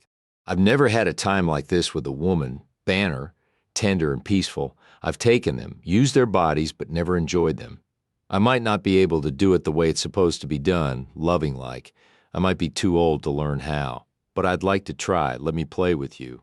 Her heart swelled with love until it overflowed, just as her eyes did with tears of profound emotion. She was more to Jake than the horrors he had had. He hadn't said he loved her, but he had spoken of loving, and that was close. Each of his hands covered a breast and molded her to fit his palms. He squeezed, drawing all the fullness into twin globes that epitomized womanhood. "Banner! Banner!" She saw his lips move, but hardly a sound came out. "Does that mean you like me?" she asked timidly. "Like you?" He laughed softly. "Yeah, I like you." His eyes lowered to her breasts again. His fingers were combing over them tenderly now. He marveled at the soft texture of her skin, the responsiveness of her nipples. When they became velvety pebbles beneath his caressing fingertips, he dipped his head. She was transported with the first touch of his lips. She had been born for this moment, to give this moment's pleasure to Jake as a gift, for that's what it was. The sounds he emitted were whimpers of starvation and satisfaction, sighs of longing and appeasement, growls of desire and fulfillment. Banner's head ground into the pillow with every rolling stroke of his limber tongue. The gentle tugging of his lips struck a chord in the heart of her womanhood. The yearning it engendered was akin to pain. She lowered her arms and threaded her fingers through his hair, loving the feel of it against her skin. The sensations he evoked were exquisite. The place between her thighs was melting with want, aching with need, pulsing with pleasure. She felt the trembling in his limbs and knew that his torment was just as great as hers. "I've needed you for so long, Banner, for years, all my life." He levered himself up and stormily kissed her mouth again. When they fell apart weakly, he brushed soft kisses across her lips and ran his fingers through her hair. She looked up at him inquisitively. "You're not going to?" "No, I'm not. Not while you're still weak, and there's a danger I'd hurt you." His lips were soft against hers. "But I would like to hold you through the night." "Oh, yes," she murmured. He left the bed and turned out the lamp. She heard the rustle of his clothes. When he lay down beside her beneath the cover, he was naked. Oh, God, he groaned into her hair rather than readjusting the nightgown. She had taken it off. His nakedness touched hers. The silkiness of her bare thigh caressed his. "Be careful," he urged as she stretched to get closer to him. "You won't hurt me, Jake," she whispered, curling her hand around his neck and pressing her lips against the pounding pulse at its base. His arms held her tenderly, but at tremendous cost to his sanity. "For God's sakes, Banner, be still," he grated. She snuggled against his warmth, and he felt her yawn against his chest. "Good night, Jake," she mumbled sleepily. Good night, sweetheart. While he was still contemplating the miracle of holding her, another occurred. He fell asleep. Good goat Almighty. Jake leaped from the bed, cursing when his long legs tangled in the covers. He stumbled across the floor and glanced out the window. Just as he thought horsemen were riding into the yard sometime during the night, the rain had stopped. A weak sun was shining. Banner sat up, her eyes groggy. The sheet fell to her waist. She was as gloriously naked as the man clumsily pulling on his pants. "What is it, Jake? The men. They've crossed the river." He glanced at her tumbled disarray, at her breasts, rosy and sleep-warm, and groaned. If they find out about last night, he let the sentence dangle unfinished as he worked his arms into the sleeves of his shirt. Taking up his socks, boots, and ripping a quilt and pillow from the bed, he raced into the parlor and closed the bedroom door behind him. He flung the bedding down on the sofa, rumpling it to look as though it had been slept on. He went to the door just as Jim called out, "Hey, anybody home?" Faking a huge yawn, Jake pulled open the door of the house. He was idly scratching his chest as though he'd just awakened. It wasn't all that uncommon to find a man early in the morning without his boots and with his shirt unbuttoned. "Keep your voices down," he warned with a frown. Glancing over his shoulder toward Banner's closed bedroom door, he gave the three riders plenty of time to see the sofa. Then he stepped out on the porch and shut the door behind him. Speaking softly, he said, "Banner's been very sick." Sick? Randy was the first to speak up. He and the others had been stunned speechless by Jake's appearance in Banner's house. Three pairs of eyes looked at him suspiciously. "I had to fetch Doc Hewitt from town. Her appendix was about to burst. He did surgery on her and took it out." "The hell you say?" Peter murmured in awe, glancing back at the house. "And her folks didn't even know?" "There wasn't any way to notify them without finding a place to cross the river, and I was afraid to leave her alone that long." He shook his head, evoking their sympathy. "She's been poorly. I can't tell you how bad I thought we were going to lose her." The three cowboys were chagrined. They had thought the worst when Jake came out of Banner's house, but here he was telling them that were it not for his care, she would have died. Properly subdued, Pete asked, "Is there anything we can do for her?" "Nope. Just get this place back in shape after the rain." "Have you ever seen such a wet June? I haven't." He directed them into a conversation about the uncanny flooding. "How'd you get across the river?" he asked. "We've been working on a raft and finished it last night." "Ain't much of one," Pete said, spitting tobacco juice into the mud in the yard, "but it's enough to get a man and horse across." "Ross is coming over later." "Yeah." Jake's reply was studiously casual, but his heart jumped fearfully. "Well, I'd better get inside and check on Banner. If one of you will see to Stormy and saddle him for me, I'd be much obliged. We'll ride out and inspect the fences. Make sure there wasn't any damage done." He grinned winningly now. "You ought to see the herd, prettiest cows and the randiest bull you ever saw." "Randy whooped." "Where are they? In town? We'll drive 'em home tomorrow. Let's give the ground one more day to dry out." Having received their instructions, the cowboys made for the barn. Jake went back into the house to find Banner hovering near her bedroom door. Her hair was still wild, but he was relieved to see she had put on a robe. Even with sleep-puffy eyes, she looked sexy as all get out and tempting as hell, and he resented that he'd risked his job and his life by spending the night holding her in his arms. "How do you feel?" he asked brusquely. Beyond her sexiness, she looked as innocent as a babe. He felt as loathsome as a pervert who molested children. And no doubt that's what Ross would think of him. "Fine, you sure?" For once he had exercised sound judgment. Last night he could have had her, but he didn't. But maybe if he had, his body wouldn't be putting him through hell right now. His uncontrollable arousal made him angry with her and more so with himself. "Yes, I'm sure, Jake. What's wrong?" Banner stubbornly refused to let him see the threatening tears in her eyes. Her throat was hurting with the effort to keep them back. She had expected him to be as gentle, tender, and loving this morning as he had been last night. Instead, he was scowling angrily. She was too well acquainted with the closed, hard expression on his face not to dread it.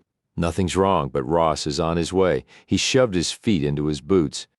Banner watched mutely as he pulled on his socks, buttoned his shirt, tucked it in, slipped into his leather vest, and tied a bandana around his neck.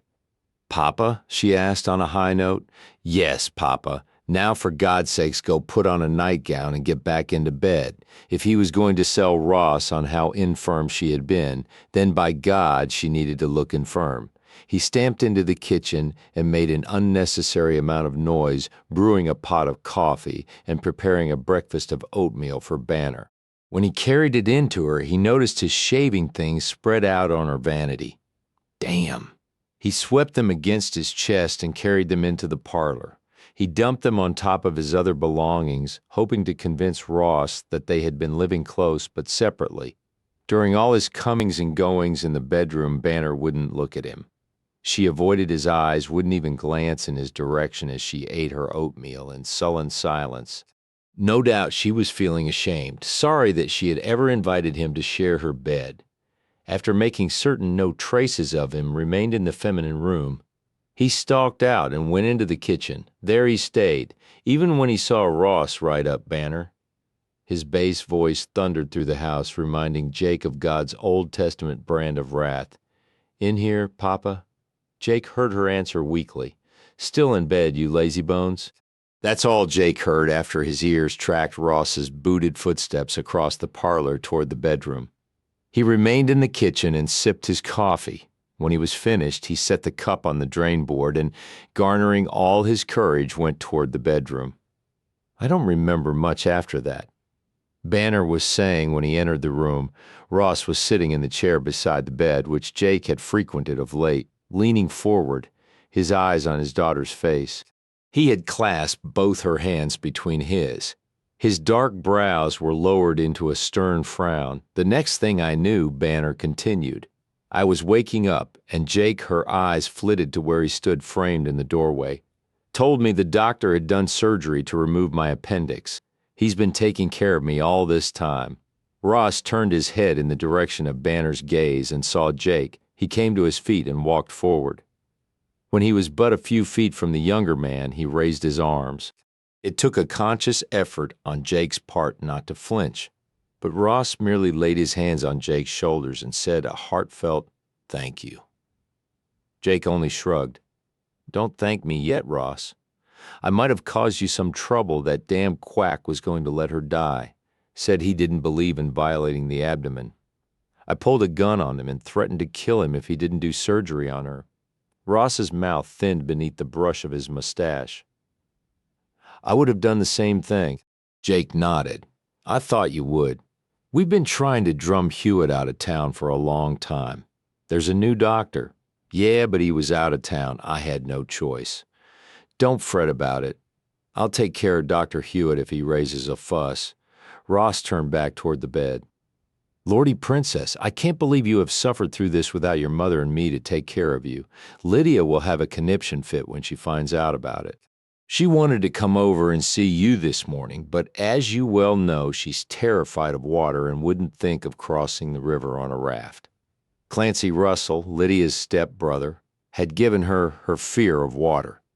He had knocked her into a river when she was only a girl and terrorized her by almost letting her drown before he pulled her out. Ross had wished for 20 years that he had been the one to kill Russell. He hoped before he died to find out who Clancy's killer had been so he could thank him. "Jake took very good care of me," Banner said quietly. Ross faced Jake. "I'm grateful, Jake. You saved Banner's life." Jake shrugged indifferently again and pushed himself away from the doorframe. "Ross, we go back a long way. If we start thanking each other for favors rendered, we'll be here all day. I've got to see to the business of ranching." Assuming correctly that Banner would be taken care of, he left, pausing first in the parlor to collect the rest of his cowboy paraphernalia: a lasso, a pair of leather gloves, his chaps, spurs, and his hat. Banner heard the front door close behind him. He hadn't even looked at her before he left, hadn't said goodbye, waved, nothing. Was he so glad to be rid of the responsibility of nursing her? Had everything he told her last night been a lie? Had Ross's appearance reminded Jake of the woman across the river, the one he really loved, her tears wouldn't be held back any longer. They collected in the corners of her eyes, and her father saw them. He sat on the edge of the bed and hugged her. "My little princess, are you still in pain?" She was, but not of the sort Ross could imagine. She cuddled within the safe arbor of his arms and buried her nose in the hollow of his shoulder. "I'm all right, Papa. I'm just awfully glad to see you. I've missed you all so much. Tell me what's been happening at Riverbend." Ross sat with her for the better part of the morning, fetching and carrying, creating an atmosphere anything but restful and making her nervous with his awkwardness. He wasn't an ideal nurse, but his efforts to help her were endearing. At noon he left her to nap and returned to Riverbend. When Lydia and Ma were informed of what had happened, they whirled about like two busy tornadoes. Before the afternoon was out, Micah and Lee were packed down with food and commissioned not to drop it into the river as they crossed it. Despite her terror of water, Lydia wanted to go to Banner, but was convinced by both Ross and Ma that the raft wasn't a safe means of crossing, and that to avoid another catastrophe in the family, she was better off staying at home. Ross assured her repeatedly that Jake was giving their daughter good care. As soon as he saw the boys safely across the river, Ross rode into Larson. He consulted with engineers about building a new bridge, this time with steel supports. He wanted to get it underway as soon as possible, afraid he would finish what Jake had started with Dr. Hewitt. If he met the man face to face, he left payment for Banner's treatment in the doctor's mailbox. Banner was brushing her hair when Lee tapped on her bedroom door. "Banner?" he called softly. Immediately, she pulled open the door and he nearly fell inside. "I thought you were sick in bed," he said crossly when she and Micah burst out laughing. "I am, or rather I was. But I'm better. It's good to see you. Did that old Sawbones really cut you open?" Micah asked indelicately. "He really did, or so Jake tells me. I have the scar to prove it. Want to see?" she taunted. Both young men, knowing the approximate location of one's appendix, flushed to the roots of their hair, and Banner laughed again. "Aren't you supposed to be in bed?" Lee asked. "I'm tired of this room," she cried in frustration. She had put on a peach-colored silk dressing gown that had been part of her trousseau. Ecru lace lined the deep V in the front and hung over her wrists from bell sleeves. She had brushed her hair until it shone like the wings of a raven and pinched some color into her pallid cheeks. "I don't reckon it would hurt if you sat out on the porch for a spell," Micah said. He glanced toward Lee for his opinion and only got a bobbing head as agreement. "We could move that rocker in the parlor out there. If you sit in the shade, it wouldn't be so hot." Banner's eyes lit up. That would be wonderful. Their solicitousness was extreme and comical, and before long aggravating and patience taxing. "Will you get that quilt off my lap?" Banner said irritably, shoving it away, even as Lee tried to tuck it around her knees. "I don't have rheumatism. If we don't go back and tell Lydia and Ma we treated you like a queen, we'll catch hell," Lee said defensively. But at Banner's fulminating look, he folded the quilt over the porch railing. "Your concern is duly noted, and I do appreciate it," she said, softening considerably. "Forgive me if I'm testy. It's just that I've been cooped up in the house for so long, I'm tired of being an invalid." "We understand," Micah said sympathetically. He had never known anybody who had had surgery beyond a pulled tooth or an extracted bullet. He looked at Banner with new respect. "Thank you for bringing all the food. I don't know how I'll eat it all. It's for Jake, too. Yes, Jake." Her heart tore in two at the thought of the indifference he had shown toward her that morning. "Speaking of food, it's getting close to supper time," Lee said. "It sure is." Banner smiled up at them again. "I'd feel better if you crossed the river on that raft I've heard so much about while it's still daylight. I just hope Papa doesn't rebuild the bridge before I have a chance to ride the raft." The boys were laughing as they rode away. They could report to the folks at Riverbend that Banner might have suffered an ordeal, but she was her old feisty self again, wanting to cross the river on a raft.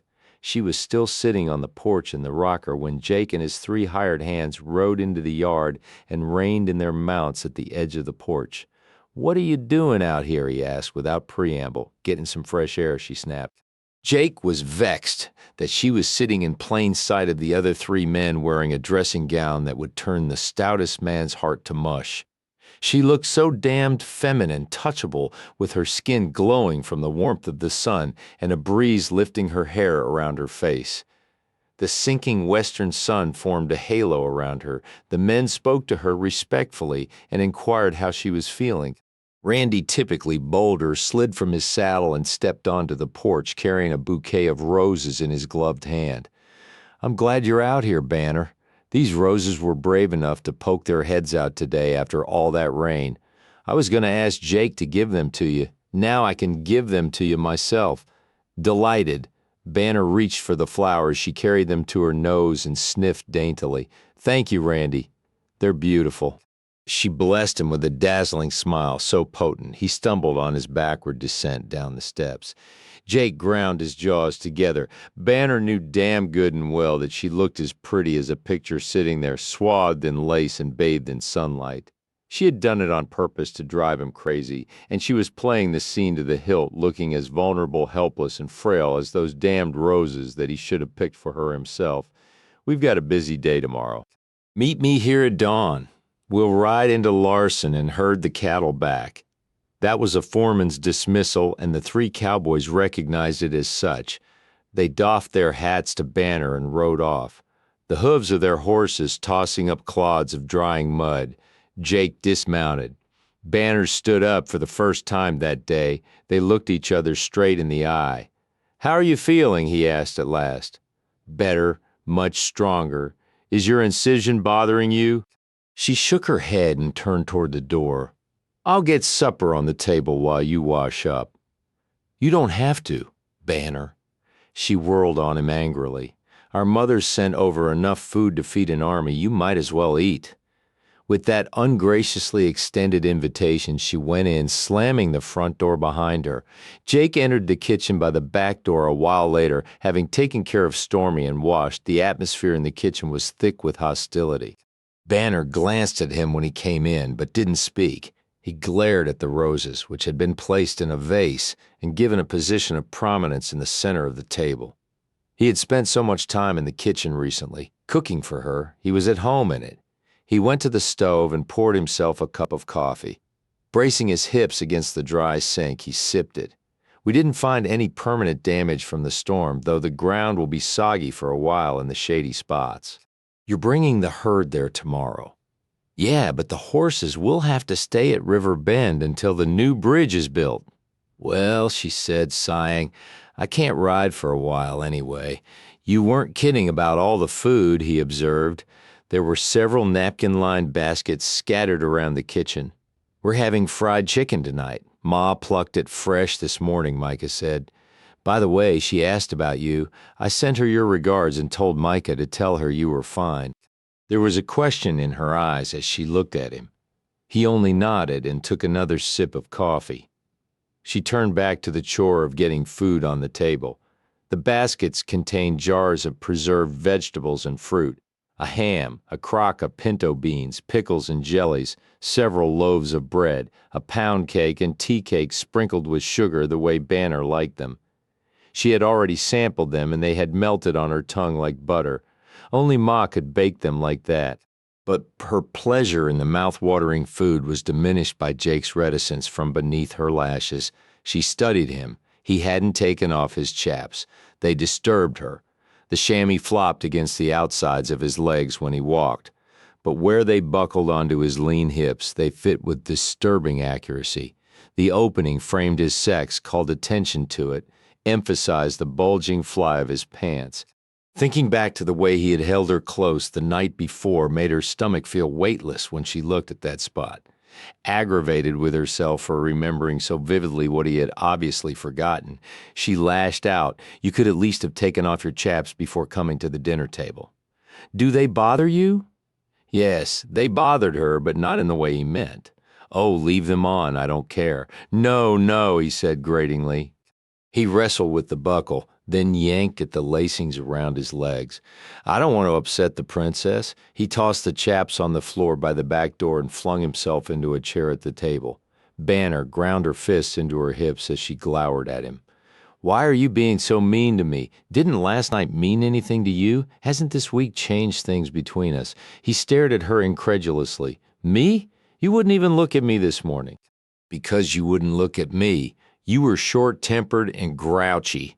You acted like you wished I would just disappear. Now, just a minute, he came back angrily. You were acting like you were ashamed of having me in your bed. I'm sure you think you've been dirtied, that the Princess of River Bend has lowered herself by sleeping beside one of the hired hands. Fury engulfed her and made her eyes spark. Oh, she stamped her foot. You are the most infuriating man.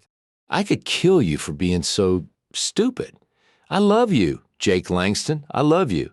Tears glistened like diamonds in her eyes. Her body quivered with emotion as she stood ramrod straight with her hands still planted firmly on her hips.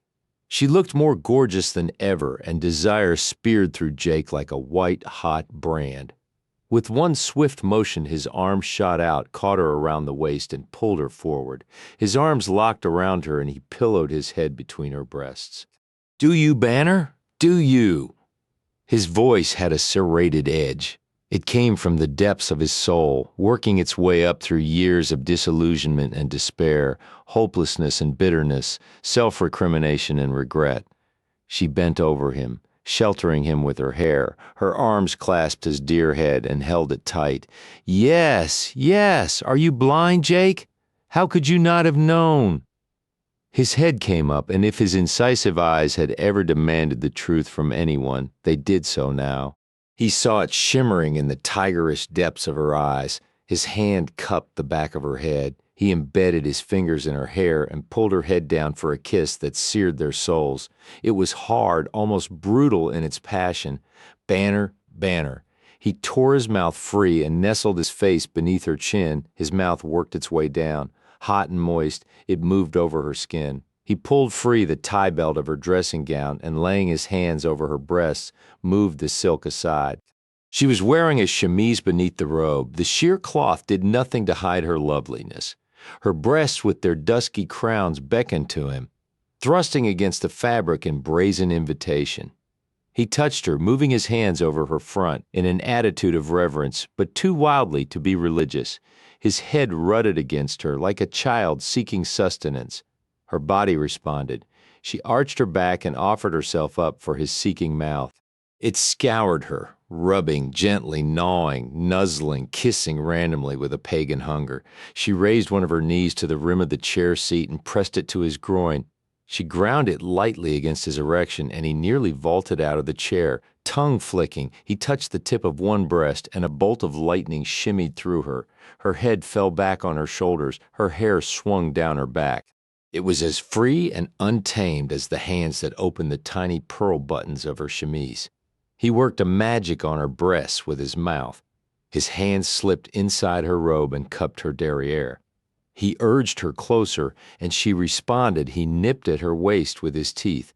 Jake steadied her as he rose from the chair and slipped the dressing gown off. It fell unheeded to the floor. He swept her into his arms and carried her through the twilit house, into the bedroom made rosy by the sunset. He laid her on the bed with a carefulness that was belied by the way he tore off his shirt and vest and hurled them to the floor.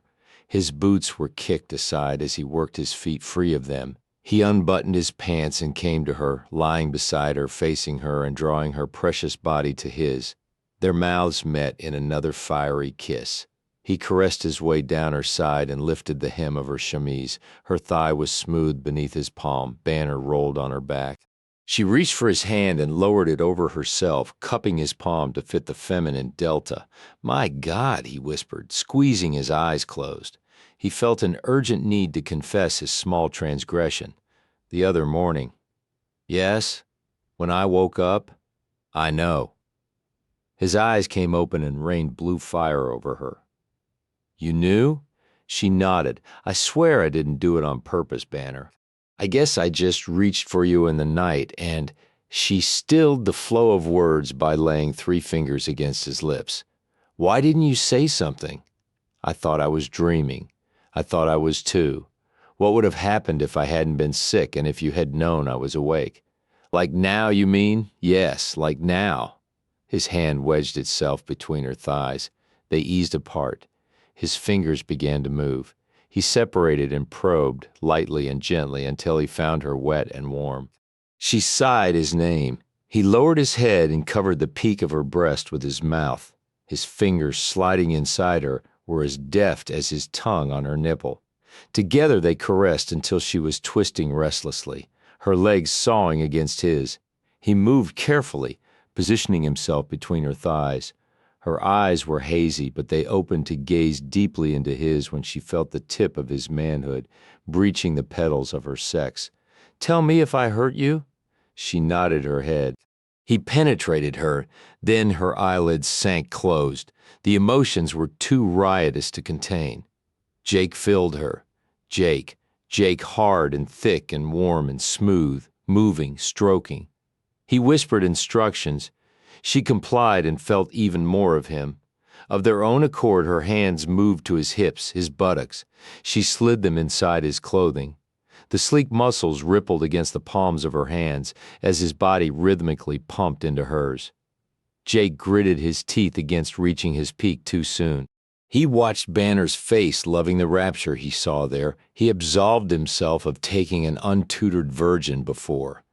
This was a woman, his woman, moving with him, responding, quickening beneath him, even as, against his control, he felt his own climax rushing toward him.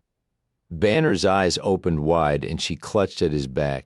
She called his name in a moment of panic as her body tightened around his. He reached as deep as he could, scaling the very gate of her womb. "Yes, yes, yes," he chanted as he felt her body shudder. His own release was long and scalding and splendid. 22, you liar.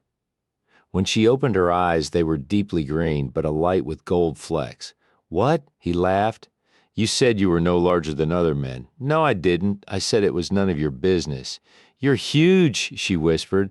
"Who are you comparing me to?" he asked, scowling. She laughed gustily and he winced. He couldn't bring himself to leave her yet.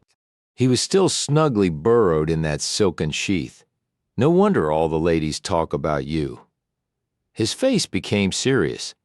"I've never been with a lady before you." Her voice dropped to a mere breath.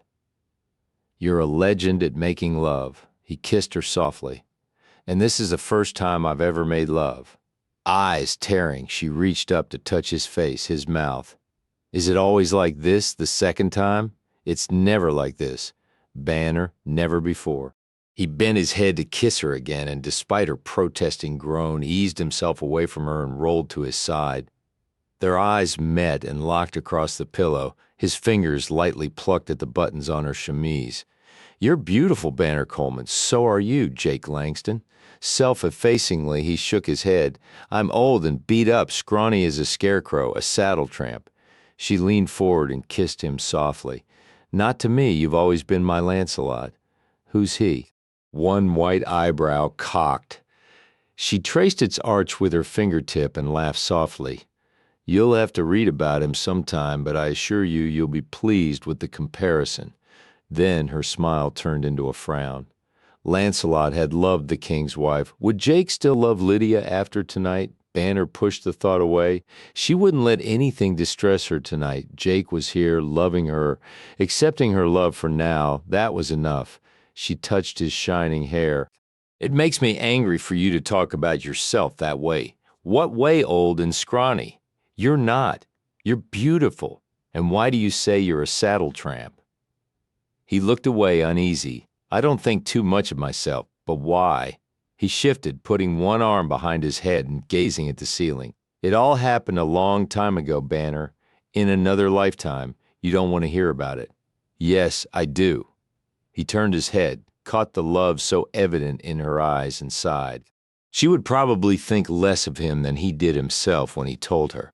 But it was better to destroy her image of him now rather than later. He had kept things to himself all these years with her. At this moment, he felt compelled to talk about them, get them off his chest once and for all. "I lost my virginity and my brother on the same day. It was my fault that Luke was killed." Banner lay quietly, unmoving. Jake sought her face to gauge her reaction. When she returned his gaze steadily, he expounded. Priscilla had me pegged from the day we started out on that wagon train. I was 16 and randy as a spring bull. Calmly, tonelessly, he related the story of how Priscilla had worked him into a sexual frenzy that summer, taunting and tempting him. One afternoon, I bribed Luke to do my chores and sneaked off to meet her. When I came back to the train hours later, my ma lit into me. She asked me where Luke and I had been. Then Moses came into the circle of wagons carrying my brother in his arms. His throat had been cut. A tear rolled down Banner's cheek. Still, she didn't speak. Jake was opening himself up to her as he never had to anyone else. Now was the time to remain silent. He desperately needed someone to listen, neither to condemn nor to commiserate, only to listen. I've had to live with that all these years. If I hadn't been diddling Priscilla, my brother would probably still be alive. He rolled to a sitting position and draped his arms over his raised knees. I know you and everybody else think I've been one of Priscilla's studs. The fact of it is, I haven't touched her. I took her a few times after that day, but every time I did, I hated myself more. We parted company when the train broke up, and I didn't see her again for years. I met up with her in Fort Worth when I was passing through on a long drive. It didn't surprise me to find her working in a whorehouse. She wanted to pick up where we left off, but every time I look at her, all I can see is Luke's face, dead, pale, with his shirt stained brown with blood. He came off the bed and went to the vanity, pouring himself a glass of water from the pitcher and wishing it were whiskey. "That's not all of it. You might as well hear the rest. I found out who murdered Luke." He paused in his tale. This is where he and Lydia had formed such an unbreakable bond. His brother's killer had been her stepbrother, her rapist, her tormentor. Jake had settled the score on both accounts. "I killed him, knifed him in an alley, and took pleasure in doing it. I was 16 years old. 16, he said through clenched teeth. His head dropped forward. Banner, heedless of her recent surgery, lunged off the bed and came to stand behind him. When he heard her, he whirled around. "That's the kind of man you just took to your bed," he said, pointing toward it. "And I'm not sorry for it. The man you killed deserved to die." "Did Luke?" "That wasn't your fault. You weren't responsible. A bizarre set of circumstances. Coincidence. You can't carry that guilt with you the rest of your life, couldn't he? Hadn't he for almost 20 years? And for every day of that time, he had scorned women too. He had punished each and every one he had ever encountered for Priscilla's part in Luke's murder until tonight. Banner wasn't cringing from him in revulsion, but looking up at him with understanding and love. Her body had cleansed him when he hadn't felt clean since that first fateful afternoon with Priscilla Watkins. There were others, Banner, too, men with names and faces, and I killed them. Tell me about them. One of them killed a friend of mine. He was a wet-behind-the-ears kid on his first cattle drive. I had taken him under my wing. He reminded me of Luke. This other guy was a bully. He beat the kid to a pulp for stumbling and spilling coffee on his bedroll. The boy must have been bleeding on the inside. He died later that night. I fought with his killer, fought him for what seemed like hours. Finally, I broke his neck. Banner laid a hand on his chest. And the other? The other was a gambler in Kansas City who had cheated me and nearly every other cowboy out of his pay. He suckered us into poker games, let us win a few hands, and then bled us dry by cheating. I challenged him to a gunfight. He drew on me. I was faster. He stared down at the woman standing close to him. A bitter smile curled one corner of his mouth. "So there you have it. The sordid, sorry life of Jake Langston." Boldly, she wrapped her arms around him and rested her cheek against his chest. "Those men were hurting other people, Jake. You're no killer." Taking her arms, he pushed her away.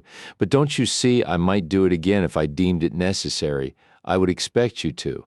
I would expect my father to. I don't know if he's ever killed anyone before, but I know he would if he felt it was justified. Is it ever justified?" "Yes," Banner said with soft emphasis. "Yes, Jake, I believe sometimes it is." He hugged her to him then and buried his face in her hair. "I don't know if we're right or wrong, Banner, but thank you for saying that. I'm not saying it just because I think it's what you want to hear. I think all of us are capable of violence if provoked. You killed in defense of your family and friends. I've never even told Ma. Maybe you should. She's wise, Jake. She would know what to say better than I do. She reached up and framed his face between her hands. But I know she loves you and would go on loving you no matter what you've done, and so do I. He brushed her hair away from her cheek. I feel better having told you. I'm glad. She rubbed his back, opening her hands wide over the smooth skin and pressing her fingers into the firm flesh. He bent down and found her mouth with his kiss thanked her. Why he had been able to tell Banner things he couldn't tell anyone else, he didn't know. He had opened his heart, and the words he had found so difficult to say before had come pouring out. He felt a freedom he hadn't felt since that summer he had lost his innocence. And he had found hope again in the tiny package of womanhood who snuggled against him trustingly. You didn't get any supper, she laughed. It was interrupted, wasn't it? You won't hear me complaining. Me either, she said just as his mouth covered hers for another kiss. When they pulled apart, she said, I appreciate your gallantry, but I know you're hungry, and it would be a shame to let all that food go to waste. Come on. He lightly smacked her on the bottom and led her from the bedroom. Is there more than one way? Banner lifted shy eyes across the table, which was littered with the meal they had just finished. She moistened the tip of her finger and pressed it against the cookie crumbs on her plate. When they were collected, she licked them off her finger. Jake watched in affectionate amusement and growing arousal. She had rebuttoned her chemise but had chosen not to put her dressing gown back on. Several times during the meal, he had found it hard to swallow while looking at her. More than one way to what? You know what I mean? He grinned. What do you think? I don't know, she said, saucily tossing her hair over her shoulder. How could I? You've been my only lover. Reaching across the table, his grin faded. His thumb massaged the back of her hand as his eyes held hers. I'm sorry about that first night, Banner. I should have been easier with you. I tried, but he shrugged helplessly. You took me by storm. She leaned forward, loving the way the light reflected off his eyebrows and cast the rest of his face into shadow. And now? You take me by storm, he whispered, roughly. Leaving her chair, she rounded the table. He moved his chair back and made room for her to sit on his lap. One of her arms draped around his shoulders, the other hand sifted through his hair. He encircled her waist with one arm. The other hand once again unbuttoned her chemise and covered a breast. It was still flushed from their recent loving. They kissed long and leisurely, tasting each other, drinking their fill. When Banner drew away, she tweaked at clumps of his chest hair. He had worn his shirt to the table, but had left it unbuttoned. She moved the cloth aside, never wanting that magnificent chest to be hidden from her view again. Jake? He was concentrating on the lushness of her breasts, their size, their creamy smoothness and firm peaks. I want you to teach me. Teach you? How to do things? Her hand drifted down his chest to touch the copper disc of his nipple. He caught his breath. Banner, you don't need any instruction. Don't patronize me. It's important to me to know how to please you. Jake had always imagined that Lydia was a loving wife who had never left her husband dissatisfied. Ross had never confided to Jake about his marital bed, but anyone who knew him saw a happy man. Ross Coleman was lusty and virile, yet since his marriage to Lydia, he had never sought another woman. On that Jake would bet his life, Banner was the daughter of two people who had enjoyed an active marriage bed. Still, Jake was amazed at the extent of her ardor. It transcended anything he had experienced from whores who faked their responses most of the time. Other women didn't even know they were capable of such passionate release. I don't want you to go to anyone else for something I'm not giving you. Banner, will you teach me how to love you? He touched her hair, sliding his hand down from the crown of her head to her shoulder. It was a damn tempting proposition, but she was still recovering from her surgery. Lord Almighty, when he thought of the way she had writhed beneath him, arching, and it's a wonder she hadn't popped her stitches. What the hell had he been thinking about? Not tonight, he said, easing her off his lap. The round pressure of her hips against him was making it harder to stay resolved. You look tired. Go on to bed and let me clean up the dishes. It wasn't tiredness that weighted down her shoulders as she left the kitchen. It was disappointment. She was still awake when Jake pushed open the bedroom door a half hour later. I thought you'd be asleep by now. I was waiting for you. Her shoulders were bare above the counterpane. The lamp was turned down low. She looked lovely. The bruises of fatigue making violet smudges beneath her eyes only added to their haunting quality. Jake felt a twinge of guilt for having taxed her strength. At the same time, desire surged through him. We can't sleep together anymore, Banner. We almost got caught this morning. I'm willing to take the risk. He shook his head adamantly. But I'm not, for your sake, not mine. I won't have your name bandied about in the bunkhouse. Will you at least kiss me good night? He smiled, his teeth catching the lamplight and shining whitely in his dark face. That I'll do. The mattress sank with his weight as he sat down on its edge. Gravity and her own desire to be close dragged Banner toward him. The sheet covering her was pulled aside so that when Jake gazed down at her after a deep, evocative kiss, he saw one pink nipple peeping at him teasingly. He groaned softly. You don't play fair, Banner. I've always broken the rules. He lowered his head. Why can't I get enough of you? His mouth didn't hesitate but closed around the tip of her breast. He laved it with his tongue. One taste wasn't enough. He moved to the other breast and polished it as well with long, delicious licks that left Banner gasping with desire. Please, Jake, haven't we waited for each other long enough? He pondered her. She was so incredibly lovely, with her hair tumbling down over her creamy shoulders. Her breasts, still shining moistly from his kisses, peeped through the wavy raven strands. Her mouth was swollen and red from being well kissed. Slowly, he came off the bed and peeled off his shirt. He unbuttoned his pants. Banner stared, awestruck by his furred chest and the muscles in his arms. Surely no woman was lucky enough to have a lover as handsome as hers. He was lean, every rib pronounced, but the muscles in his stomach were corded and hard.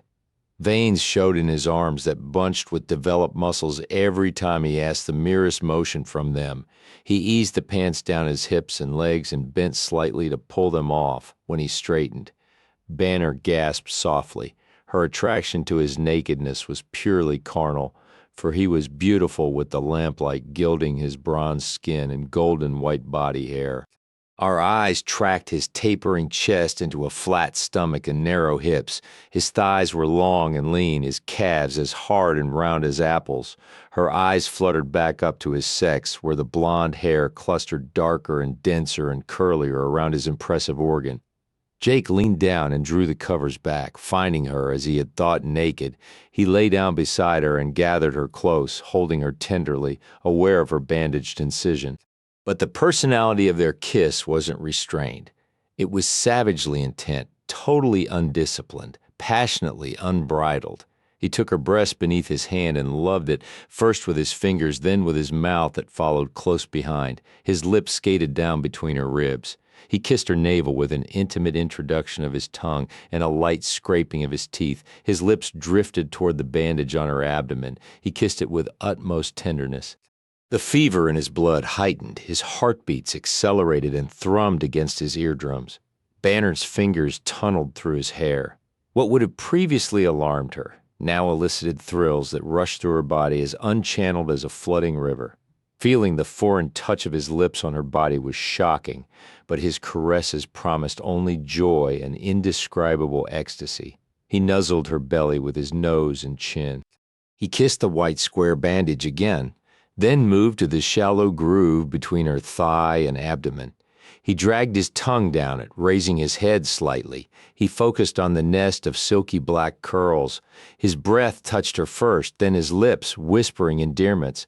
Breathing hard, he lifted his head and gazed up at her. Banner, I've never done this before, but the words hung in the air like an unfinished question. Done what? Her voice was smoky with passion. Jake dropped to his knees beside the bed. He eased her toward the edge. He kissed the point of the triangle where her femininity funneled together. Her back arched and she grasped the sheets beneath her in restless hands. Slowly he parted her thighs and draped them over his shoulders. Turning his head, he pressed his mouth to the soft inner lining of her thigh. Again, the sweet caresses went on endlessly. He charted the length of each thigh from the knee up with kisses as light and soft as those to the top of a newborn's head. Then he allowed himself to taste her. He savored her essence, branding it into his memory forever. He covered her with his mouth, softly sucked. His tongue was an adventurous explorer that delved deeply and sweetly. When it withdrew, it glazed the pulsing flesh with swirling strokes that robbed her of thought. That blessed black velvet abyss yawned wider and drew Banner closer. Sobbing his name, she fell into it, into an explosion of brilliant light. Her whole being was shaken by the ultimate human experience. Jake had sworn that he wouldn't take her again that day, but he was powerless to resist when her arms came up, searching for him. He stretched above her and buried himself deep. Taste how wonderful you are. He kissed her. Her hips undulated against the thrusts of his body. His climax came quickly, just as she reached another summit. Jake trembled with an outpouring of emotions as his seed filled her. They clung together, survivors of a turbulent storm. When at last he regained enough strength to pull away from her, he looked down into her face. He ran a finger along the shadows beneath her eyes, but could feel no regret. The moment had been too precious. I never knew, she whispered. Neither did I. They kissed tenderly. He covered them both, and she curled against him. Their bodies fit in a way only heaven could have designed. As she drifted to sleep, he heard her whisper, "I love you, Jake." He lay awake for a long time, listening to the soft cadence of her breathing, feeling it fan the hair on his chest where her head nestled. There was no other decision to make. Tomorrow he would have to tell her. Her eyes took a long time coming open. When they did, she blinked to bring him into focus. The bedroom was foggy with the gray of pre-dawn. "What are you doing up?" she asked groggily. Jake, fully dressed and geared for a day's work, sat on the edge of the bed. He was winding a strand of her hair around his finger. He had been tickling her nose with it to wake her up. "The men are coming early. We're driving your cattle home today, boss lady." He cuffed her on the chin. "I didn't want to leave without saying goodbye." Her mouth formed a delectable sulky pout. "I only wish I were going to drive the cattle with you." Next time, he leaned down to kiss the end of her nose, a kiss that extended down to include her lips, then her mouth as his tongue slipped inside. "I love waking up with you beside me, Banner." "Me too. But we can't go on like this." He left the bed and went to stand at the window where the gray on the horizon was giving way to pearl pink. Banner, her heart thudding like a death knell, threw off the covers, groped for her robe, and came off the bed.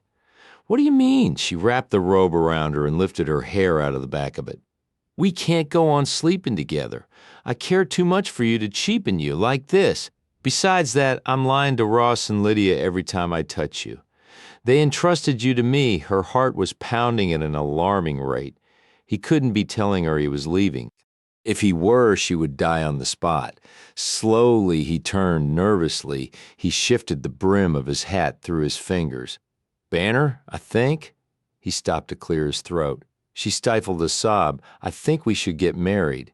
Her relief was so profound that she let go of her pent-up breath with one huge gust. She launched herself at him, throwing her arms around his neck and showering his face with kisses. "Oh, Jake, Jake, oh, yes, yes, you want to, good Lord, yes." "If you hadn't asked me to be your wife, I would have asked you. I thought you were going to tell me you were leaving." He grinned at her enthusiastic acceptance. Dropping his hat on the floor, he returned her bear hug. "Careful, you'll pop a stitch yet." "Oh, Jake, when? When?" As soon as possible, he pushed her away from him slightly and peered down into her face, his smile suddenly becoming strained. "Banner, we don't have time for a fancy wedding. I've already got the license. I handled all that the day I rode into town for food. Do you mind if we just find a preacher and get married without the fuss, without even telling our folks until it's done?" "No, of course not," she answered in bewilderment. "I don't want the fanfare of another formal wedding. But why shouldn't we tell our parents? Why do you say we don't have time? He set her from him then, but kept his hands tightly on her shoulders. There's a baby banner.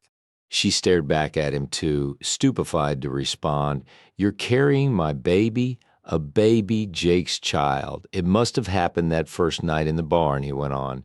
The doctor told me when he was here that was one of the reasons he didn't want to operate. He was afraid the surgery would endanger the child. I'm going to have a baby. A baby Jake and I made. Undiluted joy rushed through her, bubbling and gurgling like a fountain, sparkling through her system like expensive champagne. But then the impact of what he had said struck her immediately and effectively damming the rivers of happiness flowing through her. She shrugged off his hands and backed away from him. Her face went from joyful to blank, to angry, to furious. Before Jake could brace himself for it, she let her hand fly and cracked him smartly and painfully on the cheekbone. You bastard, I don't need your pity or your charity. Oh, when I think, she sputtered incoherently, that he had made love to her, proposed marriage to her out of pity was too humiliating to tolerate. Pity? Charity? What the hell are you talking about? He demanded, nursing his jaw. Just get out of here and leave me alone. Get out, she screamed. Jake had seen too many of her childhood temper tantrums to know she wasn't joking, and the choice was taken from him when he heard the men riding into the yard reporting for work. We'll talk about this later. You go to hell. He stalked from the house. Bannard followed him as far as the bedroom door, which she slammed with an impetus that made the window panes rattle. Then, covering her face with her hands, she slid down the cool wood until she reached the floor. Heavy sobs wrenched through her. She felt more humiliated than she had the day of her wedding, more than she had felt after the incident in the barn, more than she had ever felt in her life. Humiliated and miserable. 23, Grady Sheldon had recovered. His ribs didn't knife into his entrails every time he moved or inhaled. The loosened teeth seemed to have re-anchored themselves in his gums. The bruises on his face had gone through the various purple hues and were now jaundiced splotches which were detectable only in certain light. The physical injuries were healing, but the hatred inside him was as raw and oozing as an open wound. A goddamned cowboy. Ross Coleman had threatened his life in front of the whole town. That had been humiliating enough, but for a chit like Banner Coleman to prefer a saddle tramp to him, Grady Sheldon, was unthinkable. Langston was years her senior. He probably didn't have two nickels to rub together. It wasn't only unthinkable, it was unforgivable. For days he had hibernated in his hotel room, nursing his wounds and his hatred, the former because it was necessary. The latter because that hatred had become the focal point of his life. They were all due a comeuppance, and if it was the last thing he did, Grady Sheldon was going to see that they got it. He had terrorized the hotel parlor maids, snarling at them like a beast lurking in his cave every time they knocked on his door asking if he needed their services. He had lived on whiskey, at first to blur the edges of his pain, then out of laziness. He didn't bathe, didn't shave, didn't do anything but wallow in his hate for Jake Langston and all the Colemans. This day he had awakened from a drunken sleep with a monumental hangover that hurt everything from his hair follicles down to his toenails. He had pulled himself out of the sweat-dampened sheets, requested a bath in his room, and gradually evolved back into a human being. Now, as he entered the Garden of Eden, he felt confident again. He had had a run of bad luck that rivaled any in the annals of mankind. It would change. His cheeks were pink with the first shave in 2 weeks. His check suit had been sent out and returned to him pressed and brushed. The black youngster who solicited customers on the street corner had polished his shoes. The bowler sat at a jaunty angle on his head. Grady shuddered at the thought of whiskey, but asked the bartender for a beer. As he surveyed the crowd in the smoke-filled parlors and gambling rooms of the notorious saloon, he missed the bartender's signal to one of the bouncers, who in turn spun around and headed for the proprietress's chamber. Priscilla responded to the summons by entering the barroom with less theatrical leisure than usual.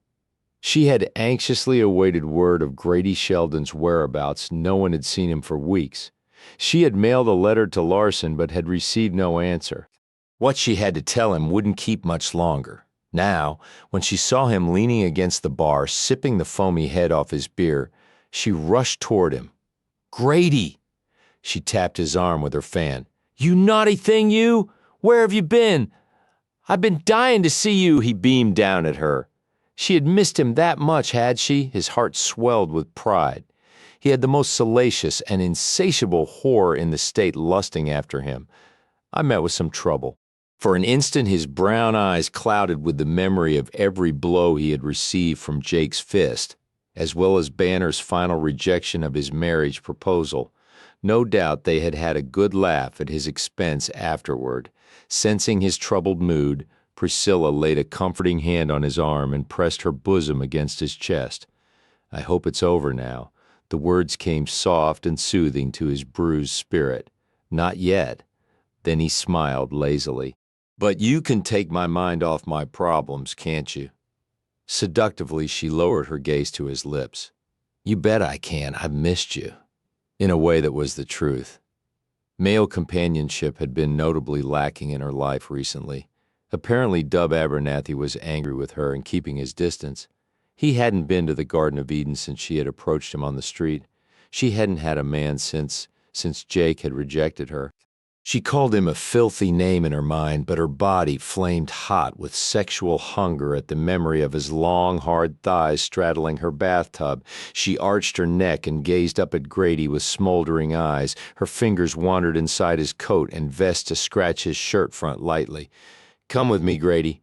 I'm going to make you a happy man tonight." She wet her lips with a wicked tongue, in more ways than one. She led him toward her private quarters. At the door, she spoke softly to the bouncer who had informed her that Grady was in the saloon. Grady preceded her in, but the moment she closed the door behind them, he turned to face her. She melted into his arms, curving her body against his enticingly. "God, you look beautiful," Grady said breathlessly when the long kiss was finally reduced to a moist meeting of their mouths. Her lips lightly whisked his, but her mind was furiously working. "If I did something for you, Grady, would you do something for me? Like what?" he said thickly. "Oh, I haven't decided yet, but would you?" Sure. He would agree to anything while her tongue was lashing at his lips that way. One favor deserves another. "I knew you'd say that." She was gowned in peacock blue satin. Her breasts swelled above the low neckline. Grady's hands skimmed the creamy mounds. His lips followed. "Damn!" He raised his head from that most engrossing occupation when someone knocked on the door. Priscilla stroked his cheek. "Someone important to us both, darling. Trust me no matter what I say. Play along." She lowered her hand to his hard erection and squeezed. "Then we'll take care of that."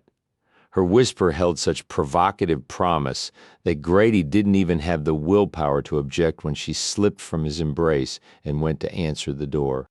He was somewhat surprised when Priscilla admitted one of the whores. He couldn't imagine that the woman with the puffy face and lank hair would be of any interest, much less any importance to him. But Priscilla reached for the prostitute's hand and ushered her in, closing the door behind her. She led her to one of the ridiculously spindly chairs around a small tea table. The woman made full use of the decanter of whiskey there. She poured herself a liberal portion and raised the glass to her lips, suspiciously eyeing Grady over its rim. "Sugar, this is Mr. Grady Sheldon, the lawman I told you about." Grady shot Priscilla a look of pure disbelief, but she was as cool as a cucumber as she took a seat opposite Sugar and indicated that Grady should take the other. "Would you care for a drink, Mr. Sheldon?" Plumping down in the chair, he forgot his earlier resolve and croaked, "Yes, please. I've seen him in here before." "I thought he was one of yours." Sugar mumbled the words dourly. Lately, Madame Priscilla had been treating her better. She got to drink all the whiskey she wanted. If she didn't feel like taking on the customers, she could stay upstairs in her room. She'd even been given the new gown she was wearing tonight as a token of Priscilla's appreciation for years of dedicated service. Sugar wanted to take these special considerations at face value. But if she knew anything about life, and she knew plenty, it was that nothing came without a price. What was Priscilla up to, introducing her to this lawman? He didn't look like any lawman Sugar had ever seen. Too nervous and pale, was Priscilla going to pin some trumped-up crime on her and have her carried off? Had she only been buttered up for a roasting? Mr. Sheldon is one of my favorite customers, Priscilla said silkily, but tonight he's here on business. As you know, the Garden of Eden and Hell's Half-Acre in general attract a certain criminal element. Mr. Sheldon often combines business with pleasure since the pressures of his job are so tremendous. What's his job? Sugar sloppily tilted the decanter over her glass and splashed more whiskey into it. To track down wanted criminals, of course. Priscilla could see the growing suspicion in Sugar's bleary eyes as she surveyed Grady. Priscilla rushed on. Do you remember the story you told me about Ross Coleman? Mr. Sheldon would like to hear it. How come? Sugar asked insolently. He wants to know if it bears checking out. It would be a shame to let that reward go to waste. Reward? For the first time since coming into the room, Sugar displayed some interest. Her glass was even halted midway between the table and her flaccid lips. How much did you say the reward was, Grady? Priscilla asked innocently. 500, he improvised. I thought you said 1,000. Grady had no idea what all this was about. But if it concerned the Colemans, it concerned him. And from the way it sounded with Priscilla passing him off as a lawman, it boded ill for Ross Coleman. His interest was as sharpened as Sugar's. He would gladly pay a king's ransom to hear what the old whore had to say. You'll give me $1,000 for telling that story about Ross Coleman? Sugar shrieked. She planted her hand over her chest. Jesus, why? It could be very important, Priscilla said obliquely. Sugar's momentary enthusiasm subsided, and she looked at them warily. They resembled two birds of prey about to swoop down on her. I don't want to get nobody in trouble. Would you rather let a criminal go free? Grady's head snapped around, and his eyes bored into Priscilla. Coleman was a criminal? God almighty! He cleared his throat and tried to sound authoritative. If you know any information vital to the apprehension of a wanted outlaw and withhold it, you could be considered an accomplice. Priscilla looked at him with new respect. Her smile was secret and congratulatory. I don't want to get anybody in trouble, Sugar repeated tremulously. Her eyes filled with apprehension. She thought of the two dear boys who had showed her some respect even while releasing their lusty passions, and Jake, who had always treated her kindly. But she wanted to live out her days in the Garden of Eden. Between it and starvation were the flop houses and the cribs behind the livery stables. She didn't want to die a crib girl. At least at the Garden of Eden she had a roof, a bed, and an occasional bottle of whiskey. She had prostituted herself nearly all her life. One more time wouldn't matter. What do you want to know? Priscilla laid a comforting hand on Sugar's shoulder. Just tell Mr. Sheldon the story you told me. Sugar eyed Grady again. He drew his most foreboding expression, though he wanted to smile elatedly. Priscilla's promise hadn't been an empty one. She was providing him with the ammunition to bring the Colemans to their knees. I was working in a dirty railroad town in Arkansas, Sugar began in a small voice. During Reconstruction, 1872, Priscilla supplied, knowing the year she and her parents had migrated to Texas from Tennessee, the year of her liberation. Sugar nodded. I worked for this madam named LaRue. It wasn't her real name. She was just stick to the part about Ross Coleman. Priscilla urged, trying not to let her impatience show. When did you first see him? Well, our wagon had broken down outside of town. A wagon train of folks had camped near the creek there. A man was sent for to help us. Once he got us pulled out of that mud hole, he rode back to town with us. We all wanted to go at him on account of how handsome he was and all, but I don't think he took any of us. Anyway, we got busy with those railroad men. They were as randy as a herd of Buffalo Bills. I didn't see him anymore. Grady looked at Priscilla inquiringly. One visit to a whorehouse wasn't incriminating. If it were, nearly the entire male population would be behind bars. Priscilla smiled complacently. Go on, Sugar, she said. Sugar fortified herself with another belt of whiskey. We would have forgotten this Ross Coleman, except that a lawman came looking for him later, a Pinkerton man. Don't remember his name, but he had Coleman's daddy-in-law with him. Lydia's father? Grady asked. Priscilla shook her head. No, it must have been Ross's first wife's father. Lee's mother, Grady mused. Why were they looking for Coleman? Indelicately, Sugar scratched under her arm. One of our whores had been killed. No one ever knew who did it. Mr. Coleman hadn't, because he hadn't been there that night. I still don't understand, Grady said, shaking his head in puzzlement. Well, the strange thing was that they said Coleman's name wasn't really Coleman. Wasn't Coleman? Grady sat straighter in his chair and leaned across the table. Nope, it was Clark, I believe. Sonny Clark. Rode with the James brothers. You can imagine how excited we girls got over knowing that we'd rub shoulders with one of the James gang. They were in their heyday then. That bitch LaRue made a fortune advertising the fact that he'd been in her place. Of course, after he was killed, she killed. This is where it gets interesting, Priscilla purred. Tell him what you told me, Sugar. A while later, maybe a month or two, Madame LaRue got a letter from this Pinkerton man saying that Sonny Clark had died of gunshots. We all thought it was real sad, his being killed and being so good-looking and having that pretty wife and all. She drank from her glass again. I didn't think about it for years then. When I hired on with Priscilla and found out she had been on that very wagon train, we started talking about it. I thought it was odd when she mentioned that the Colemans were living in East Texas. She shrugged. But it wasn't none of my business. I only saw him and his wife that one day. If such a commotion over his name hadn't been raised later, I wouldn't have even remembered that. Grady Sheldon sat perfectly still. He tried to organize the information Sugar had given him into some sort of logical order and digest it. Ross Coleman, a writer with the James brothers, a robber, a killer, living under an alias all these years. He wanted to crow with glee, to fall to the floor and roll with hilarity, but he pulled a serious face as he addressed Sugar. Is there anything else? No. You've been most informative and helpful, Miss Dalton, she said primly. You'll get your reward tomorrow. Thank you, Sugar, Priscilla said, rising and indicating that the interview had concluded. She led the other woman to the door. You look tired, dear. I know this has been an ordeal. Why don't you go to your room and rest? I could use a drink. I'll have one of the boys bring you a bottle after she closed the door behind Sugar. Priscilla turned to her guest slowly, her grin feline and villainous. Well, Grady rushed across the room, took her in his arms, lifted her up and whirled her around in a mad dance. Priscilla, I'll smother you in furs and cover you in diamonds for this. She laughed. All I ask for is a partnership in your timber business. I think your ideas are innovative. I have some of my own, and I can bring a considerable amount of cash into the coffers to finance our expansion. Grady stopped waltzing and slowly lowered her to the floor. He had never considered taking on a partner.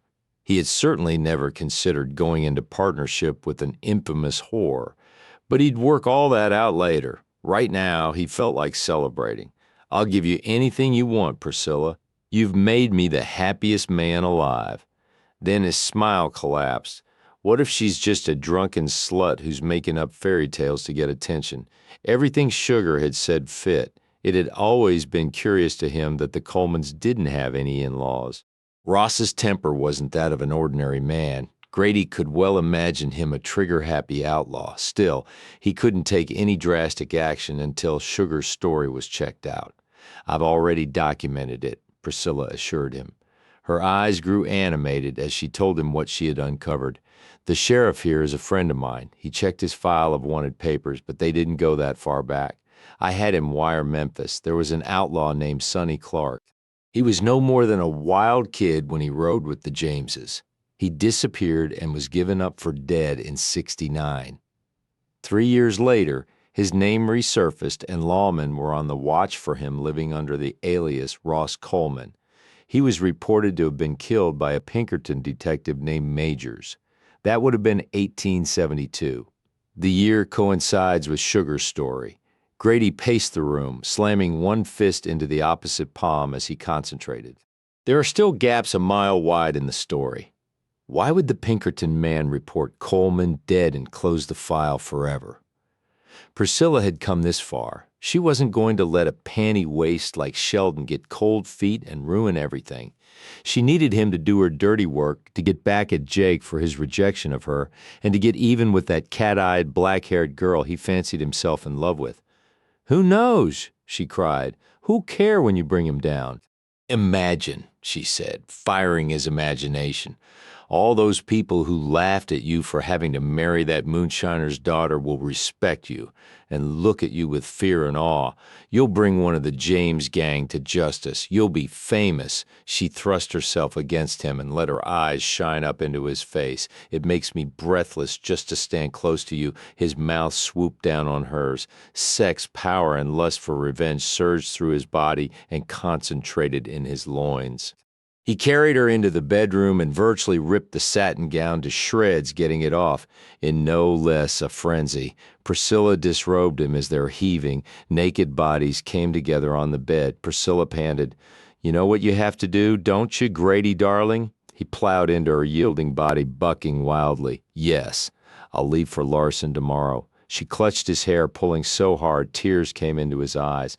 Her teeth sank into his meaty shoulder, and they screamed together as their fulfillment blazed, forging them in a covenant of hate. Ma Langston didn't like it. Not one bit. Something was amiss. She could smell it, sense it, like an animal senses the change of season. She arrived at Banner's front door the morning after the cattle had been herded to the ranch. She had stubbornly insisted on taking the raft across the river and walking the distance to the house. Alternately, she scolded and sympathized as she deftly relieved Banner of her stitches with a pair of manicure scissors. She examined the incision and pronounced it was healing well, considering a sawbones like Hewitt had done the surgery. When Banner fell onto her enormous bosom and began to weep copiously, Ma patted her back and comforted her, thinking she was still upset over the surgery. They had shared a cup of tea and a chat. Banner was composed by the time Ma hauled herself up for the trip back across the river. She was uneasy, knowing something else ailed the girl, but as yet unable to figure out what. Did she miss her mama? Was that the reason for Banner's tears? But when Jake rode up beside Ma as she made her way back to the river, she got her first inkling that it amounted to much more than homesickness. "Ma, why don't you ride Stormy the rest of the way?" Jake offered as he dismounted. I reckon my legs is as strong as his. I'll walk, thank you." "How is Banner?" Jake matched his pace to hers, leading Stormy by his reins. "Don't you know?" "I didn't see her last night. This morning I was too busy for breakfast. She's fair to middlin', healing right nicely. A little out of sorts." Ma shaded her eyes with her hand as she peered closely at her son. "You look a mite peaked yourself, and swelled up like a bullfrog. What's wrong with you?" His teeth clamped down on his cheroot. "Nothing. You got a bellyache?" "No. You mad at somebody?" "No." Ma repeated, letting him know she didn't believe him. When they reached the river, he made sure she was safely on the raft. Before she took up the long pole to push herself across, she said, "Take care of that girl, you hear? She can take care of herself," he muttered beneath his breath. "No, she can't," Ma snapped, wondering if her son was too old to get a well-deserved whipping. "She ain't strong enough yet to see to herself. She's weak in body and soul. Bawled her eyes out this morning." Jake wouldn't meet his mother's eyes as he threaded Stormy's bridle through his fingers. Did she say anything? Should she have? He shrugged, automatically alert to his mother's keen perception. Ma dipped the long pole into the water, and when it found the muddy bottom, she leaned her weight on it. Something was wrong, all right, and it had to do with the two of them. She'd stake her life on that, well, whatever it was. They each seemed determined not to talk about it. Best just to leave them alone and let them work it out by themselves. She left Jake with one last instruction. See to it that she don't do too much. Neither of them would have been pleased to see Banner lift the tub of wet clothes and haul them toward the clothesline. The morning after her visit with Ma, she decided that the laundry couldn't pile up for one more day. It had to be washed. Besides, activity kept her from thinking. She didn't want to think about it. It was all she thought about. Jake didn't love her. He pitied her. All his tenderness, his gentle concern, his soul-rending kisses had been born of pity, not passion. Oh, the gall of him. What was she to do now? Banner knew what people thought of girls who got themselves in the family way before they were married. They were no longer stoned in the streets, but their reputations were. As often as not, the man who fathered the child went unnamed and unscathed while the girl was sent away in shame. Her family invented trips to Europe or sick relatives back east as an excuse for her absence. But everyone knew she had gone away to give birth to an illegitimate child. Often, neither the girl nor the child ever returned. Banner's parents would never forsake her. She was too confident in their love for her to fear banishment. No matter how she disgraced them, they would never cast her out. But they would be disillusioned beyond repair. Hadn't she hurt them enough with one disastrous love affair? Could they withstand another? Could she? She must. Even though she felt like dying, she would live because of her baby. Setting the tub beneath the clothesline, she paused to run her hand over her abdomen. It was awesome and wonderful and thrilling to think that she was carrying a child inside her, Jake's child.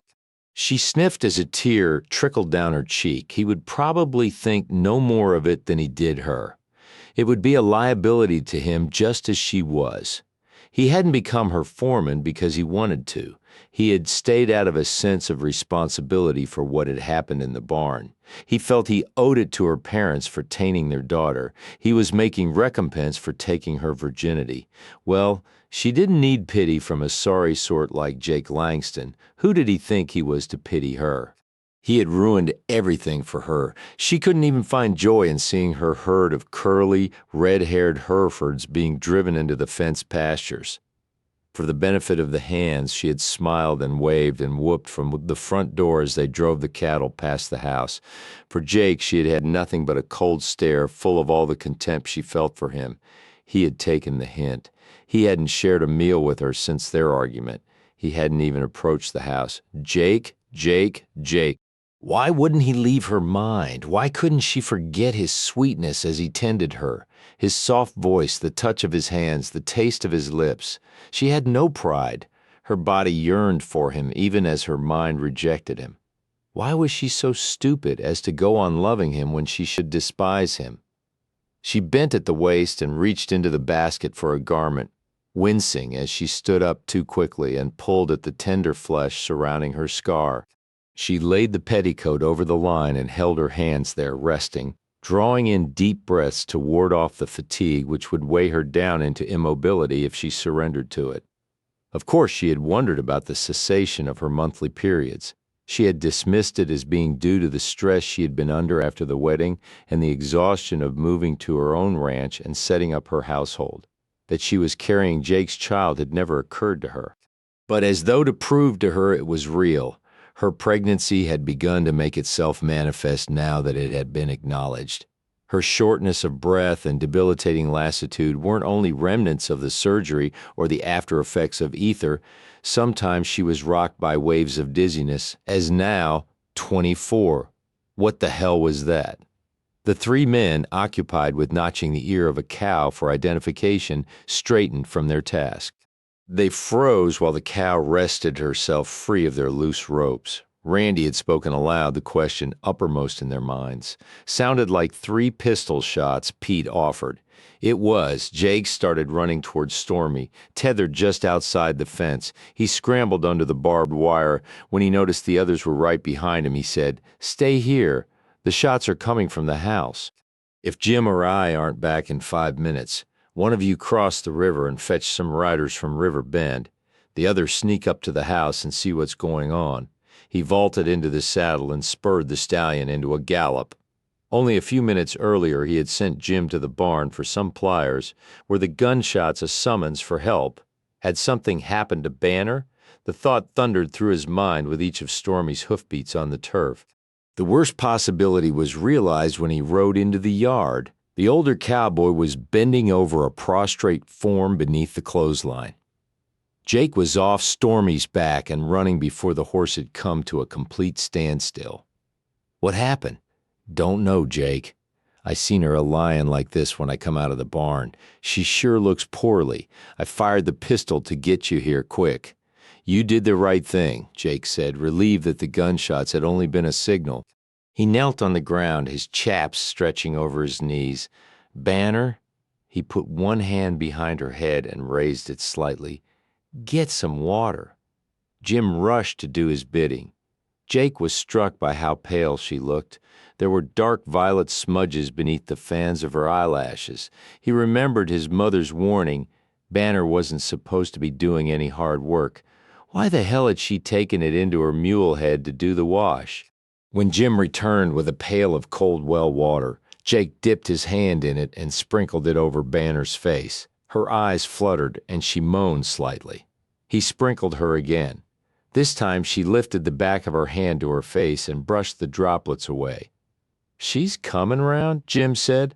Her eyes struggled open. Then she squinted against the bright sunlight that fell on her face. "What happened?" The iron ring of panic around Jake's heart eased its pressure. "She's all right?" He said to Jim, "Just fainted, I guess. Ride back and tell the others before they rouse the whole countryside." Jim left them. Jake placed an arm under Banner's knees, another behind her back, and lifted her against his chest.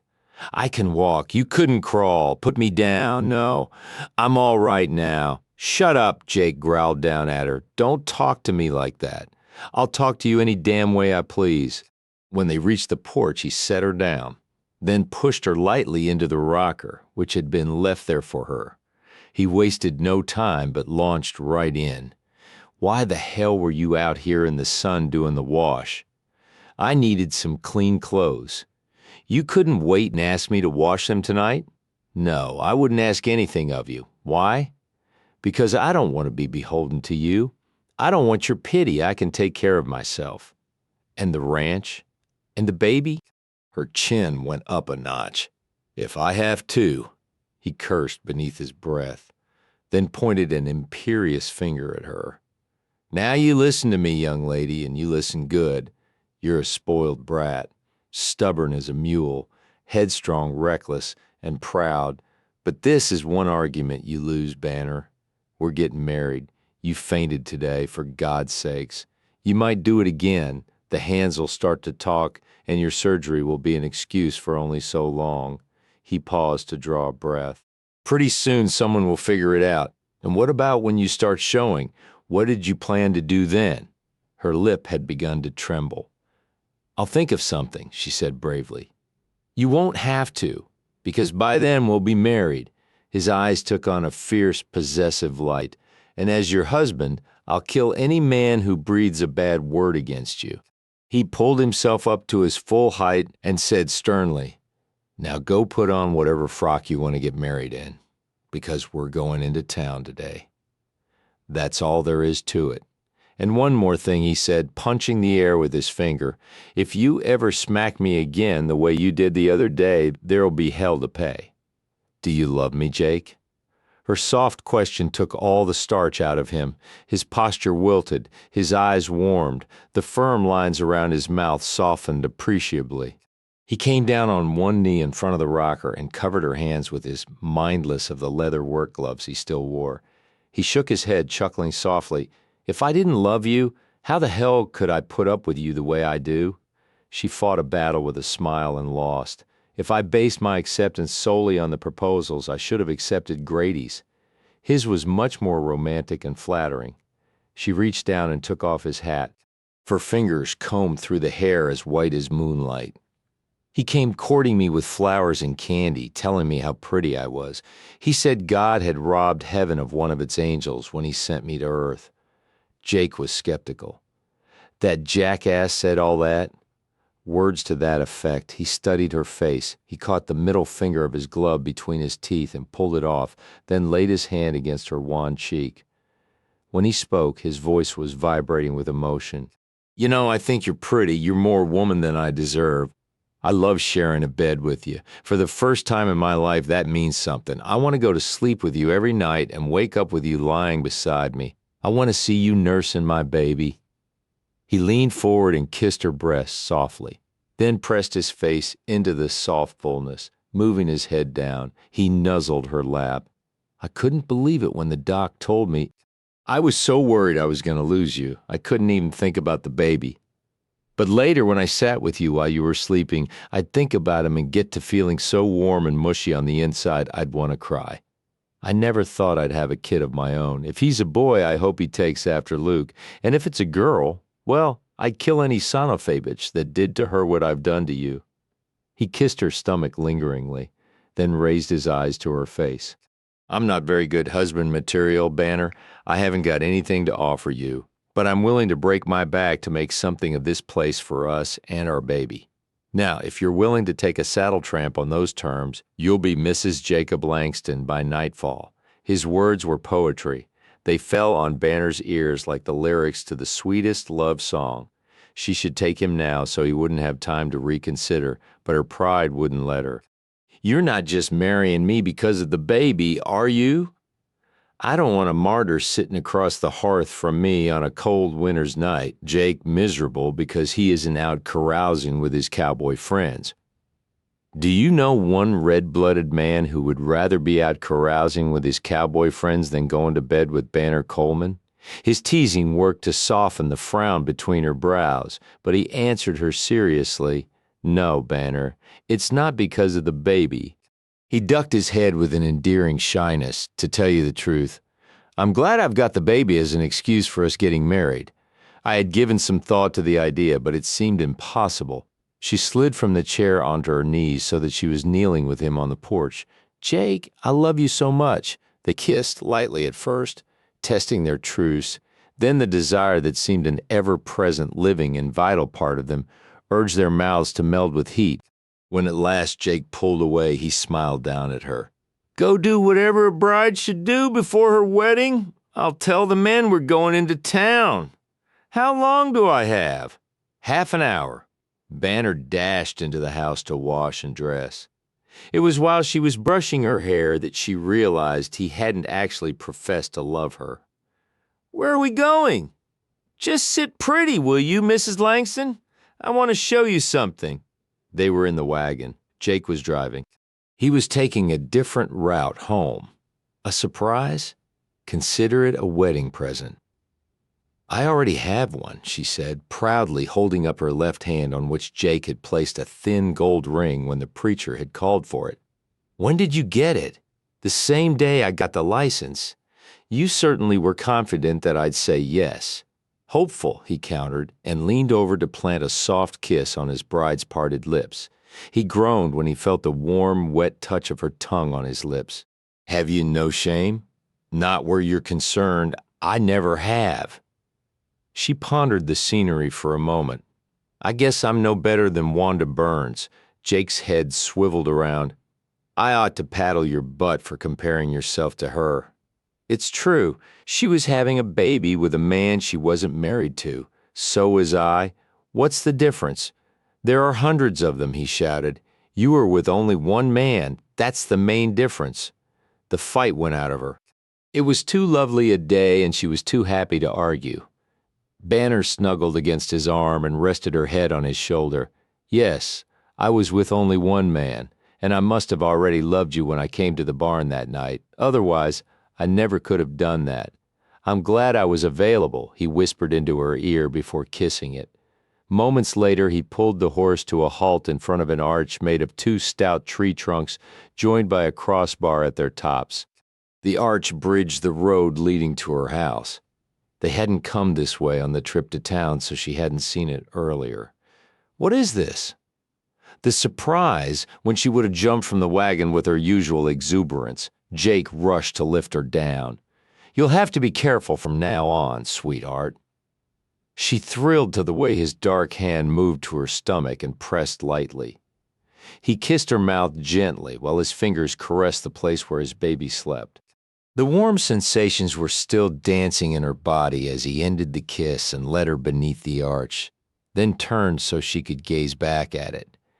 "Jake," she clapped her hands over her mouth, tears sprang into her eyes, branded into the wood of the crossbar were the words Plum Creek Ranch. "You changed your mind about the name?" "No," he said, shaking his head ruefully. "I still think it's a damn silly name for a cattle ranch." "Then why? I can't believe you went to all this trouble."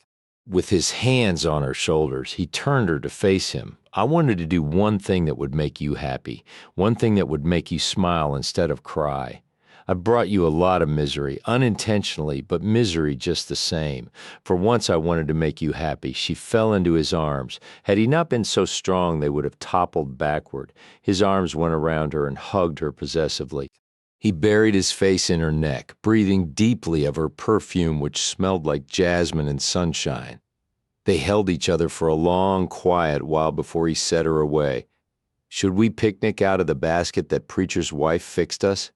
She nodded her head eagerly and watched as he led the horse off the road and stationed the wagon under a tree.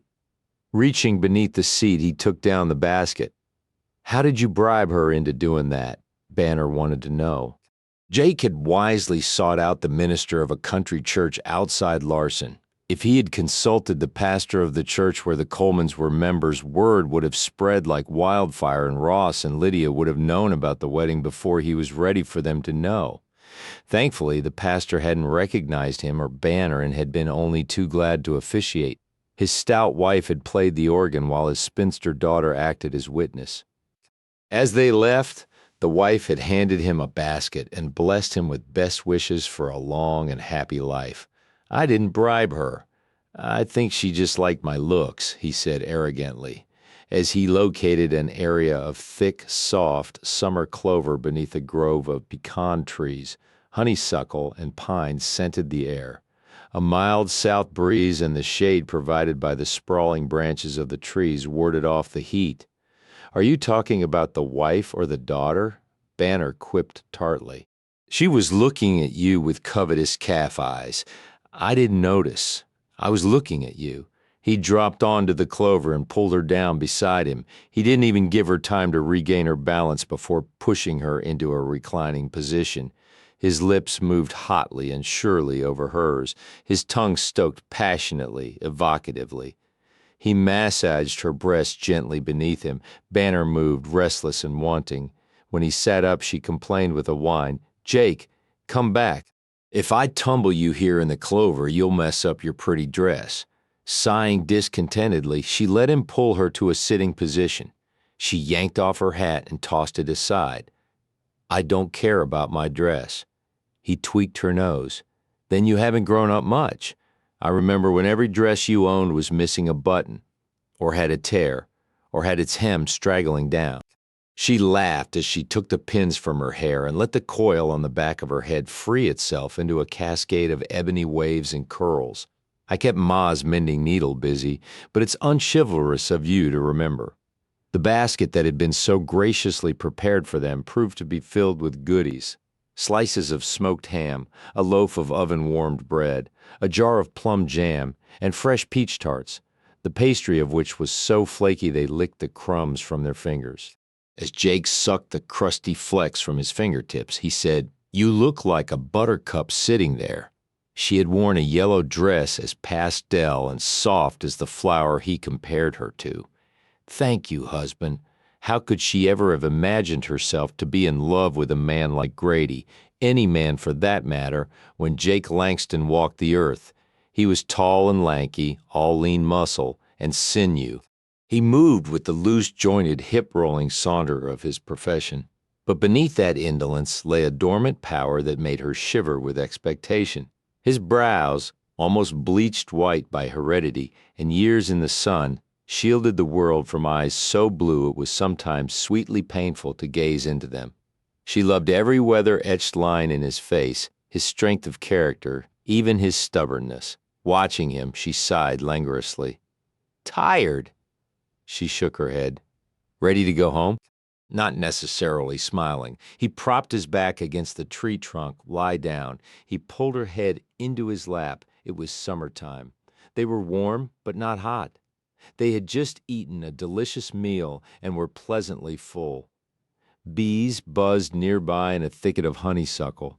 The breeze unambitiously stirred the leaves of the tree. Clouds as white and puffy as cotton balls drifted in idle suspension. The two lovers surrendered to their lassitude, but were far too aware of each other to be sleepy. Banner's thick hair was spread across his lap like a black silk mantle. Her breasts rose and fell with each quiet breath. Jake's index finger adoringly charted the planes of her face. I should go home and get back to work, but I'm lazy, he confessed. I'm seriously considering firing you. He smiled, then whispered, You're gorgeous, Banner Coleman. He bent down to kiss her. Just before his lips captured hers, she corrected him. Banner Langston, he kissed her with unleashed passion, letting his tongue plunder her mouth. Her arms crept up to encircle his neck, and as she urged his head down closer, she arched up to meet him.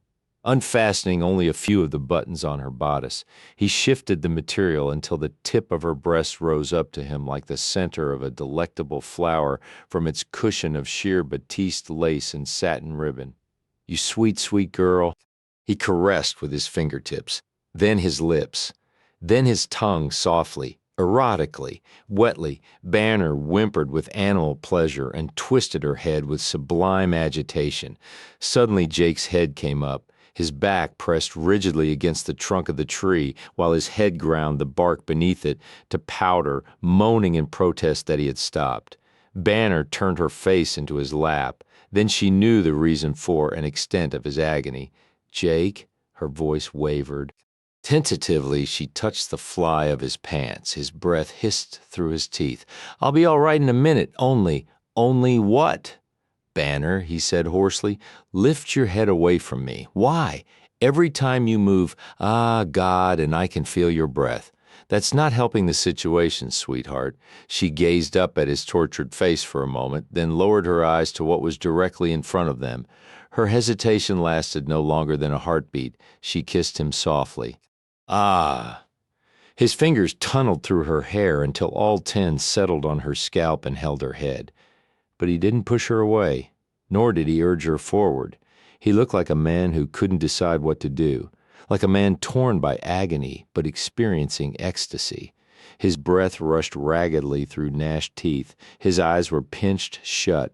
Banner kissed him again. This time her lips stayed, and moved incoherent sounds slipped through Jake's lips until they finally formed her name. He repeated it over and over with every unselfish pass of her lips up and down that ridge of his masculinity. Her hands were as light and quick as the beat of a butterfly's wings. Buckles, buttons, cloth didn't deter her. Even the sky heard the low mating sound Jake made when he felt her breath against his flesh, the first glance of her soft lips, the timid touch of her tongue. Banner, Banner. The name was chanted in the dearest tones.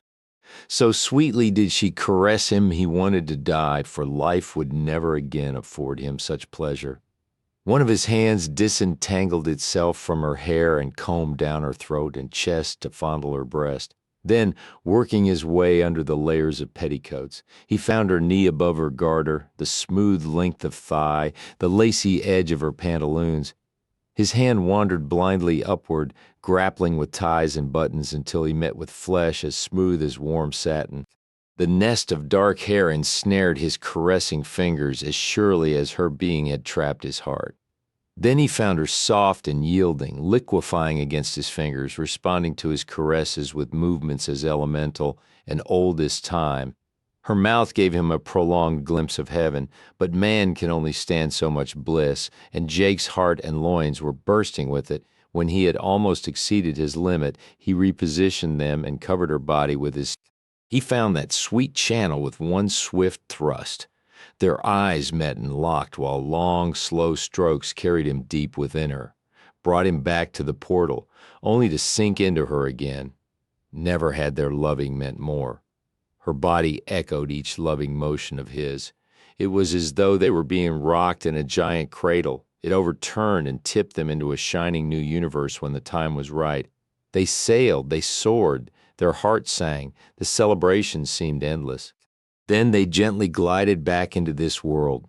They roused to find themselves wrapped in each other's arms, their clothes sticking to them uncomfortably due to the sheen of perspiration that glossed their bodies. Weakly, Jake raised his head from her shoulder. Her face was an ever-changing pattern of shadow and sunlight as the leaves of the tree overhead shifted in the breeze. Her eyes came open languidly.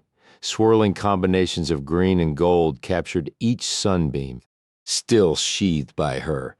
He whispered earnestly, You are my woman, Banner. None else. You. Her smile was unsteady, her fingers shaky as she reached up and touched the lips that had spoken the words. Love for him spilled through her like a river of golden wine. But like an imp that wouldn't be banished or laid to rest, a thought nagged her. Did his vow include her own mother? It took some doing, but they set their clothing aright.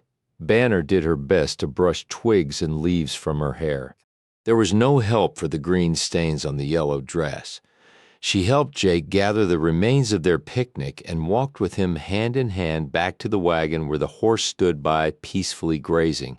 I think we ought to go tell your folks. Jake had waited until they were on their way to make the suggestion. As soon as the words were out, he turned his head to gauge her reaction.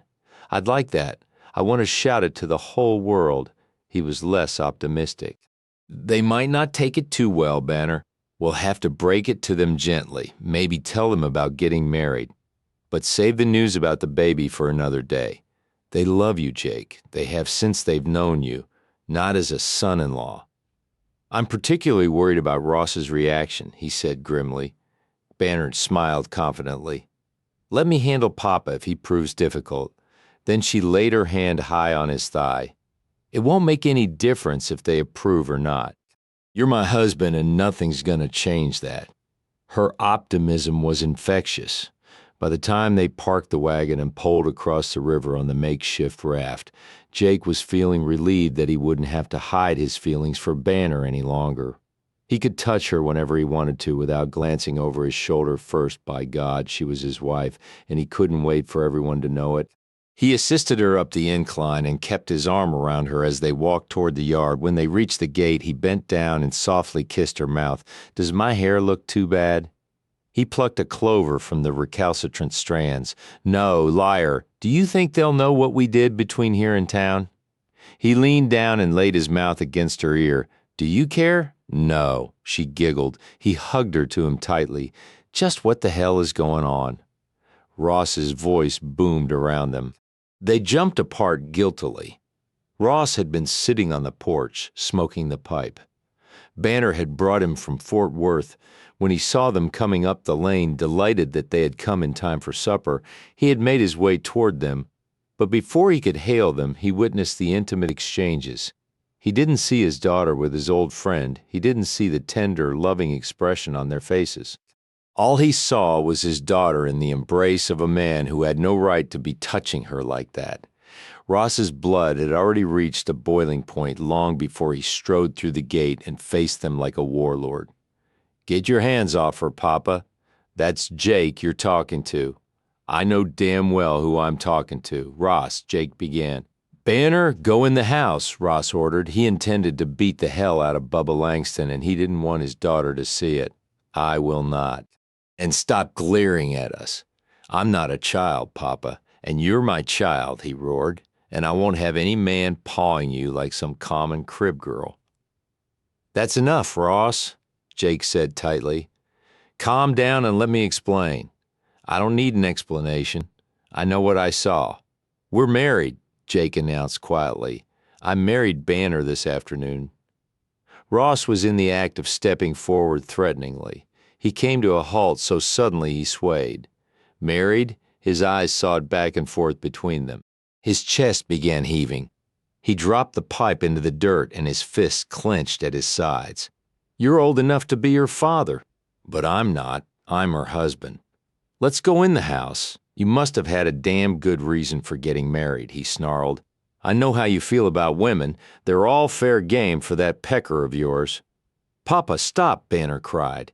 Several cowboys had heard the shouting and had come from the bunkhouse to see what the commotion was. Banner's cheeks flushed scarlet as she glanced around. Having a wife would cramp your style, Bubba. There's only one reason why you would take a wife, and by God, that better not have happened. Have you? Did you? You bastard. I believe you did. He came rushing toward them. You were supposed to be taking care of her? You low-down son of a bitch. He took a swing at Jake that connected with a sickening thud against the younger man's jaw. Banner screamed and hastened out of the way as Jake went reeling back and careened into the fence. What's going on? Lydia, her skirts hiked almost to her knees, came running down the steps of the porch. Ma was close behind her, a dish towel still in her hands.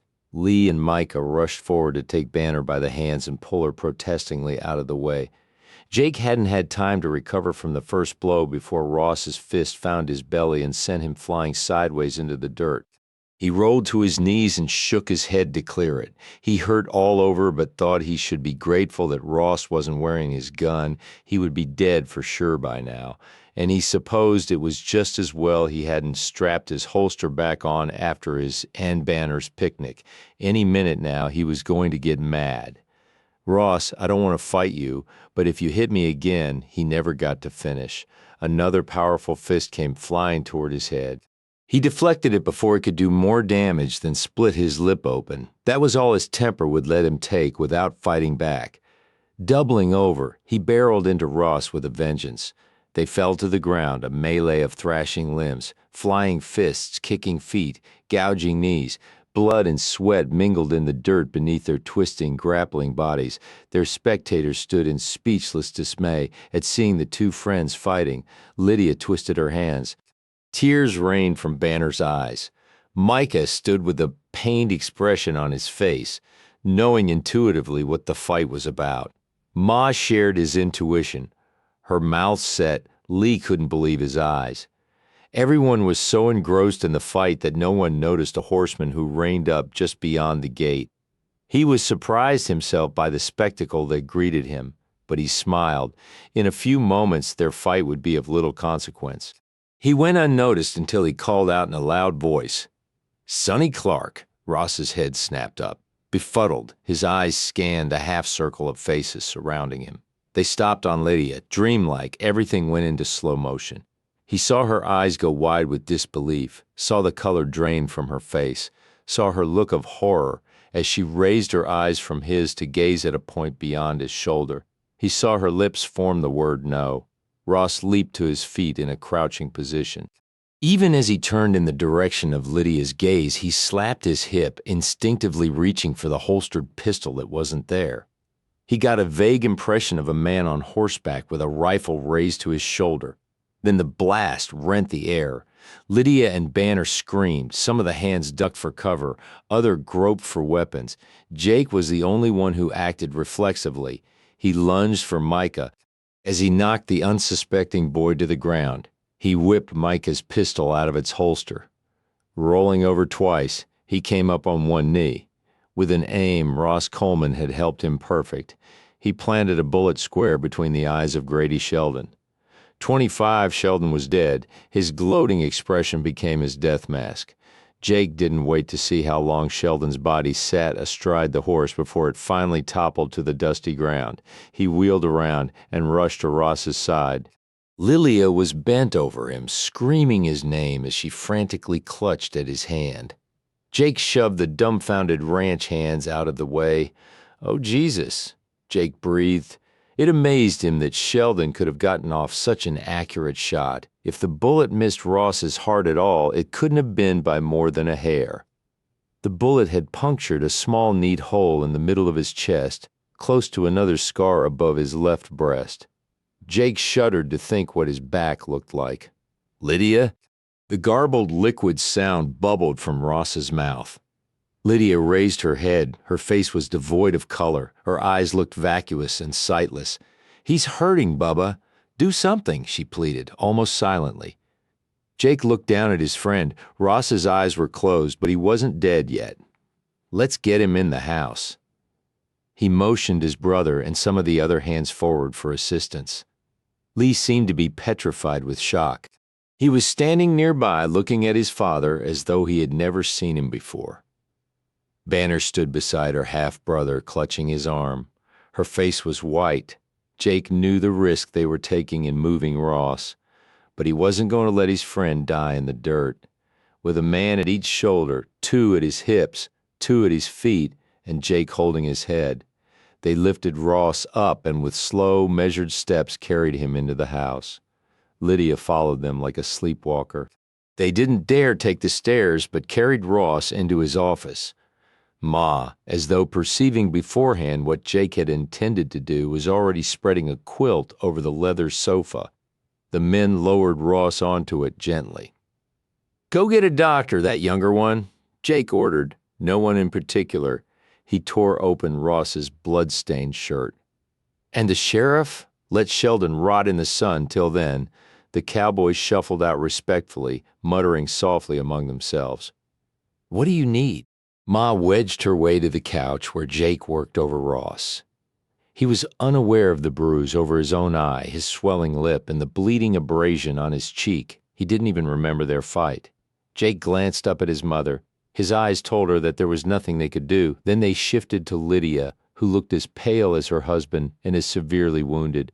Her face was shattered and bleak. For her benefit, he said, hot water, some bandaging.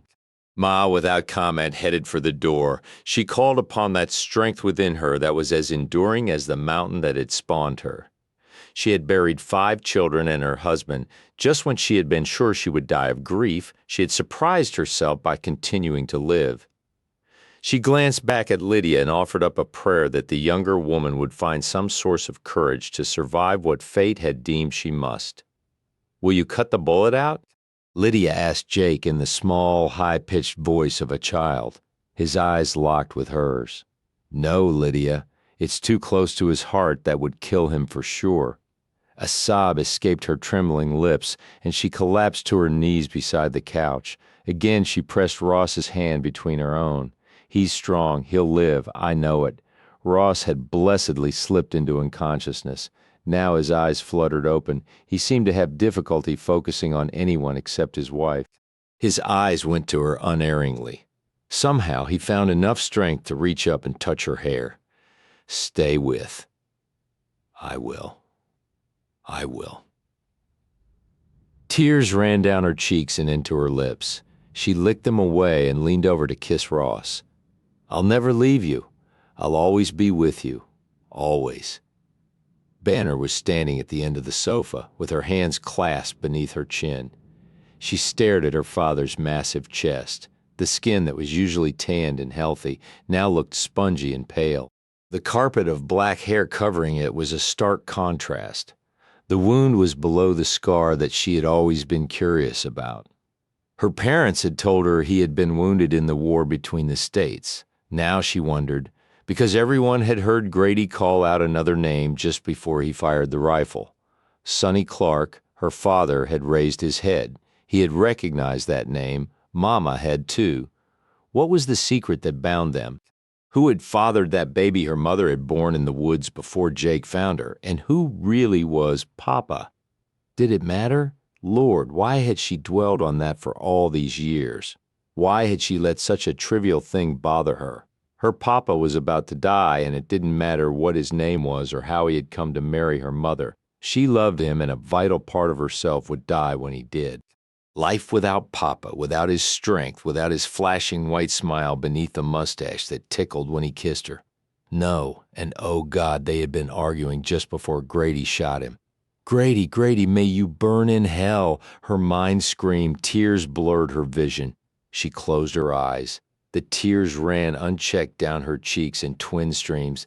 This was her second wedding day to end in tragedy. Jake bathed the wound with the water Ma carried in a tin bowl. He stanched the flow of blood as best he could with strips of an old sheet. Ross's chest lifted and fell like an unreliable bellows. He struggled for each breath, and his respiration rattled in his throat. But he was alert now, aware of what was going on around him, and as a consequence, aware of the pain as well. He gazed up at Jake. The green eyes were fogged with pain, but not vacant with delirium. Ross had several things to do before he died. He was going to see that they were done. "Call Lee and Banner," he gasped. It cost him his strength to say even that, but no one dared dispute him. Ma motioned Lee forward, and he came on stumbling feet, made even more clumsy by the tears standing in his eyes. He couldn't reconcile that his father, who had always seemed as tall and sturdy as an oak, able to ward off any danger or threat, was precariously clinging to life. Banner sank to her knees on the floor beside her mother and laid her hand on her father's shin. Lee took up her position at the foot of the couch. Jake and Mom moved aside. Ross's eyes focused on Lee. He nodded his approval of the fine son he had sired out of Victoria Gentry. Lee himself had struggled to live those first few days after he was born.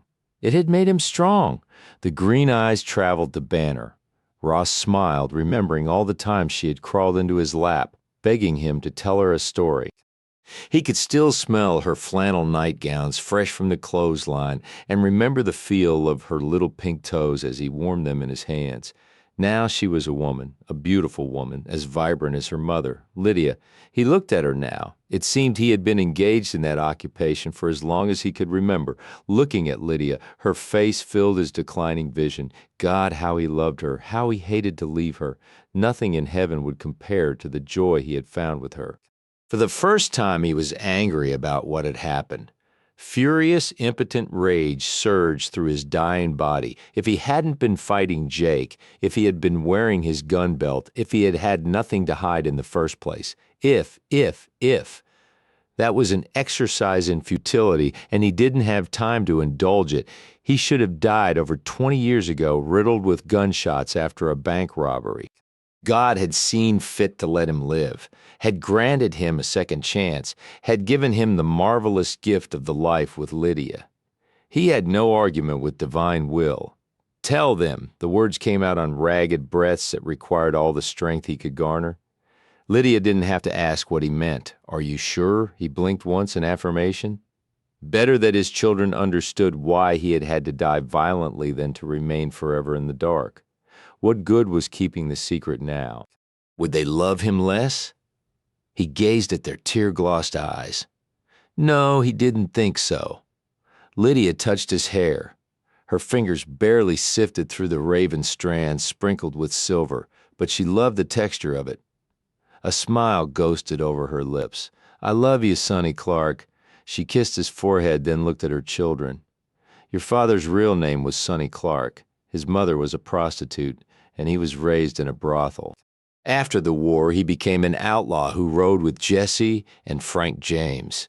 In a steady voice, almost emotionlessly, she told them the unbelievable story of Ross's life, how he had been left for dead and nursed back to health by a hermit in the hills of Tennessee, John Sachs by name. When he was well enough, he changed his appearance and went down into the valley to find work. He was hired on at the Gentry stables. That's where he met your mother, Lee. She was from an aristocratic family, but she fell in love with the stable hand. I don't blame her, Lydia added gently, glancing down at her husband. She related how Ross had married Victoria, much to her father's displeasure, and how they decided to migrate to Texas and assume ownership of some land, the deed of which had been given to Ross by John Sachs. That land had become River Bend. Victoria hadn't been as confident in their future as she had pretended and had taken a pouch of jewelry from her home when they left. Her father assumed Ross had stolen it and went after them. Since Victoria had convinced Ross to leave in her father's absence, he hadn't known their destination.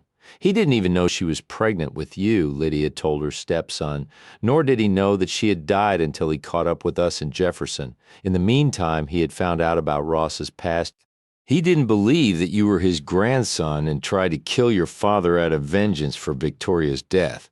A Pinkerton detective named Majors shot and killed him. Ross nudged her arm. Shot you, he rasped. Lydia ducked her head, then faced her children's incredulous faces again. The scar on my shoulder, she said uneasily. I tried to save Ross's life. The room was still. The only sound was the ticking clock in the corner. What happened to this detective, this Majors? Lee asked huskily. We never saw him again, Lydia answered softly and smiled down at Ross. He let Ross go. I think he could see that your father wasn't an outlaw anymore. He wasn't Sonny Clark. He was truly Ross Coleman. And, Lee, we have that jewelry. We saved it for you because it belonged to your mother and her family. We planned to give it to you when you turned 21, and no one ever knew about Papa's past, Banner asked. Not even Ma, Lydia said, looking toward the older woman as she stood quietly weeping. Micah was patting her shoulder. And Jake, Banner whispered, seeking her husband's eyes. I knew some of it, he replied softly. Not all. How did Grady find out? Banner asked the question uppermost in all their minds. No answer was forthcoming, then Banner asked another question. Mama, did you have another baby? Before me, before you met Papa? What little color remained in Lydia's face drained. Wildly, she looked inquiringly at Ma, who shook her head in denial. Jake answered her unspoken question. Priscilla must have told her. Priscilla, Lydia repeated. Priscilla Watkins? When? How? In Fort Worth. She cornered Banner on the street. They were having a conversation before I interrupted it. Everything inside Lydia sagged. She slumped forward. Her greatest shame, one she had wanted to outlive, was back again to haunt her on this, the worst day of her life. She felt Ross's hand on hers, squeezing. She laid her ear against his lips. It never mattered to me. Her tears dripped saltily onto his face. She wept openly now with love. Her heart and soul overflowed with it, and it had to come pouring out. Ross, Ross, she cried out in a pleading voice. Momentarily, she rested her head on his stomach. It was Banner who drew her mother's head up. She smoothed down Lydia's hair, which, except for the color, was identical to hers. It's all right, Mama. It doesn't matter. Really, it doesn't. I love you. I was just curious, that's all. Lydia shook her head. No, it's best if it's all told. She paused to draw in a deep breath. I was running away when I collapsed in the woods and gave birth to the baby. I thought I had killed its father. He was my stepbrother. Not by blood, she rushed to say when she saw the horror register on their faces. My mama married a man named Otis Russell when I was about 10. He and Clancy made our lives hell. She explained about Russell's death and Clancy's abuse. I got pregnant by him. When Mama died, I ran away. He came after me. When he found me, I knocked him down, and he hit his head on a rock. I thought he was dead, so I kept running, afraid someone would blame his death on me. I was glad when the baby was stillborn and wanted to die of shame myself, but when I woke up, Bubba was there. Lydia looked at him and smiled. Something inside Banner snapped painfully like a dry twig. The Langstons took care of me, Lydia continued. Then I was taken to Ross when my milk came. Victoria had just died, leaving him with a hungry newborn. I nursed you, Lee. I've always loved you like my own. I know that. The young man was fighting a losing battle with unmanly tears, but Clancy wasn't dead. He caught up with the wagon train and found me married to Ross. Somehow he had discovered Ross's identity, too. He knew about the jewelry Ross had supposedly stolen. He threatened me. I was terrified of him. I was afraid he would hurt Ross or Lee. She glanced up at Lee. There was even a time when he suspected you were his child and that I had lied about his baby dying. He was capable of brutality, I knew that. She stood and went to Ma. Taking the older woman's hands between her own, she stared into the lined face she had loved for so long. Ma, it was my stepbrother Clancy who killed Luke. Forgive me for not telling you, but I couldn't. I was so ashamed. Ma's only reaction was a brief puckering of her lips. She reached out and drew Lydia to her, patting her back in comfort and reassurance. Weren't none of your doing. Don't see that it rightly matters who killed him. Didn't then, don't now. Lydia pushed herself away. Clancy killed Winston Hill, too. He died protecting me. That's another thing I've had to live with. What happened to him? Banner asked, hating the man she had thankfully never known. He's dead. Lydia's voice held a finality that no one dared breach, save one. I killed him. The three words echoed in the room. All eyes turned to Jake. Even Ross reacted. His whole body twitched, and he tried to turn his head toward Jake. I overheard him threatening Lydia to bring the law down on Ross. That night we arrived in Jefferson, he bragged about killing Luke. I tracked him into town, waited until I caught him alone in a dark alley, and slit his belly open with Luke's own knife. He turned to his mother. Ma, if it's any consolation, Luke's murder was avenged years ago. She came forward and touched her oldest son's cheek. Then, losing her composure, she wrapped her bulky arms around him. This explains so many things: his bitterness, his wariness of people, his self-imposed loneliness. He had taken the burden of the family on himself when he was still a mere boy, and she suffered for him. Bubba, the raspy voice called to him from the couch. Jake rushed to Ross's side quickly, as though tacitly agreeing on their need for privacy. Everyone else fell back out of hearing. Jake knelt beside the couch. "Yes, Ross? Thank you." The words, though barely spoken, were heartfelt. The emerald eyes were clouded by more than pain now. They were shiny with tears of gratitude. "Wish I'd killed him?" Jake smiled wryly. "Sounds to me like you already had your hands full." Ross tried to smile back, but it was more a grimace of pain. "Sorry about," Jake shook his head. "I know you didn't mean to fight me, Ross. It's not worth apologizing for. We gave you quite a shock. Banner, you'll." "I love her, Ross. Didn't count on it happening, but yeah, well," he cast a glance at Lydia. "It happens like that sometimes. You were right, though. She's carrying my baby." The green eyes cleared instantly, then filled with tears again. Jake rushed on. "I can't tell you how proud I am about having a child from your seed, Ross. He'll be special." The older man's lips trembled, but he smiled. "You and me, huh? Reckon he'll be sonofabichin mean." Jake laughed. "Reckon he will. Keep the happy news for Lydia. She'll need it." Jake's own eyes glossed with tears. He nodded. "You turned into a fine man, Bubba." Jake closed his eyes, squeezed them shut, trapping in tears. When he opened them, he saw his friend's face through wavering moisture.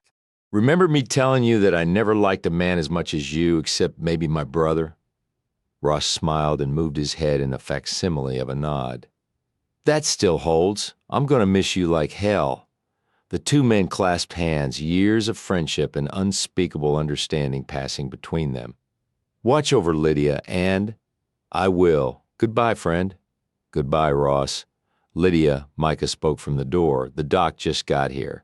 And Jake, the sheriff wants to see you." Priscilla moved the file around the tip of her nail, shaping it to a sharp point. She had bathed, scented, and powdered herself in preparation for her visitor. Her peignoir was a frilly confection in her favorite shade of lavender. She had piled her hair high, but loosely on the top of her head. She looked exquisite. A gloating smile curved her mouth and her eyes narrowed cunningly, to think that just a few weeks ago she had been concerned about the future. Now everything pointed to bright years ahead. If Grady Sheldon thought he would leave East Texas alive after boldly shooting Ross Coleman as he claimed he would do, he was a greater fool than she suspected. She had pumped him full of confidence, stroked his pride, and stroked his hatred until he was as fanatic about killing Ross Coleman as a samurai warrior bent on a suicidal mission. Priscilla had heard that River Bend was impressive. Coleman wasn't a land baron compared to many in the state, but he would no doubt have his small army of riders who wouldn't stand by and see him murdered without recourse. And even if that weren't so, Jake wouldn't let Sheldon draw another breath after killing Ross. Priscilla was certain that her partner wasn't long for this world, and partner she was. She had made sure of that before letting him leave her boudoir the day before. With the aid of an attorney, a loyal patron of hers for years, they had drawn up a contract.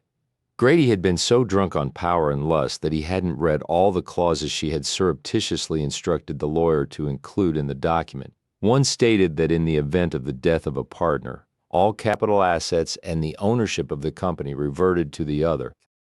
She could confidently predict that without ever having spent one dime toward the investment, she would own and control a thriving timber business by this time tomorrow. She hummed softly as she laid the nail file aside and picked up a buffer. "What is it?" she called out when a knock sounded on the door. "Your guest is here, Miss Priscilla," the bouncer announced. "Send him in." The music and raucous noise from the saloon swelled, then diminished to a low rumble as the door was closed. Priscilla said nothing, but kept her buffer poised over her nail until she saw Dub Abernathy's shadow cross her parlor.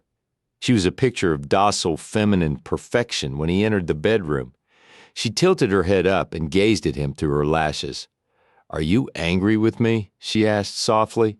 He had been, for weeks after their encounter on the city street, he had fumed. The audacity of the strumpet had appalled him. He could easily have wrung her neck. She had made his life hell at home. He had only this week gotten back into his wife's good graces after promising her a vacation to New York. Then this afternoon he had received a decorous, hand-delivered note asking him to come see her. Repentance was written all over Priscilla's features as she languidly put the nail buffer aside and came to her feet. She made certain that the folds of the violet peignoir fell just right as she took a few hesitant steps toward her former mentor. "I'm sorry, Dub." "I was jealous," she said, spreading her arms wide in appeal. "Your wife has you all the time. I saw you lifting her into that buggy, and I got livid. It's just not fair that she gets to live with you, and I have to wait until it's convenient for you to see me." She moved forward again, stopping just short of touching him. "I'm sorry if I embarrassed you or caused you any hardship. Please forgive me." Her breath filtered up to him. It was brandy-scented, his favorite label of brandy. Body looked as smooth as ivory, but as warm as fresh cream. Her lips were wet and shiny and sulky. She was wearing the high heels and stockings he loved, but she wore nothing beneath the corset. Overflowing its satin cups were the mounds of her breasts. If she breathed deeply, he would be able to see their tips as they popped free. The thought sent a geyser of heat into his loins, and his upper lip began to sweat. She was a whore, but she was one without equal. As long as she recognized and acknowledged who had the upper hand, they would get along just fine. He tossed his hat and cane on the chaise with an amazing alacrity for a man of his size. He seized Priscilla and jerked her to him, embedding one stubby hand in her hair, twisting painfully, and with the other held her back arched and her stomach pressing against him. "Don't ever do anything like that again." His lips swooped down on hers. He showed not a trace of caring or tenderness, but ravished her mouth with a bruising tongue. When they pulled apart, Priscilla's eyes were alight with excitement. She shrugged out of the robe and let it slither down her body to the floor. Dub reached for the hooks on her corset and jerked them open. The backs of his knuckles dug craters into the soft flesh. As in his fantasy, her breasts spilled into his waiting hands, the redly rouged nipples already hard and eager. He sucked on them ruthlessly, causing pain, but she reveled in it. Her hands worked frantically to get him out of his clothes. When he was naked, they moved to the bed. He fell onto it on his back and pulled her down to straddle him. He impaled her brutally, but with no more savagery than she rode him to a clawing, biting, gasping climax that left them both weak and breathless. Minutes later, Priscilla, clad only in the sheer peignoir, came back to the bed carrying a snifter of brandy. She passed it to Dub. He sipped, watching as she reclined against the pillows next to him. He reached over and flicked open the ruffled panels of the negligee. She stretched her arms above her head and arched her back in brazen disregard for the heated eyes that roved over her nakedness. "You like?" she purred. He dipped his finger into the brandy, spread it around her nipple, then licked it off. "I like." Priscilla's hands rested lightly on his head as his mouth wandered further afield, stopping to sample morsels of her flesh on the way. "Too bad this is our last time together." He was so involved in his activity that several seconds passed before he raised his head and peered into her eyes. They were no longer glowing with passion, but with something much more explosive. "What do you mean?" She pushed him off her and stood. Going to the dressing table, she picked up a hairbrush and, after pulling the pins from her hair, idly began to brush it. "I'm selling the Garden of Eden and leaving town." "Selling? I don't understand. Where are you going?" "That's my business, Dub," she said to his stunned reflection in the mirror. He really did look ridiculous, sitting there naked in bed with a stupid expression on his face like a toad caught in a lantern light. She had decided to move to Larson. Whether Grady managed to stay alive or not, she planned to oversee the timber company from now on. Besides, Larson was where Jake was. He might think they were finished once and for all, but she sure as hell knew better. She wouldn't stop until Jake came to her bed like a beggar, pleading for a crust of bread. "I'm going into another line of work." Dub laughed as he came off the bed and began pulling on his clothes. "Well, good luck to you, but I doubt you'll be as good at it as you are at this." Priscilla's back went rigid and she faced him with smoldering eyes. I'm glad you're amused tonight. You might not be laughing so hard tomorrow, Mr. Abernathy. There will be a letter from me to your preacher in tomorrow's mail. I've confessed everything, especially how I've led prominent members of his flock astray. Dub froze in the action of pulling on his vest. You didn't? He growled. She smiled sweetly. Oh, yes, I did. I petitioned his prayers, of course, for my damned soul. But at the same time, I named names. Yours topped the list in capital letters. She tossed her head back and sneered at him. I was good for an afternoon tumble, but you wouldn't help me when I needed to get those crusaders off my back. You would have seen me in ruination before you would have stuck out your neck to help me.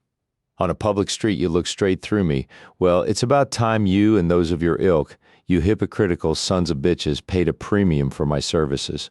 You goddamn bitch, he yelled. If you hit me, I'll go see that preacher in person wearing the bruise you gave me. The words tripped out in a rush as he came toward her with his arm raised, ready to strike. The threat forestalled him. He lowered his arm, but his face was mottled with fury and his chest was heaving with pent-up rage, seeking an outlet. He finished buttoning his coat with fumbling fingers. Don't forget your hat and cane, dear. She called sweetly as he stamped toward the door. Her laughter trilled after him as he slammed the door behind him. Priscilla waltzed around the room and collapsed on the bed in a heap of ruffles. The apoplectic expression on his face had been worth the weeks of planning, the hours spent tolerating Grady Sheldon's sloppy lovemaking, the humiliation of being snubbed in the streets. She laughed out loud, hugging herself. It would take more than the pious city fathers of Fort Worth to bring down Madam Priscilla Watkins. For his part, Dub Abernathy's whole world was bathed red with rage as he elbowed his way through the boozy crowd in the saloon. His eyes scanned the sweaty faces until they lit on the one he sought. He made an understood motion with his head, and moments after he left the Garden of Eden, he was joined in the shadows outside on the boardwalk. The conversation was terse, the instructions given explicit. The man returned to the saloon. Dub Abernathy walked to where he had left his buggy parked several blocks away. Climbing in, he clicked his tongue to the horse. He drove through the balmy night toward home where his family was waiting for him. Sugar Dalton woke up earlier than usual. It wasn't even dawn when she rolled over with a sour taste in her mouth and a pain in her left arm that was keeping her from sleep. She edged to the side of her bed and sat up groggily. Shaky hands clasped her head as she bent almost to the waist in an effort to haul herself off the sagging mattress, where she had spent years entertaining too many men to count. What had she eaten last night to give her such heartburn, or when had she eaten last? Since she had gotten that reward, she'd been spending it on whiskey. She stumbled down the dark stairs, having decided that all she needed was a trip to the outhouse. She went through the dim rooms and let herself out the back door. The dew was cold and wet against her bare feet as she stepped onto the narrow stretch of grass between the back door and the outhouse. She raised the hem of her gown and tiptoed lightly. When she glanced up to measure the distance remaining, a scream congealed in her throat and was never uttered. The gray, misty morning light added an even more phantasmagoric quality to the horror that greeted Sugar's eyes. The Madam of the Garden of Eden had been nailed to the outhouse wall. The garrote which had been the instrument of death was still twisted around her neck. Her face was blue. Her lips and tongue, which protruded, were purplish. Her eyes were bugging obscenely. Wisps of ash-blonde hair stirred eerily in the faint wind, looking as mournful and gray as Spanish moss dripping from the branches of a dead tree. Her arms and legs were spread-eagled against the faded wall of the outhouse. Blood had dried to a rusty residue on her palms and feet where the nails had been hammered in. She was naked. Sugar tried to scream. It came out a hoarse croak as her left arm seemed wrenched from her body with the pain that tore through it. She tried to run, but her knees buckled beneath her. The heart that had been taxed with years of alcohol abuse had stopped beating before the soft, damp earth cushioned her fall. The preacher was irritated later in the day when his mail failed to be delivered to the parsonage. Such oversights were inexcusable, and he told the postmaster so, but he was somewhat mollified by the headlines in that day's newspaper.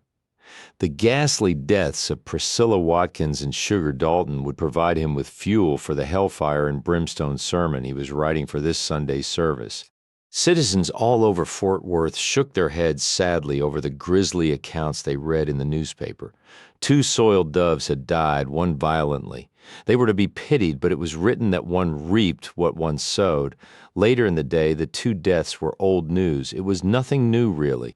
Whores died with lamentable frequency in Hell's Half-Acre. It was a miracle. Ross was still alive. The hours of the night crept by slowly.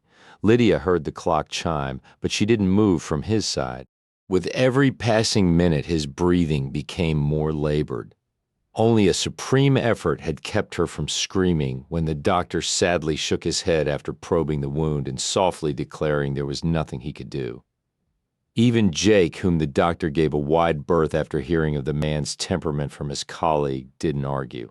It was obvious to everyone, even to Lydia if she admitted it to herself, that had Ross not been so strong, he would have died instantly from the bullet's impact. Ross knew it as well. Hours ago, he had bade his children goodbye.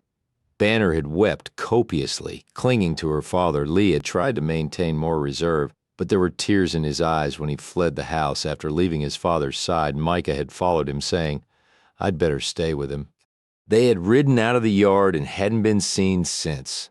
Lydia didn't fear for Lee. He would be all right. She was more concerned about her daughter. They had had a tearful reunion. Lydia ached for Banner, knowing that she could find no joy in her wedding day. Lydia had been thrilled with the news that Jake was officially a part of her family, though she felt that he had been for years.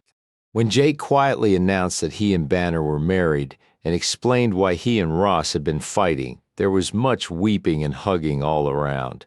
Lydia had laid a hand on Jake's arm. Ross was reacting like a father. When he has time to think about it, he'll be as glad as I am. "We've made our peace," Jake had told her. When Ross last spoke to Banner, he took her hand, patted it, and smiled at her. "I'm glad about you and Jake. Be happy," he whispered. Rather than making Banner happy, her father's words only served to deepen that haunted, stricken look in her eyes. She couldn't be comforted, even by her husband. Ma had finally coaxed her to lie down in the parlor on the sofa. Jake sat nearby. Ma kept vigil in the kitchen, brewing tea nobody wanted and insisting that everyone should eat to keep up their strength, but she wasn't eating either. Lydia had retreated to Ross's office and shut out the rest of the world. If this were to be their last night together, they would spend it alone. Now, as if she had silently beckoned him, he opened his eyes and looked at her clearly. God granted small favors. Ross had been granted the privilege of thanking Jake for killing Clancy. Now he was being blessed with enough strength to say goodbye to the woman he loved more than his life. Seemingly without effort, he raised his hand and threaded his fingers through her hair. "Remember how I used to make fun of it?" She bowed her head, willing herself not to waste these precious moments weeping. When she lifted her head, her eyes were sparkling. "Yes, you were a bully. I love it now." He fingered the wayward strands. "I love you," she whispered. "I know," he responded quietly. His hand moved from her hair to her cheek. "I remember the first instant I looked into your face. I got lost in you, Lydia." A sob tore through her throat. She forced her trembling lips into a smile. "You needed a shave." "I remember everything." "So do I. Every moment with you has been precious. I didn't live until I met you." She rubbed her forehead against his. "If Jake hadn't killed Sheldon, I would have. Why did he do this?" "Shh, shh. It could have happened any time in the last 20 years. We've had so much time together we didn't expect. Let's not be selfish. Where you're concerned, I've always been selfish. I'll never have enough of you." Ardently, she kissed his hands. His body spasmed with pain, and she sank from the chair on which she sat to her knees. She laid one arm across his stomach, the other she enfolded around his head. His hair was mockingly crisp, lively against her hand. When the worst of the pain passed, he gazed up at her. "How will I bear heaven until you get there?" "Oh, Ross," her face crumpled, and the agony she had tried so hard to hide couldn't be concealed any longer. Her tears gushed out. The time will pass quickly for you, but me. How will I live without you? I can't. Let me come with you. He shook his head and reached out a hand to comfort her. He was thinking of the grandchild she didn't even know about. You can't. Our children need you. Lee will be confused and hurt. See him through this for me. Banner.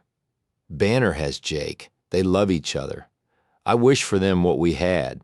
No one will have what we had. He smiled. All lovers think that. It's true in our case, she insisted as her fingers skated over the lips she loved over his thick mustache. Because of you. His eyes dimmed with pain. No, my love. Because of you. He reached for her blindly. She grasped his hand and laid it against her breast. Lydia, Lydia, Lydia. She let him slip quietly into the other life because she couldn't stand to see the pain he was suffering in this one. But for hours she continued to hold him. Banner awakened suddenly. Sleep deserted her with a brutal severance. She was instantly aware of everything at once. The pink dawn light seeping around the parlor draperies. Ma's gentle snores coming across the room from the chair in which she had finally allowed herself to rest. She also knew that her father was dead, and she became aware that Jake was no longer in the parlor. She threw off the quilt he had spread over her when she finally consented to lie down and walked on silent, stocking feet toward the hall. At the portiere, she was brought up short standing in the hall with the timid new sunlight filtering through the beveled glass of the front door where her mother and her husband. Lydia clung to him as she wept into his shoulder. Jake's arms were holding her tight, his hands were comforting her tenderly, and his lips were moving in her hair. Banner retreated before she was noticed. 26. Lee and I are taking a trip to Tennessee. We're leaving tomorrow. The quietly spoken statement had a profound effect on those eating breakfast in the kitchen at River Bend. Lydia dabbed at her lips with a napkin and took a sip of coffee while Jake, Banner, Ma, and Micah stared at her speechlessly. Only Lee wasn't surprised by the announcement. Jake put down his fork and propped his elbows on the table, clasping his hands loosely over his plate. Tennessee, what for? Lee cleared his throat noisily and avoided looking at his friend Micah, who was staring at him as though he'd just sprouted antlers from the top of his head. They shared every confidence. There hadn't been a secret between them since Micah and Ma Langston came to live at River Bend. I want to see where my mother came from, Lee said self-consciously. I might have distant kin still living back there. Lydia said she wanted to go with me and show me places Papa had told her about. We might be gone for several months. It had been 2 weeks since the funeral. Every mention of Ross still created an uneasy silence while everyone experienced the pain of loss all over again. Lydia, are you sure you want to leave now? Jake asked her. Banner lowered her eyes to her plate while her hands gripped each other tensely in her lap. What little appetite she had fled and she felt mildly nauseated, her pregnancy was responsible for only a portion of her sickness. Every time Jake looked at Lydia, his eyes probing and concerned, Banner sustained a painful blow to her heart. I'm sure, Lydia replied softly. This trip will be good for Lee. He needs to have a sense of his mother's background. She sighed, and getting away will be good for me too. This house, this land, they are Ross. Her eyes began to cloud with fresh tears. The memories are too fresh. Lee shoved his chair back and stood. Micah, will you ride into Larson with me today? I need to get some things for the trip. Together, they went to the back door. They reached for their hats hanging on the pegs at the same time, and their heads bumped. Excuse me? They said politely in unison. Ordinarily, there would have been boisterous bantering between them, jests about one or the other's clumsiness. Instead, their eyes met awkwardly. Lee was feeling guilty because he hadn't discussed the trip with his friend, but Lydia had sworn him to secrecy. Micah was feeling rejected and betrayed, but when they looked at each other, their friendship was reconfirmed. Micah slapped Lee on the back and said, "You'll let us know where you are and what you're up to, won't you? I hear there are some mighty pretty girls in Tennessee. Maybe you'll bring me back one, huh?" With their arms around each other's shoulders, they left through the back door. Jake, as soon as you're finished, I'd like to go over some things in the office, Lydia said, standing. I want to make sure everything's in order before I leave. I'm finished. He scraped back his chair and tossed his napkin down beside his plate. His hand was writing on the small of Lydia's back as they left the kitchen and went down the hall toward the office in which Ross had died with an aching heart. Banner watched them leave. She sipped her tea. It had gone tepid and tasteless. Listlessly, she shoved the cup aside. She stared out the window vacantly, aware of nothing but her own misery until Ma lowered her bulk into the chair next to hers. "What's ailing you, girl?" "I miss Papa." "What else?" "Nothing. And pigs can fly." Ma planted her meaty hands on her knees and leaned forward. "Remember when I tied you in that very chair until you ate your collard greens? Well, I just might try that again if you don't tell me right this minute what's wrong with you." Banner's head came up haughtily. "I lost my father 2 weeks ago. I saw him shot before my very eyes. I won't take sass from you either, young lady. I know your pa's death was god-awful. It goes without saying. But you're still a bride and you ain't acting like one.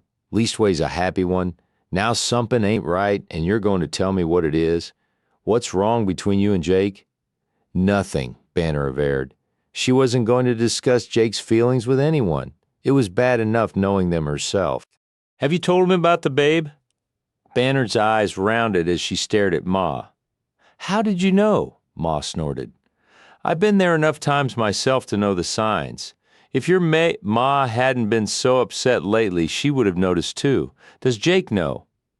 "Yes," Banner answered in a small voice. She twisted her napkin until the corner of it made a fine point, then squashed it with the pad of her index finger. "That's why he married me." "I doubt that." "It's true. He doesn't love me." "He loves—" She bit back the words that had been pounding in her head like tom-toms ever since her father's death. "He loves my mother." "Who does he love?" "Oh, I don't know," Banner said impatiently and shot from her chair. She moved to the window before Ma could see her tears. "But it's not me. We fight like cats and dogs. So did your Ma and Pa when they first got married. That was different." "What was different about it?" "The only two people I know who more ornery and bullheaded than the two of them are you and Jake." She came to Banner and none too gently spun her around. "You get out of this house today and get some sunshine in those cheeks. Brush your hair right proper. Smile at Jake every once in a while. You've been slinking around here like a haunt. You figuring to tell your ma about the baby?" Banner shook her head. Jake had told her that Ross had died knowing about the baby and was glad about it. Together, they had decided they would keep the news from Lydia a while longer. "I didn't want to tell Mama just yet, especially now. She might cancel her trip, and I know how important it is to her and Lee." Ma patted her shoulder. "I'll take care of you. She'll be proud as punch when she gets back. She'll be angry with us for not telling her. But it'll occupy her mind, and that's what she needs right now. You know, don't you, baby, that your mama ain't ever gonna be the same without Ross Coleman?" Banner's throat constricted. "Yes, Ma, I know." Ma gave her a light push. "Go sit on the porch for a spell. The fresh air will do you good." As Banner went through the quiet, cool rooms of the house, she knew that Ma's advice was sound and had merit. She was married to a man who loved someone else. Things like that probably happened with more frequency than people admitted to. She couldn't spend the rest of her life moping around or her soul would atrophy. Banner, Coleman Langston would become an empty shell. She had the rest of her life in front of her. She would just have to make the best of it, continue to love Jake, and accept the fact that she was second choice in his heart. Her resolve lasted only until Lydia's leave-taking the next morning. A sad group collected in the shade of the pecan tree. "I selected this spot for the house because of this tree," Lydia said, gazing up through the dense branches. "It wasn't near this tall then. Ross laughed at me, saying we'd have pecans dropping on the roof all the time." She smiled shakily through her tears. Everybody stood solemnly around her. "Well," she said briskly, sniffing back her tears, "we'd better be off. We don't want to miss the train." She hugged Ma. As always, Lydia seemed to draw strength from her and held her close for long moments. "Watch over everything while I'm gone. Don't worry about nothing here. We'll be waiting for you to come home." Lydia turned to Jake. Wordlessly, they went into each other's arms. Lydia buried her face in the collar of his shirt. His eyes closed tight as he hugged her. When they stepped apart, no words were necessary. They merely stared at each other long and hard. Then Lydia took Banner into her embrace. Banner's heart was breaking over what she had just witnessed between her husband and her mother, but that didn't diminish the love she had for both of them. She clung to the woman who had given her life and made it such a happy one. Separate from her own grief over Ross's death, she was anguished for her mother. Lydia set Banner away and scanned her face. She reached up to stroke Banner's eyebrow that arched like a black wing over her eye. "Your eyes look more like Ross's every day." Her lip began to tremble uncontrollably, and she clamped it tightly. "You won't forget to tend his grave." "Of course not, Mama, I know." Then her gentle smile collapsed and she hugged her daughter hard again. "Oh, Banner, I miss him so much. I pray to God that you and Jake will always be together, that you'll never have to know this kind of pain." Mother and daughter held each other and wept for their private reasons. At last Lee said softly, "Mama, we're going to be late." The two women broke apart. Banner wiped her eyes unashamedly, smearing tears over her cheeks. Lee helped Lydia onto the wagon, then climbed up himself. Banner noticed a new maturity about her brother. He was solicitous, much more serious-minded than before Ross's death. Earlier, Banner had told her half-brother goodbye by flinging her arms around his neck and dampening his shoulder with her tears. "We'll be back before you know it, Banner," he had said. "By the way, I'm surprised about you and Jake, but glad too, you know. I mean, hell, if I could have chosen a big brother, it would have been him. Thank you, Lee. Take care of yourself. And Mama." Now, Micah jumped into the wagon bed. He was going to drive it back to River Bend after seeing them off. Lydia had persuaded the rest of them not to come to town. Banner suspected it was because she wanted to leave with a picture of them near Ross in her mind. Lydia turned to wave to them as they drove through the gate. Banner saw her kiss her fingers lingeringly, then blow the kiss toward the fresh grave on the hill to which she had already carried fresh flowers earlier that morning. Banner realized how difficult it must be for her mother to leave the man she loved, but how much harder for her to stay. "What are you doing out here in the dark, Jake?" Micah came up beside his brother at the fence and hooked his boot over the bottom rung, resting his forearms on the top one as Jake was doing. "Thinking? Want a smoke? Thanks." Micah took the cheroot Jake offered him and cupped his hands around the match. "They got off without a hitch," he said, puffing smoke and fanning out the match. Jake only nodded. Lee and I acted like a couple of damn fools. Got all teary-eyed. Jake smiled at him, his teeth shining whitely in his dark face. The moon had just topped the trees.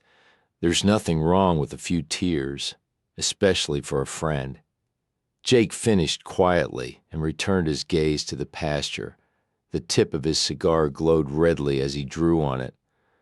"I'm awful sorry about Ross, Jake. For your sake, I mean. I know he was your best friend." "Yeah, he was. Helluva way for a man to die, to be gunned down in his own yard." Despairingly, his head dropped forward as though hinged at his neck. "At least I got the sonophobich that killed him. What did the sheriff say?" Everyone had been so concerned about Ross that afternoon. It wasn't until later that anyone inquired about Grady Sheldon. He said it was clearly self-defense. Grady's fingers were still around the trigger of that rifle. The sheriff said I had no choice but to shoot him. Jake laughed without mirth. In fact, he said I had done him a favor. He never had been satisfied with the explanations Sheldon gave him about the fire that killed his family. "You read about Priscilla Watkins, I reckon?" "Yeah, I can't help but think there was some connection between her and Sheldon's killing Ross. In that case, they both deserved to die. That's the way I see it." They smoked in silence for a while. When Jake at last turned, he hitched his elbow over the top rail. Lydia and I spent days in the office going over the books. She wanted me to know all there was to know about River Bend since the day she and Ross moved here. She made me foreman of it and Plum Creek. What the hell is Plum Creek? Jake smiled around his cigar. That's Banner's ranch, and if you know what's good for you, you won't say anything insulting about the name anyway. I'm going to have my hands full running both places until Lee comes back and decides what he wants to do. Will you help me out? Sure, Jake. You don't even have to ask. Reckon I'm gonna miss Lee something fierce. I'll need work to keep me busy. Lydia wants Ma to move into the house until she gets back. It wouldn't hurt you to spend a night or two a week with her instead of in the bunkhouse. Micah nodded. Banner and I are going home tomorrow. The hands have been keeping an eye on things, but I went over today to air the house out so it would be ready. Micah shifted his weight from one foot to another, then back again.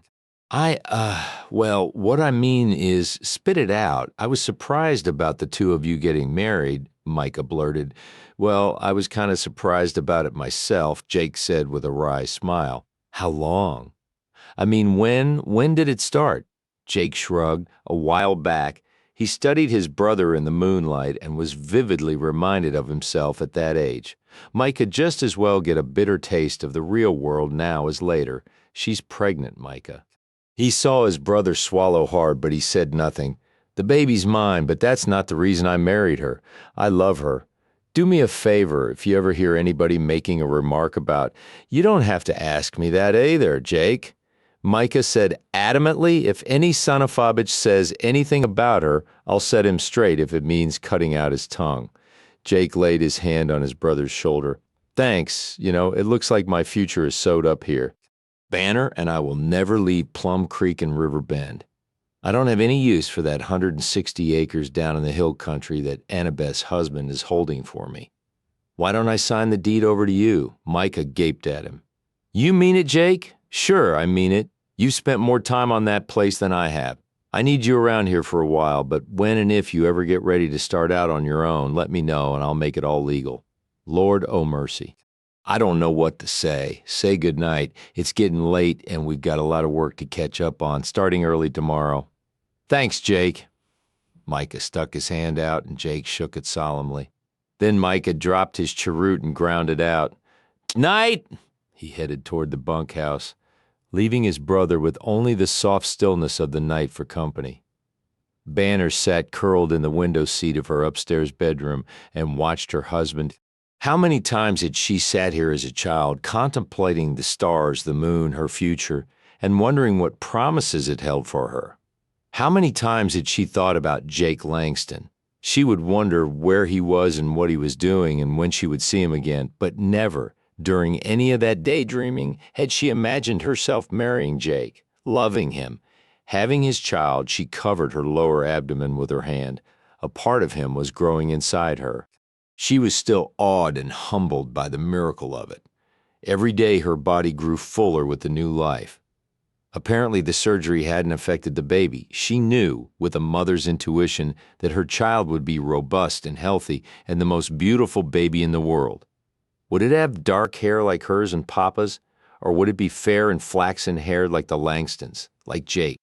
She envisioned a tow-headed youngster with bright blue eyes scampering around the yard, tagging behind Jake, leaping to plant its chubby feet in its daddy's widely spaced footprints. Banner hugged herself with the thought it would be a wonderful baby. She couldn't wait to hold it against her, smell its sweet smell, nurse it from her breasts, love it. But her moment of happiness was snuffed out as surely as the cheroot she saw painting a fiery arc on the darkness as Jake threw it away. What was he doing out there? Did he prefer solitude to sharing a room with her? It had been strange to have Jake sleeping beside her in the bed, which had previously been hers alone. No one seemed to consider it awkward that they now shared her bedroom. No one but the two of them. They rarely spoke when they were in this room together. As often as not, she was already in bed when he concluded his quiet discussions in the office with Lydia and climbed the stairs to join Banner. He treated her with consideration. She was polite in turn, but there were no intimacies exchanged. They slept with their backs together, facing away from each other, as wary of accidentally touching as strangers. One night he had turned to her. Softly, he spoke her name. She had pretended to be asleep.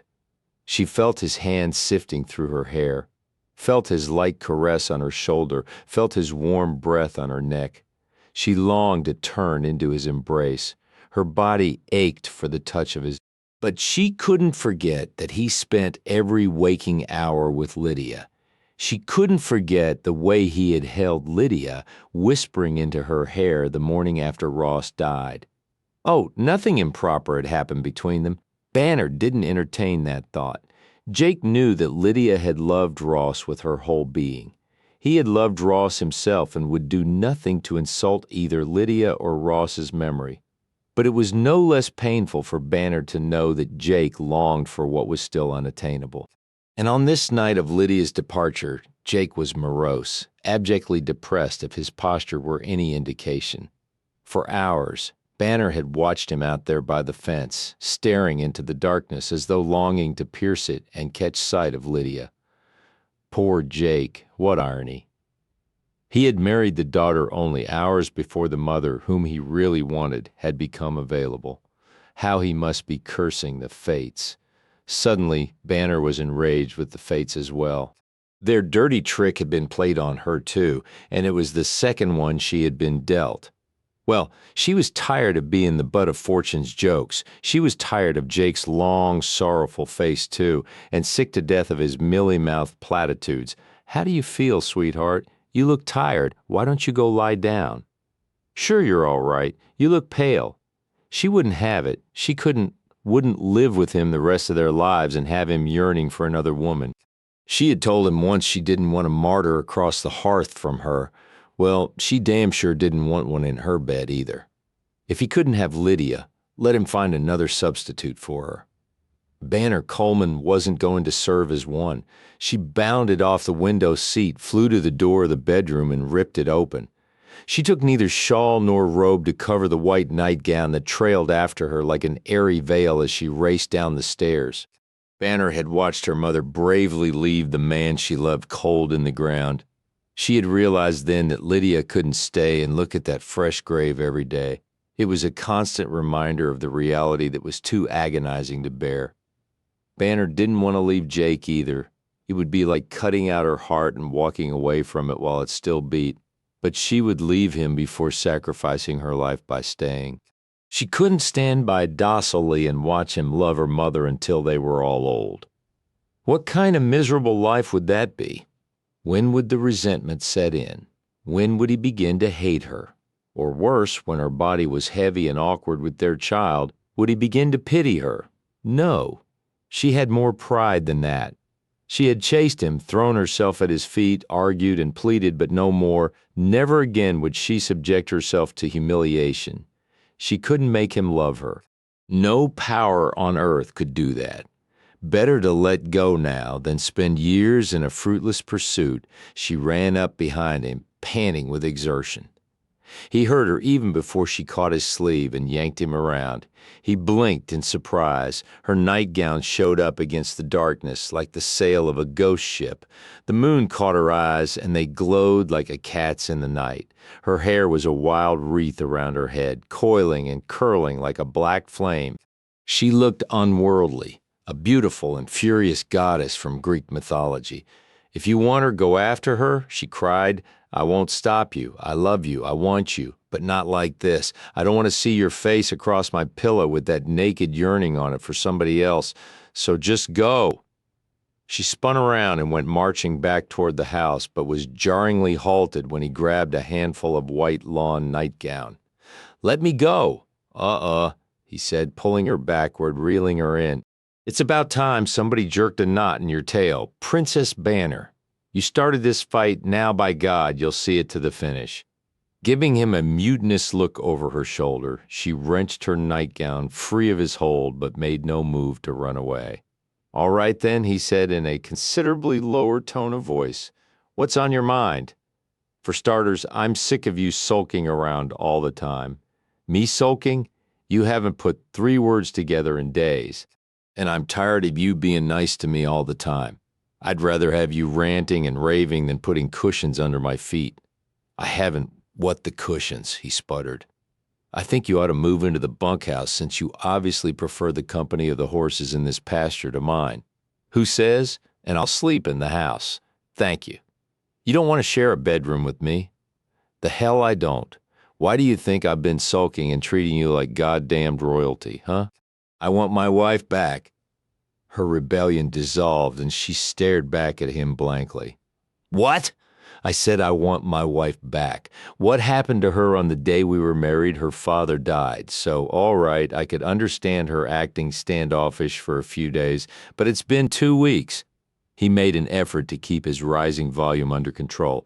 I'm about at the end of my rope, Banner. It's time you started acting like a wife.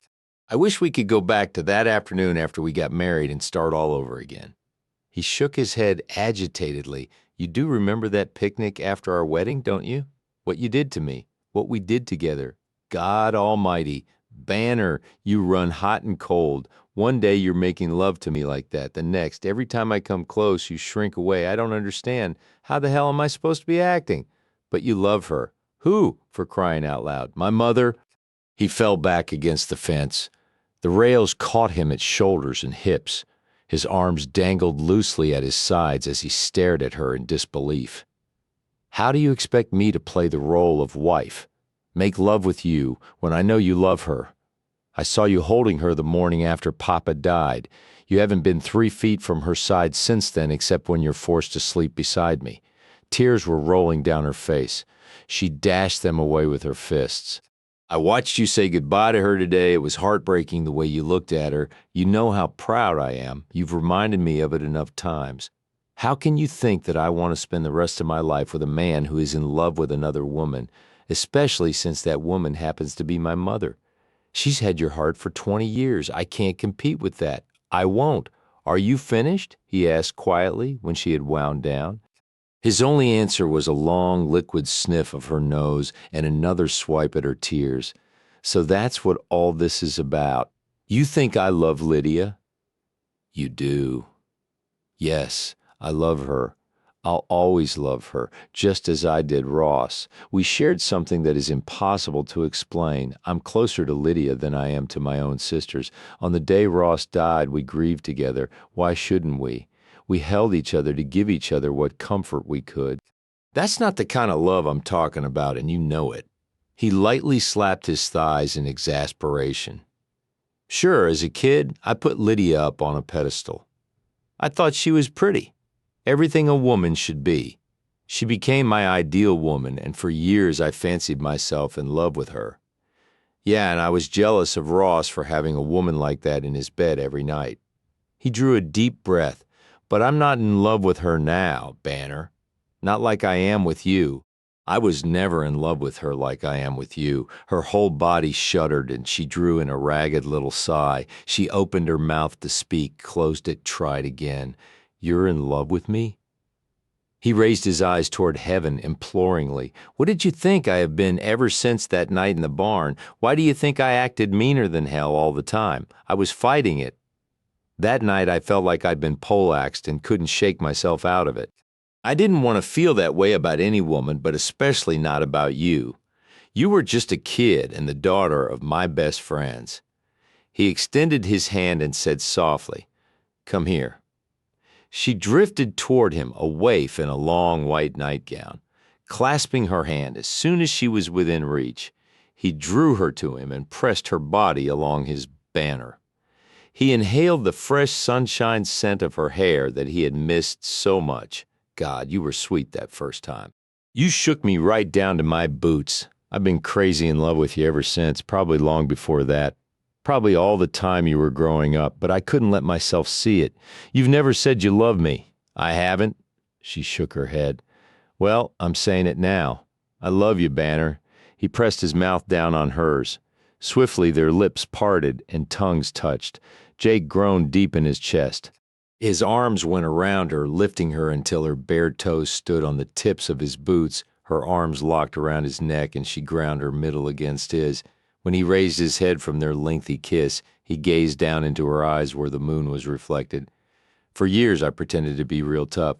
I was bitter about everything, having to grow up so fast. Luke's death, everything. It showed. I guess some men respected me for being a good cowboy and handy with a deck of cards and a gun, but no one saw the real me. Only you did, Banner. Yes, I did. I saw the man behind those cold blue eyes. She kissed his throat. Your temper didn't scare me a bit, he chuckled, smoothing his hands over her derriere. You're a fine one to mention tempers. I've enjoyed our fights. So have I. I was so lonely before you. God, I don't ever want to be like that again. He burrowed his face in her neck. You wouldn't let anyone get close to you. But now you'll have me and the baby. I guess I'll have to start enlarging the house. He slanted her away so he could look down at her body with loving eyes. I still can't believe it. I can. My body's changing. Oh, yeah. He slid his hands over her breasts. I think you're right, he said, winking. Their lips met for another kiss. When they pulled apart, Banner laid her head on his chest and moaned, Jake, I'm so randy. With his thumb beneath her chin, he snapped her head up and peered down into her smoky eyes. You know what that means? Sure, I heard it from I know. Kiss me again before you say something else dirty. She complied, inching her body up his until she could press his hardness between her thighs. Having abstained these past 2 weeks, he throbbed with the need for release. He eased his lips free of hers. Banner, sweetheart, if we don't stop, I'm going to have to take you standing up against this fence. Her eyes sparkled and she smiled with delight. Can we? He swatted her bottom. Shameless hussy, not on a moonlit night like tonight. Some other time, his wicked grin shone in the darkness. Yeah, but for now, come on, I have a better idea. He lifted her in his arms and carried her across the yard. When she realized that their destination was the barn, she buried her head bashfully in his collar. What did you really think of me that night? At first, I thought you were a hurt little girl looking for sympathy. Then I thought you were a witch sent by the devil to tempt me. Or maybe an angel God was using for the same purpose. In any event, I was giving some serious thought to the unthinkable. He pushed the barn door closed behind them and found an empty moonlit stall filled with fresh, fragrant hay. He set her down but kept his arms around her. And afterward, she whispered against his mouth. His tongue flirted with the corners of her lips. Afterward, I thought surely I had imagined it, because it was the best thing that ever happened to me. He clasped her tighter. Love me, Banner, he whispered, the urgent plea into her hair together. They fell onto the hay. Their mouths fused. The buttons of her nightgown fell away beneath his fingers. He slipped his hand inside the fabric to cup her breast. Its center was swollen with passion even before his mouth moved over it. Soft and wet, his tongue caressed until Banner thought she would die of the pleasure. He pulled the nightgown over her head and drank in her nakedness. Standing quickly, he removed his clothes. When he finally moved to cover her, he found her a creamy, tight sheath that gloved him perfectly. I love you, he whispered as he gave himself to her. She echoed the words fervently. The fulfillment was swift and tumultuous. Later, he made a pallet of their discarded clothes. They slept naked and close. And in the morning, just as the new sun was peeking over the horizon, Jake reached for his sleep-flushed wife again. This time they made love without the thunder, softly, sweetly, in celebration of the dawn that would last the rest of their lives. From #1 New York Times best-selling author Sandra Brown comes a gripping story of family ties and forbidden attraction. Please see the next page for an exciting preview of Friction. Prologue. The two stalwart highway patrolmen guarding the barricade stared at her without registering any emotion, but because of the media blitz of the past few days, she knew they recognized her and that, in spite of their implacable demeanor, they were curious to know why Judge Holly Spencer was angling to get closer to the scene of a bloodbath. Bullet hole to the chest, ligature marks on his wrists and ankles. Half in, half out of the water. Carnage. Those were the phrases that Sergeant Lester had used to describe the scene beyond the barricade, although he'd told her he was sparing her the gruesome details. He'd also ordered her to clear out, go home, that she shouldn't be here, that there was nothing she could do. Then he ducked beneath the barricade, got into his sedan, and backed it into a three-point turn that pointed him to the crime scene. If she didn't leave voluntarily, the pair of patrolmen would escort her away, and that would create even more of a scene. She started walking back to her car. In the few minutes that she'd been away from it, more law enforcement and emergency personnel had converged on the area. There was a lengthening line of cars, pickups, and minivans forming along both shoulders of the narrow road on either side of the turnoff. This junction was deep in the backwoods and appeared on few maps. It was nearly impossible to find unless one knew to look for the taxidermy sign with an armadillo on it. Tonight it had become a hot spot. The vibe of the collected crowd was almost festive. The flashing lights of the official vehicles reminded Holly of a carnival midway. An ever-growing number of onlookers, drawn to the emergency like sharks to blood, stood in groups swapping rumors about the body count, speculating on who had died and how, overhearing one group, placing odds on who had survived. She wanted to scream. This isn't entertainment. By the time she reached her car, she was out of breath, her mouth dry with anxiety. She got in and clutched the steering wheel, pressing her forehead against it so hard it hurt. Drive, Judge. Nearly jumping out of her skin, she whipped her head around, gasping his name when she saw the amount of blood soaking his clothes. The massive red stain was fresh enough to show up shiny in the kaleidoscope of flashing red, white, and blue lights around them. His eyes glinted at her from shadowed sockets. His forehead was beaded with sweat, strands of hair plastered to it. He remained perfectly still, sprawled in the corner of the back seat. Left leg stretched out along it, the toe of his blood-spattered cowboy boot pointing toward the ceiling of the car. His right leg was bent at the knee. His right hand was resting on it, holding a wicked-looking pistol. He said, "It's not my blood," I heard. Looking down over his long torso, he gave a gravelly, bitter laugh. He was dead before he hit the ground, but I wanted to make sure Dumb moved. Ruined this shirt, and it was one of my favorites. She wasn't fooled by either his seeming indifference or his relaxed posture. He was a sudden movement waiting to happen. His reflexes, quicksilver. Up ahead, officers had begun moving along the line of spectator vehicles, motioning the motorists to clear the area. She had to either do as he asked or be caught with him inside her car. Sergeant Lester told me that you'd shot the son of a bitch. That's true. He's dead. Now drive. Chapter 1, 5 days earlier. Crawford Hunt woke up knowing that this was the day he'd been anticipating for a long time. Even before opening his eyes, he felt a happy bubble of excitement inside his chest, which was instantly burst by a pang of anxiety. It might not go his way. He showered with customary efficiency, but took a little more time than usual on personal grooming, flossing, shaving extra close, using a blow dryer rather than letting his hair dry naturally. But he was no good at wielding the dryer, and his hair came out looking the same as it always did, unmanageable.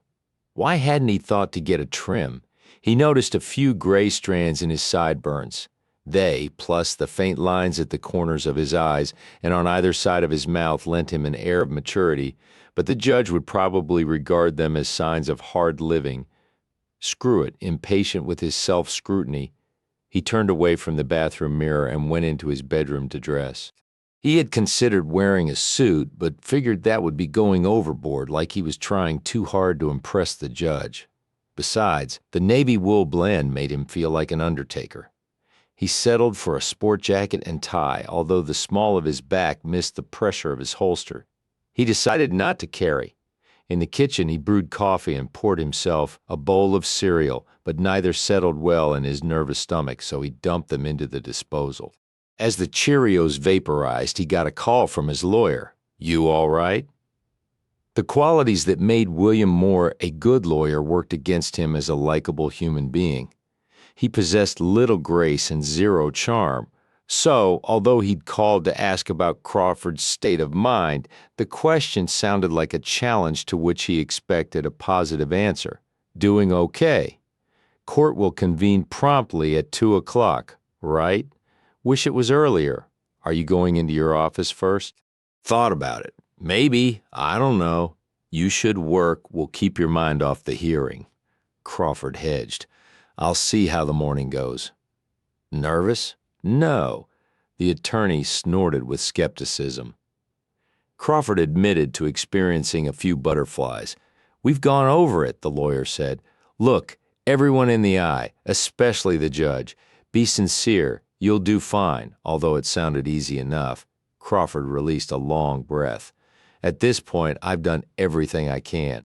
It's now up to the judge, whose mind is probably already made up. Maybe, maybe not. The decision could hinge on how you comport yourself on the stand. Crawford frowned into the phone, but no pressure. I have a good feeling. Better than the other kind, I guess. But what happens if I don't win today? What do I do next? Short of taking out a contract on Judge Spencer. Don't even think in terms of losing. When Crawford didn't respond, Moore began to lecture. The last thing we need is for you to slink into court looking pessimistic, right? I mean it. If you look unsure, you're sunk, right? Go in there with confidence, certainty, like you've already kicked butt. I've got it, okay, responding to his client's testiness. Moore backed down. I'll meet you outside the courtroom a little before 2.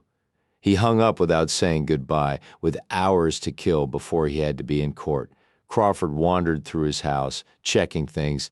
Fridge, freezer, and pantry were well stocked. He'd had a maid service come in yesterday, and the 3 industrious women had left the whole house spotless.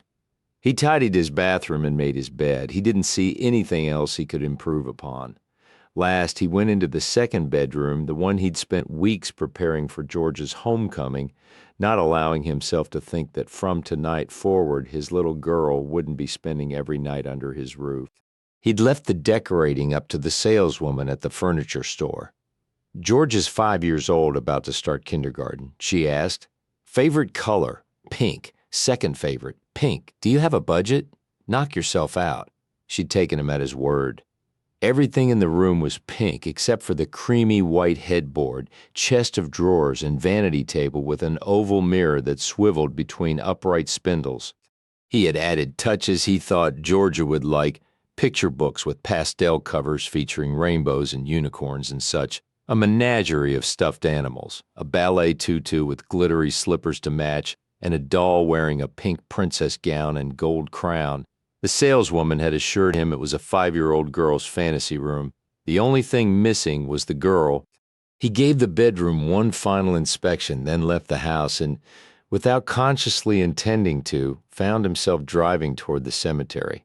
He hadn't come since Mother's Day, when he and his in-laws had brought Georgia to visit the grave of the mother she didn't remember. Solemnly, Georgia had laid a bouquet of roses on the grave as instructed, then had looked up at him and asked, "Can we go get ice cream now, Daddy?" Leaving his parents-in-law to pay homage to their late daughter, he'd scooped Georgia into his arms and carried her back to the car. She'd squealed whenever he pretended to stumble and stagger under her weight. He figured Beth wouldn't take exception. Wouldn't she rather have Georgia laughing over an ice cream cone than crying over her grave? Somehow, it seemed appropriate to visit today, although he came empty-handed. He didn't see what difference a bouquet of flowers would make to the person underground. As he stood beside the grave, he didn't address anything to the spirit of his dead wife. He'd run out of things to say to her years ago, and those verbal purges never made him feel any better. They sure as hell didn't benefit Beth. So he merely stared at the date etched into the granite headstone and cursed it, cursed his culpability. Then made a promise to whatever cosmic puppeteer might be listening that, if given custody of Georgia, he would do everything within his power to make amends.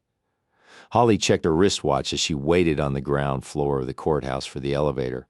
When it arrived and the door slid open, she stifled a groan at the sight of Greg Sanders among those on board. She stood aside and allowed everyone to get off. Sanders came only as far as the threshold, but there he stopped, blocking her from getting on.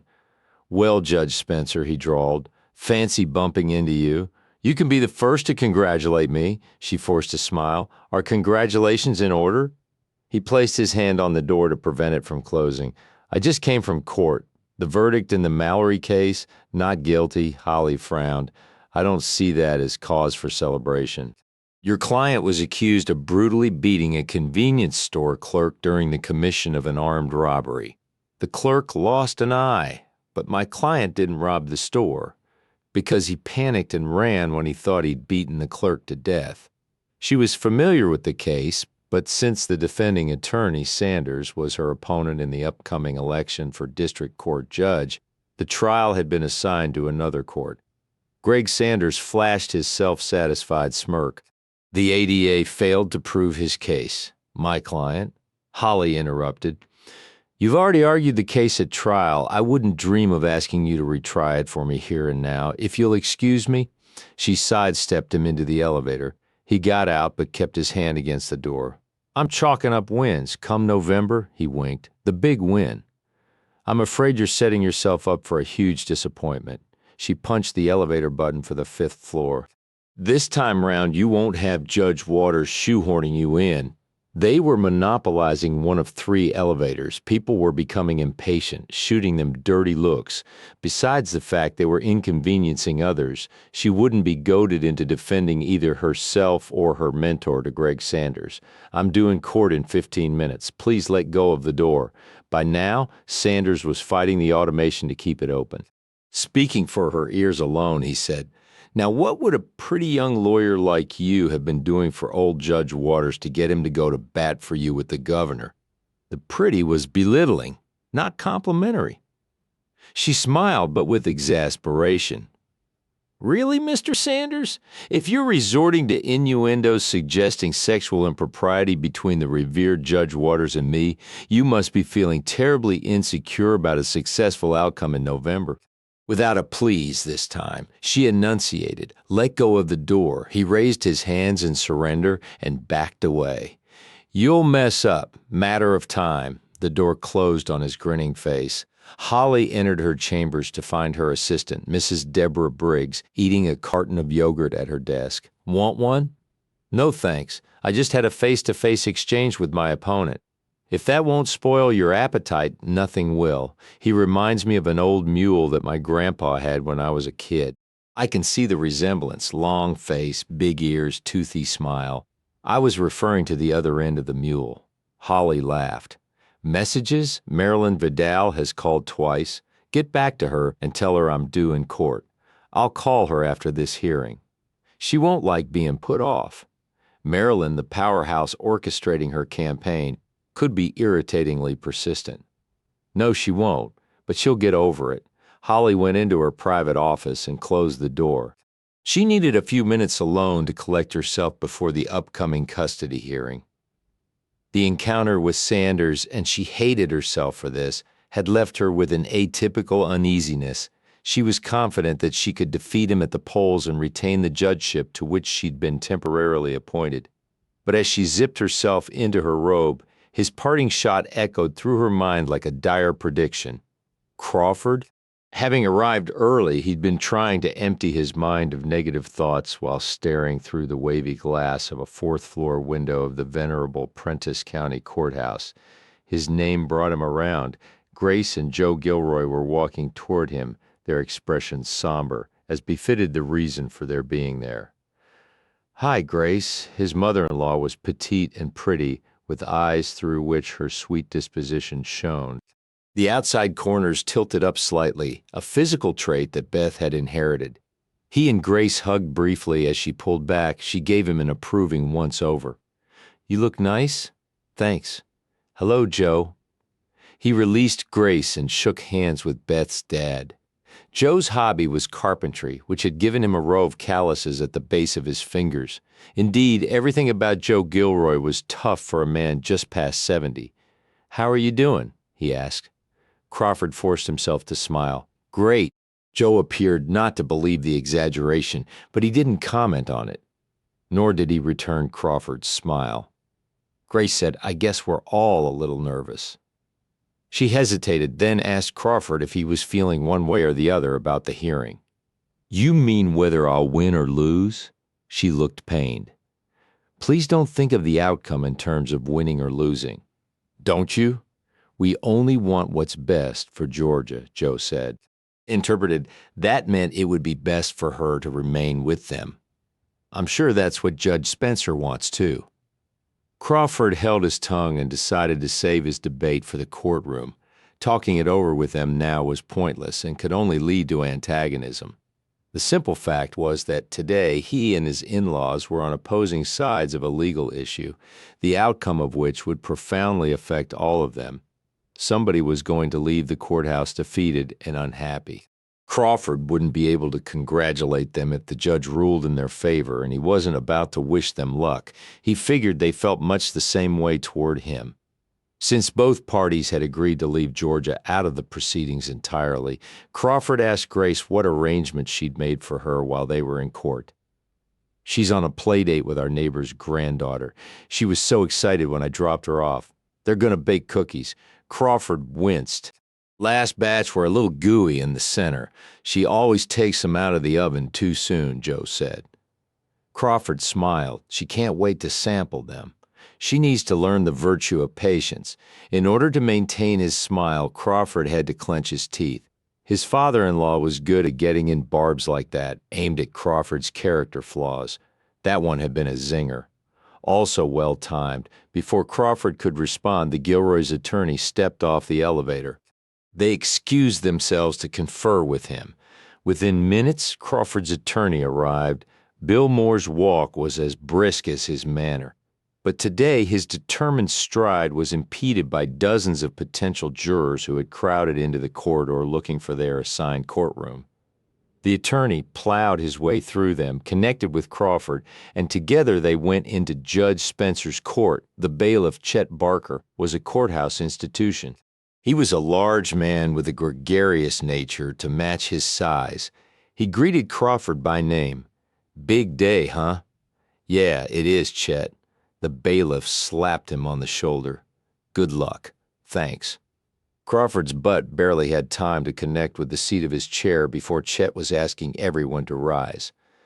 The judge entered the courtroom, stepped onto the podium, and sat down in the high-backed chair that Crawford uneasily likened to a throne. In a way, it was. Here, the Honorable Judge Holly Spencer had absolute rule. Chet called court into session and asked everyone to be seated. "Good afternoon," the judge said. She asked the attorneys if all parties were present, and when the formalities were out of the way, she clasped her hands on top of the lectern. "Although I took over this case from Judge Waters, I familiarized myself with it.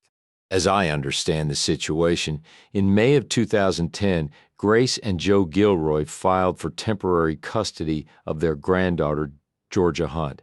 She looked at Crawford. "Mr. Hunt, you did not contest that petition." "No, Your Honor, I did not." William Moore stood up. "If I may, Your Honor?" She nodded in his rat-a-tat fashion. The lawyer stated the major components of Crawford's petition to regain custody and summarized why it was timely and proper that Georgia be returned to him. He ended by saying, "Mr. Hunt is her father. He loves her, and his affection is returned, as two child psychologists attest. I believe you have copies of their evaluations of Georgia?" "Yes, and I've reviewed them." The judge gazed thoughtfully at Crawford, then said, "Mr. Hunt will have a chance to address the court, but first I'd like to hear from the Gilroys." Their lawyer sprang to his feet, eager to get their objections to Crawford's petition on the record. "Mr. Hunt's stability was brought into question 4 years ago, Your Honor. He gave up his daughter without argument, which indicates that he knew his child would be better off with her grandparents." The judge held up her hand. "Mr. Hunt has conceded that it was in Georgia's best interest to be placed with them at that time. We hope to persuade the court that she should remain with them." He called Grace to testify. She was sworn in. Judge Spencer gave her a reassuring smile as she took her seat in the witness box. "Mrs. Gilroy, why are you and Mr. Gilroy contesting your son-in-law's petition to regain custody?" Grace wet her lips. "Well, ours is the only home Georgia has known. We've dedicated ourselves to making it a loving and nurturing environment for her." She expanded on the healthy home life they had created. Judge Spencer finally interrupted. "Mrs. Gilroy, no one in this courtroom, not even Mr. Hunt, disputes that you've made an excellent home for Georgia. My decision won't be determined by whether or not you've provided well for the child, but whether or not Mr. Hunt is willing and able to provide an equally good home for her." "I know he loves her," Grace said, sending an uneasy glance his way. "But love alone isn't enough. In order to feel secure, children need constancy, routine. Since Georgia doesn't have a mother, she needs the next best thing, her daddy. Crawford's mutter drew disapproving glances from everyone, including the judge. Bill Moore nudged his arm and whispered, "You'll have your turn." The judge asked Grace a few more questions, but the upshot of what his mother-in-law believed was that to remove Georgia from their home now would create a detrimental upheaval in her young life. She finished with, "My husband and I feel that a severance from us would have a damaging impact on Georgia's emotional and psychological development." To Crawford, the statement sounded scripted and rehearsed, something their lawyer had coached Grace to say, not something that she had come up with on her own. Judge Spencer asked Crawford's attorney if he had any questions for Mrs. Gilroy. "Yes, Your Honor, I do." He strode toward the witness box and didn't waste time on pleasantries. "Georgia often spends weekends with Mr. Hunt, isn't that right?" "Well, yes. Once we felt she was old enough to spend a night away from us and that Crawford was trustworthy enough, we began allowing him to keep her overnight, sometimes 2 nights. When she's returned to you after these sleepovers with her father, what is Georgia like? Like, what's her state of mind, her general being? Does she run to you crying, arms outstretched, grateful to be back? Does she act intimidated, fearful, or traumatized? Is she ever in a state of emotional distress? Is she withdrawn and uncommunicative? No, she's fine. Crying only when her father returns her to you. Isn't that right?" Grace hesitated. "She sometimes cries when he drops her off, but only on occasion, not every time. More often crying after a lengthier visit with him," the attorney said. "In other words, the longer she's with him, the greater her separation anxiety when she's returned to you." He saw that the Gilroy's lawyer was about to object and waved him back into his seat. "Conclusion on my part," he apologized to the judge, but Crawford knew he wasn't sorry for having gotten his point across and on the record. He addressed another question to Grace. "When was the last time you saw Mr. Hunt intoxicated?" "It was a while ago. I don't remember exactly." "A week ago? A month? A year?" "Longer than that." "Longer than that," Moore repeated. "4 years ago? During the worst of his bereavement over the loss of his wife." "Yes, but to your knowledge, has Mr. Hunt ever been drunk while with Georgia?" "No." "Lost his temper and struck her?" "No." "Yelled at her, used abusive or vulgar language in front of her?" "No." "Failed to feed her when she was hungry?" "No." "Failed to secure her in her car seat? Not shown up when she was expecting him?" "Has he ever neglected to see to his daughter's physical or emotional needs?" Grace dipped her head and spoke softly. "No." Moore turned to the judge and spread his arms at his sides.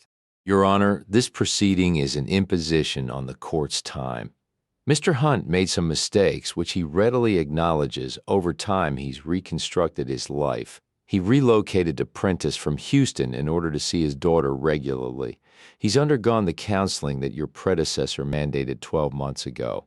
A year hasn't diminished his determination to regain custody of his child, and I submit that, except for their own selfish interests, there are no grounds whatsoever for Mr. and Mrs. Gilroy to be contesting my client's petition." The Gilroy's lawyer surged to his feet. "Your Honor, my client's grounds for contesting this petition are in the file. Mr. Hunt has proved himself to be unfit." "I have the file, thank you," Judge Spencer said. "Mrs. Gilroy, please step down. I'd like to hear from Mr. Hunt now." Grace left the witness stand looking distraught, as though she had miserably failed their cause. Crawford stood up, smoothed down his necktie, and walked to the witness box. Chet swore him in. Crawford sat down and looked at the judge, in the eye, as Moore had coached him to do. "Mr. Hunt, 4 years ago, some of your behavior brought your ability to be a good parent into question.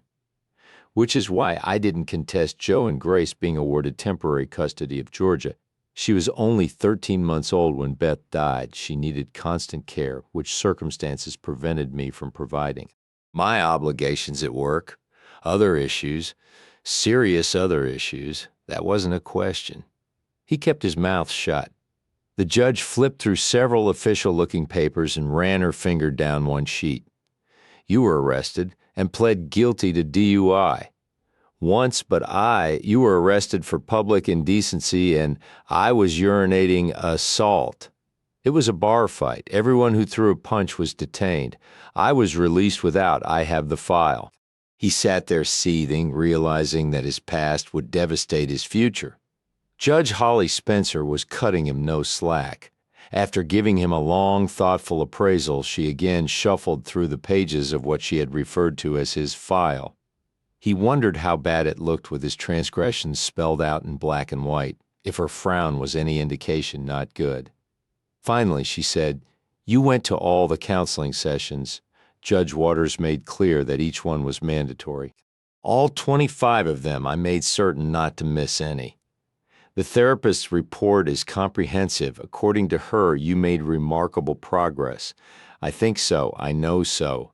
I commend your diligence, Mr. Hunt, and I admire your commitment to regaining custody of the daughter you obviously love. Here it comes," he thought. However, the door at the back of the courtroom burst open, and a figure straight out of a horror movie ran up the center aisle, handgun extended. The first bullet struck the wall behind the witness box, splitting the distance between Crawford and Judge Spencer. The second one got the bailiff Chet Barker square in the chest.